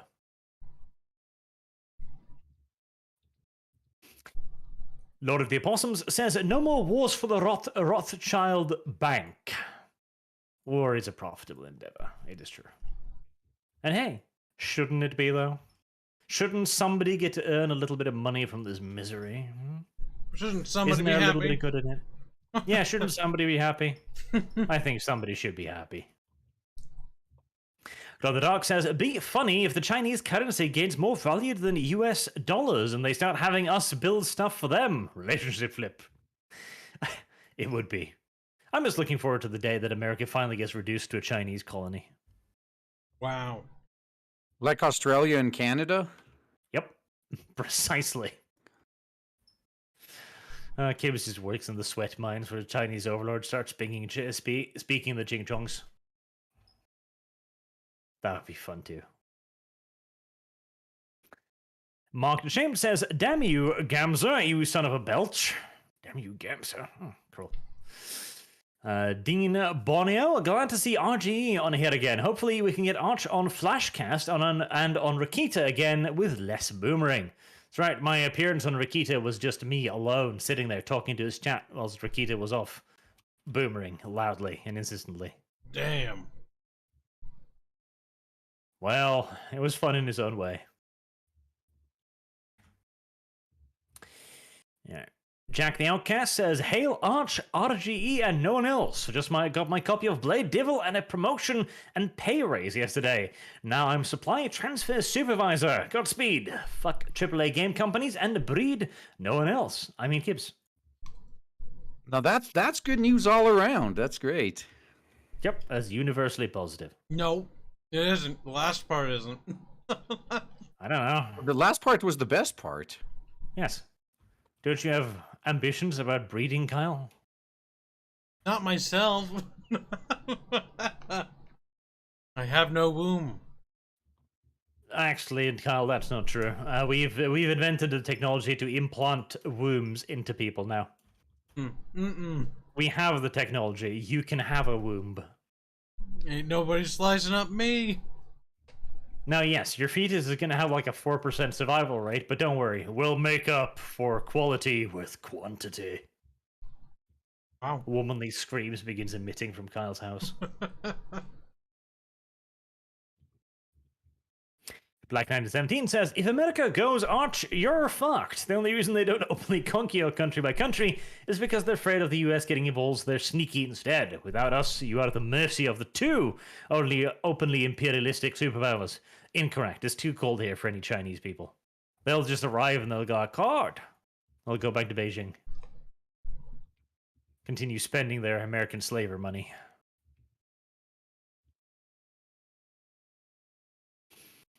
Lord of Possum says, "Indie games are going to have to be good and compete with other indie games." Kyle starts sweating nervously. Oof. Owned. I don't have any competition. Dean Domino 25 says, "Sends a two-parter. To play devil's advocate for brand loyalty a little bit, people don't necessarily know who is truly responsible for what they like. Stolen credit, a byproduct of circumstance, etc.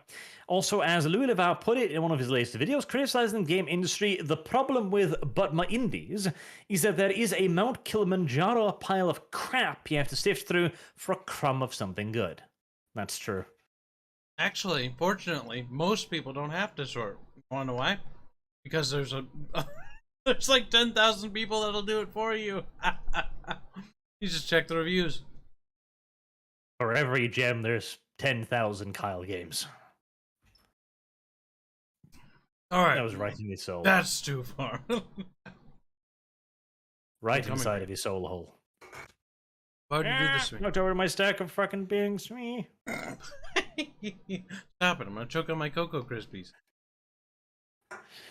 Todd says, "Hello, Kibbs. Button rage. Money for Batman to keep with the funny. Hashtag breed Kib." That's correct. No, YouTube, don't do that. God damn it, YouTube. You did it anyways. Oh, YouTube. See, I see why the big boys don't read their super chats, because if you so much as touch your screen, it does that enormous jumpy thing. And if I was Markiplier right now, I'd just be crying. Like, I can't scroll up through all of that. Well, it's also because they get so many, they can't read them as fast as they come in anyway. Yes, it's literally pointless. Yeah, they'd be streaming 24/7 and their list would still keep getting bigger. Yep. Many of the fucking VTuber ethos have dedicated super chat streams that just last for 10, 11 hours and they're just reading the whole time. At some point, it becomes pointless. Tom Sepanen says, "From all of the Warhammer games that were shown last week, was there any that showed promise or interest, such like Boltgun or Rogue Trader?" I will have to give Rogue Trader a look because I do really like what Owlbear or Owlcat or whatever do. They've made really good game, like Kingmaker, for example. Kingfinder was pretty damn good. Pathfinder Kingmaker. There you go. Kingmaker, yes. The Crusader one, whose name always escapes me, really damn good. In fact, It had the best RPG story and some of the best RPG characters I have read in a very, very, very, very, very long time. Now, the problem is they tend to adapt things that already exist. So the question is, are they actually really fucking good at their job? Or have they simply just copied a lot of other people's homework for a long time? That's what we'll have to wait and see. I also want to point out that they have a habit of over-tuning the literal fuck out of everything they make. Like, their Pathfinder games are... If I ran these encounters for my players, like, Kyle would be sulking to this day. Like, we would have hardcore drama about this fucking shit. I'd be like, Arch, I'm gonna fucking low-key disavow you. No fucking, like, if I put the Playful Darkness in my campaign, I wouldn't have any friends anymore. Like, Disco would report me for fucking raping her, just straight up. Ketchup would report me for breaking copyright by constantly saying Haynes Ketchup at him stuff. Like, there is no limit to the shit that would happen if I put this fucking thing in front of actual players. And the only way it's halfway reasonable is because you've got a quick load and quick save button and you can just keep running the scenario till you get lucky. Or you're a fucking brain damaged no-lifer like some of my fucking friends, like Blood Scream, for example. I know your name, you little bastard. Oof. Who's just like, yes, I've read the Pathfinder book, I've slept on the Pathfinder book for 17 years, I wiped my ass with the Pathfinder book for 13 years, and I've eaten it twice. Like, he's just inhaled the entire book. You know, what's on page 734? It's like, yes, those are the rules for the owlbear. You need to know the system so in and out that you have to actively meta the fuck out of it. Like, that's how you play Paizo's, the Owlbear Paizo games. You have to meta them like mad. It is awful. Says the name of that company. It hurts my soul. Owlbear Paizo. You're a Paizo. Which one? No, Paizo's like the bigger company. Paizo are pieces of shit, though, by bearing that in mind. Paizo are woke-ass little fuckwads, and they deserve no mercy. No mercy, no souls for them. You're a Paizo, Barge.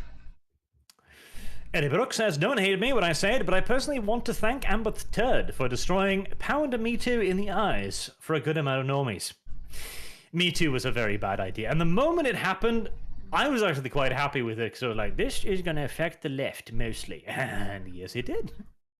We had a great Me Too moment here in Norway where our biggest woke television channel suddenly was full of rapists. Like, they had to do tons of internal investigations.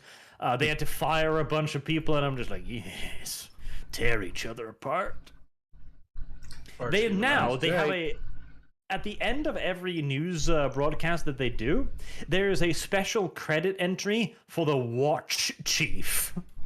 Like, they've got a fucking Gestapo officer in the studio, like, you didn't think about touching that woman, now did you? Just a little bit, please don't shoot me.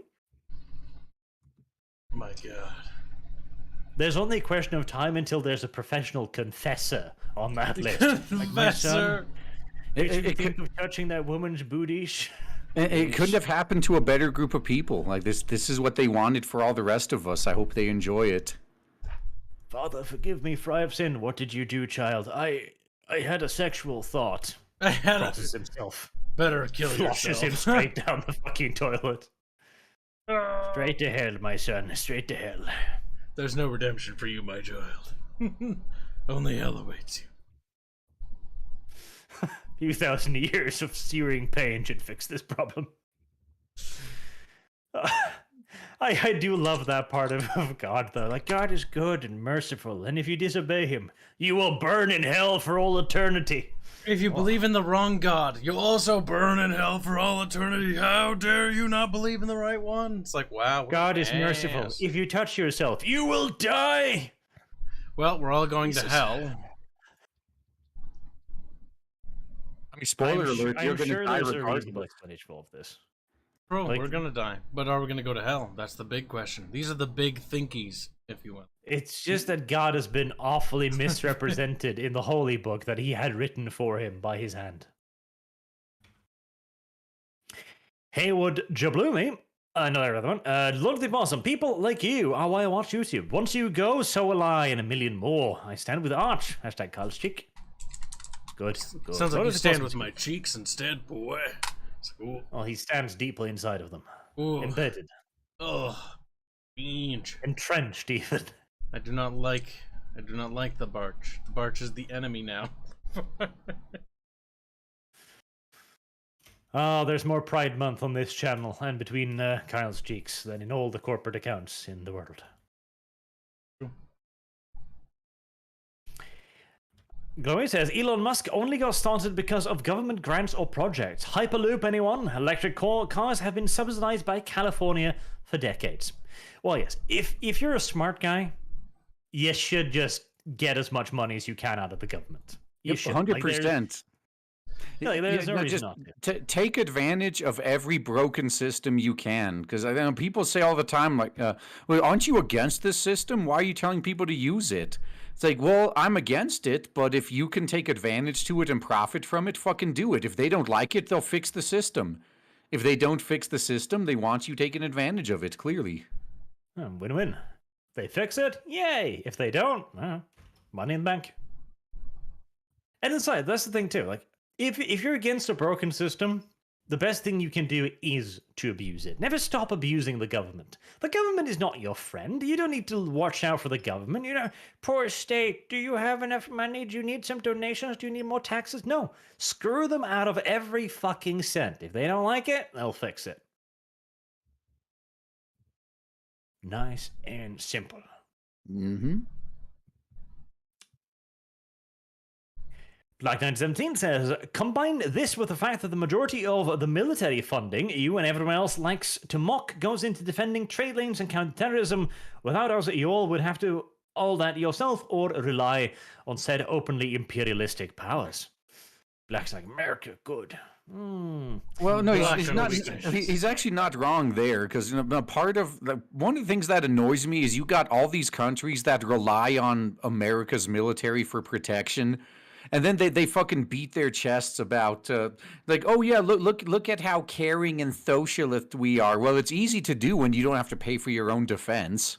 Yeah, and they should be paying us. That is Thing true, is, yeah. I'm not opposed to America, spreading its wings across the globe, if you will, as long as everyone pays their fair share of their protection money. True. Isn't that right, Hungary? Isn't that right, Czechoslovakia? Oh wait, they don't exist anymore. Czech Republic. Czechoslovakia. It's actually called Czechia now. The only reason the only reason I know that is because I dealt with some shit that used country codes, and their country codes, like it used to be CH, and then I think it turned into CZ or something. It fucked up a lot of our shit. See, Czechoslovakia was based. Yeah. But why did they split? Why did they have to be cringe like that? They were a little noodle. No, that's great. They didn't get along, and they decided, let's just have a peaceful divorce. Like that so many civil wars would be solved if more people could do that. No. That's not fun. That makes boring reading. We need violence. Let's go back and rewind. Kyle should be shamed for the words he has spoken Also, here today. Czechia. Ugh, gross. They should go back to Bohemia. That was a better name. Break the sack between his legs to teach him a lesson. I was right. Bohemia's a better name. No one's arguing. They all know. Yeah, Chechia's kind of dumb. Czechia. Lucian says, RGE, join the Skaven RP. We already have too many people though. It's cruel and unusual is what it is. Young Thinker 1, Arch, will you review the gold box collection? I don't know what that is. I don't know if I want to know what that is. Kyle, what is the gold box? The gold box? Oh, I pulled it up already on stream. And I sent it to you in DMs, and I'll pull it up again for chat. Hold on a second. Look at it, Barch. It's an old video game series. My Discord doesn't work right now, so I can't see anything. I can see that publisher at the bottom. That publisher is the same publisher that published the Earth 2150 series, which I did quite enjoy those games. But beyond that, I don't really recognize them. They're kind of like Interplay. I think they just sort of died 1,000 years ago. For a second there, I was getting worried when you. I thought you were going to say, "Oh, they published Earth 2," and I kind of enjoyed that. Like, what's Earth 2? It's fucking hilarious. You should look that up. You might be able to do a whole video segment on just that. It's no, yeah. You buy JPEGs and sell them. Yeah. That sounds quite beneficial.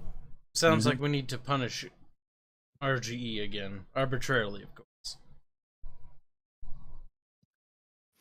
Sounds like you're just afraid of progress to me. Yeah, RGE, aren't you? A Wall says, I thought it was hilarious that she did cocaine in the courtroom and no one called her out on it in court. And to be fair, probably wasn't cocaine. It'll be hard to prove. Be difficult. But I just want to say I'm against all progress that's progressing us right off the edge of a cliff. Like it's just to get that out in the open.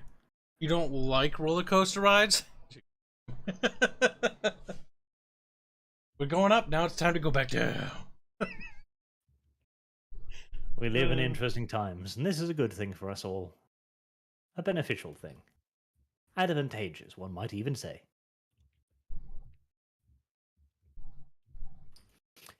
Jax says, I like this guy. He speaks my language. Get him on again. Maybe. Only a maybe, though. Wow. Only it's maybe. probably because he called you Swedish earlier, isn't it? Yes, I am. Oh, you remember that? You saw the little prompt in the top left of your screen? Arch will remember this. Your decisions matter. K-Tub7 says, Skyrim mace decapitation, anyone? To be fair, in Skyrim you could become so overpowered, it makes sense. You just eat his head off, right off your shoulders.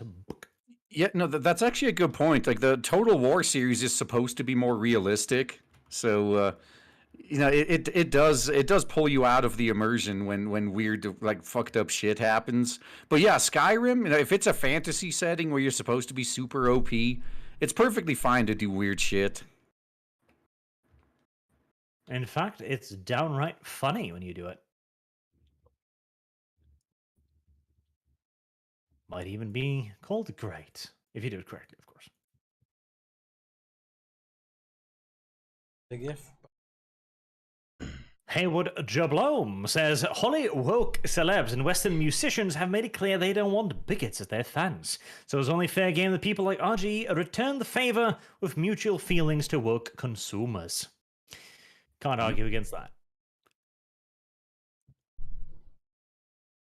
Musicians. I am very glad that the musical industry is basically dead at this point. That's a good thing. It's a very good thing. Advantageous. We should steal more of their music, though, just to make sure the point hits home properly. Black917, G4 trying to get back their audience using the very people that built their careers attacking their audience. Yeah, G4 is probably done with. I don't care how many half-naked bikini ladies they bring on. I don't think they're going to get away from their reputation anytime soon. Yep, they're done. I'd be very surprised if they manage to wiggle out of that one. They're done again. Now that's good. Adoman, Pancake was slightly embarrassed of the hentai fan art Kim's made for her. Poor Pancake, dear girl. That's indeed tragic. False. Make nothing. Kyle's lies will not deceive the audience. They know. They can tell. They understand. Jean Vaca, about lol cows who can't stop reacting, are you referring to a certain rage pig? Well, I guess he is the newest entry among the ranks of lolcows. Yeah. What's a rage pig?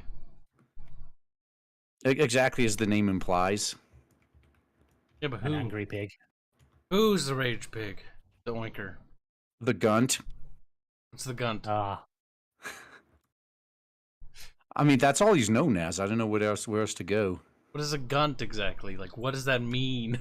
Oh. Kyle is not hip on the internet culture. Oh, that's like when you're so fat that your stomach starts to like take on the shape of an ass.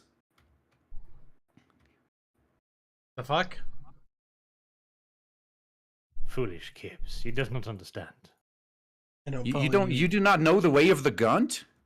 See, you old men and your old things like, I remember when video games were not popular and we got bullied for them.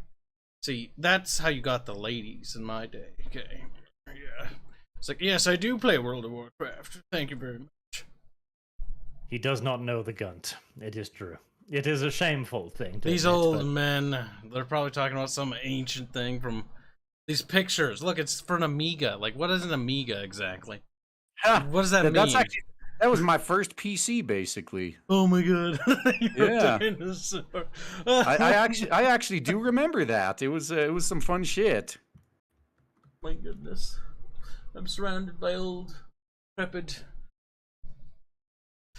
old lads who don't know anything. Like, you probably don't even know how to operate a phone, do you? Is this advanced piece of technology? If the Lord is good, chat will send many pictures of the gunt to Kyle, repeatedly, until he breaks.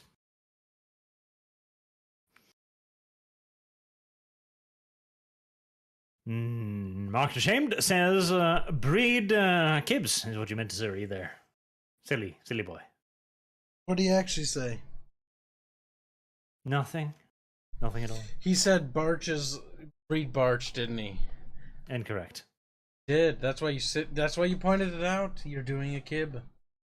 Changing the narrative. Your foolish mistakes will not save you here. Mark Samuel says, okay, chat, who to breed? Kibbs or Kibbs? Oh, says, got it, breed the RGE, breed the bird. I literally can't press the add button, chat. I don't have the ability to. Only Arch does. Tards. I can, though. Yes, Arch can. You can't blame... The only thing I do is I connect the streaming software and then I send the signal. That's it. That's all I can do. Kyle was randomly hammering the add button in a stream not too long ago, though. That wasn't disgusting. Randomly. Arch was like, make a poll! And so I tried to click the poll button, but I clicked the money button instead. Do you think anyone believes such a stupid excuse, Kyle? As if they think that you're some kind of mongoloid? No one would be dumb enough to make that mistake. Come on. Yeah. It's retarded. An awful excuse, Kyle. Quiet, woman.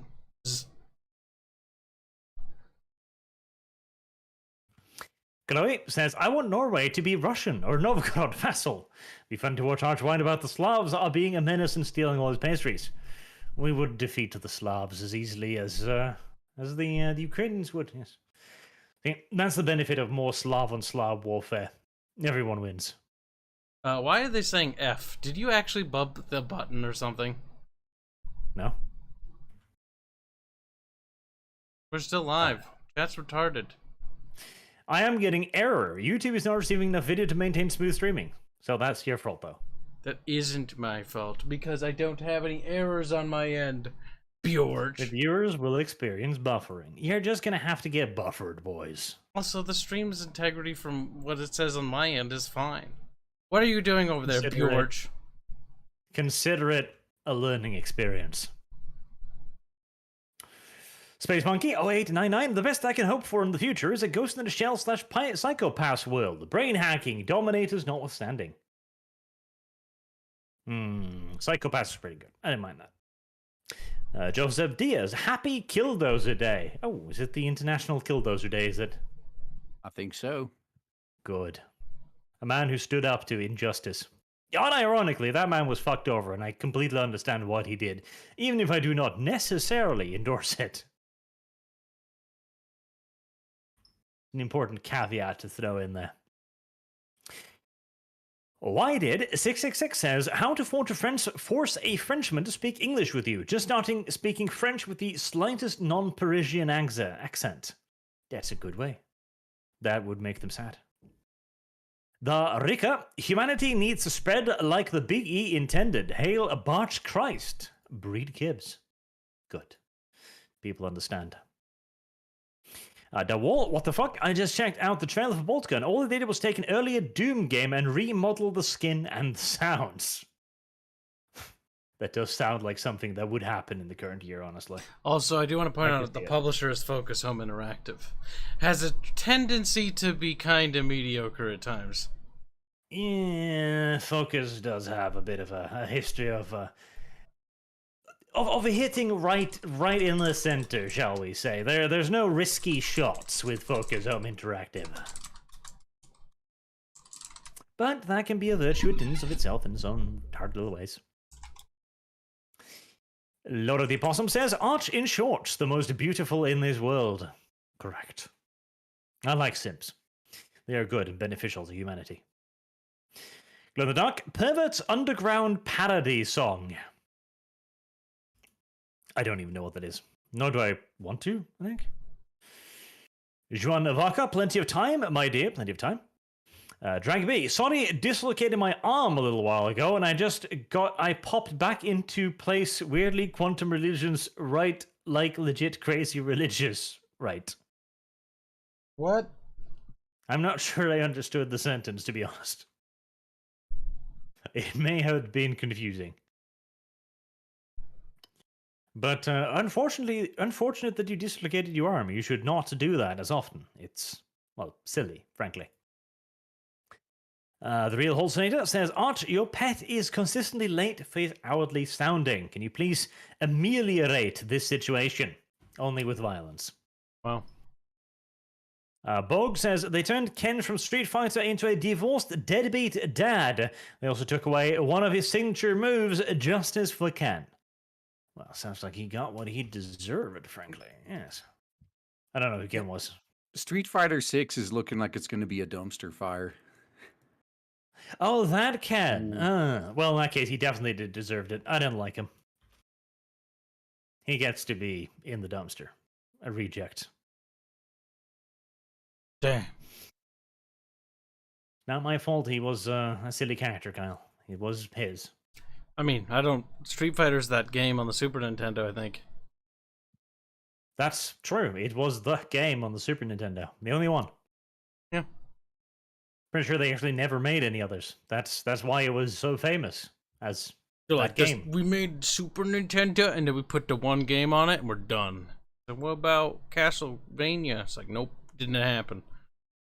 Nope. It was particularly weird when they made that strange-ass anime about it, too, with the homosexual vampire and stuff, but, you know, shit happens. I never played the Castlevania game, so I don't really know. But I think that was forced if I had to guess, to be honest with you. Well, all you need to know is that butt sex with vampires is much like butt sex with anyone. Weird, painful, and confusing. Confused. Interesting. Let's see. Are we just... Nope. Tuxedo Blackfoot says, hell yeah, Arch and RGE. Gonna have to catch the stream later, sadly. Unfortunate. And finally, Glowy says, I'm kind of bored of these interesting times. After the fourth once-in-a-lifetime event, it gets dull. Oh no, economic disaster. So it's Tuesday. The real problem now is catching the neighbor's cat for lunch. Well, at least you'll have some exercise, okay? You'll have to chase the pussy. This is good for you. It'll be cardio. Everyone loves cardio, right? Mach das Cardio on, ja. I sprechen Sie Deutsch. I do it to trigger Germans, though. You do it, because you do it poorly. Yep. And you should be ashamed of yourself. I'm not, though. I know. It is a tragedy. Good. Maybe one day you will learn. But, right. Okay, we've finally managed to get through it all. That was quite a lot. Thank you all for your super generous donations, and I think we'll wrap it up there. Now, you can catch more of RGE over at the Flashcast, which will begin airing in, what now, an hour or two?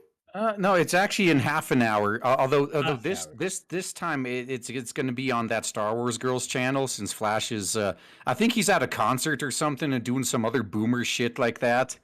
Okay. So Fucking weird. Loser. Disgusting too. Oh wait, Yeah. Holznader says, wait, Arch, did you read mine? Check for a Holznader super at the end. Consider pets consistently late for his hourly soundings. Yes.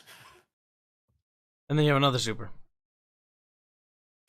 But yes, And then okay, another well then you can't catch Flash. You can catch that Star Wars girl with RG because Flash is a fucking normie scum. What can I say? It's unfortunate, but there you go. There's reality for you. Reality is always a disappointment. Also, I would link it, but I have no idea how to link that. I was gonna be like, I know the Flashcast because I found them, but I would never link that. I consider them competition. Besides, it's a I Star Wars consider them competition. Oh, that's funny. YouTube will tell you where to go. Just search for that Star Wars girl, and you will find her. And I also want to point out, like, okay, I need to invite her on sometime, just so I can tell her that I received a fantastic comment one time when GW was threatening to sue me for having the name Arch Warhammer. Somebody posted they went for Arch Warhammer before they went for that Star Wars girl. Like, yep. She should have been sued first. I agree. That's true. Now that you think about it. Yeah, Games Workshop should have gone after her for using Star Wars in the name. That's right. Well, I agree. It's more so like Disney. Like, I mean, this is proof. This is proof for everything I've always said. Games Workshop is worse than Disney. They always have been. It is unironically proof that Games Workshop is actually worse than Disney. Disney are not nearly as bad as GW. Oh, that's funny. Certainly should make GW feel bad, but somehow I don't think they care. They actually do. In fact, if anything, I'd expect them to just be happy about it. Like, yes, we're the trashiest trash. We are the worst. Like, even in the anti-piracy community, like, everybody knows that GW is they do copyright abuse. Like, they're absurd. They're over the top. They're overzealous. GW, you have all the bad hallmarks. Just the worst. GW should be ashamed of themselves, and yet they never are. What a awful world we live in, truly. Yep. Why does our world even continue to spin? Better stop it, I guess. Alright. Real Holstater, wait, did you read mine? Yes, I think I did. Mug of War, get your feet washed, son. Soul on the Leech says suey and some corn cobs. I don't even know the reference, but there are corn cobs. And Glow the Dog That's says, a Rage Pig what's reference. on your screen? Is that a super? No. It's what was the reference? That was another Rage Pig reference. Yeah. Rage Pig. Corn? Yeah. I mean, pigs eat corn. That makes sense. They eat literally everything. That's true. He'll eat you. He'll eat me. Yeah. They're good for getting rid of bodies, or so I heard from a friend. Oh, shit. That's true. I've seen that in a lot of mafia media. I feel like if you try to feed a corpse to that certain pig, I don't know what would happen. I'd expect he'd probably try to hump it, and I wouldn't want to look at that. That would just be horrible. Now, I've read it all. You have no excuses. We can end the stream now. So yes, do indeed. And YouTube, that's Star Wars Gold. Check it out if you want to see more of Raging Golden Eagle. And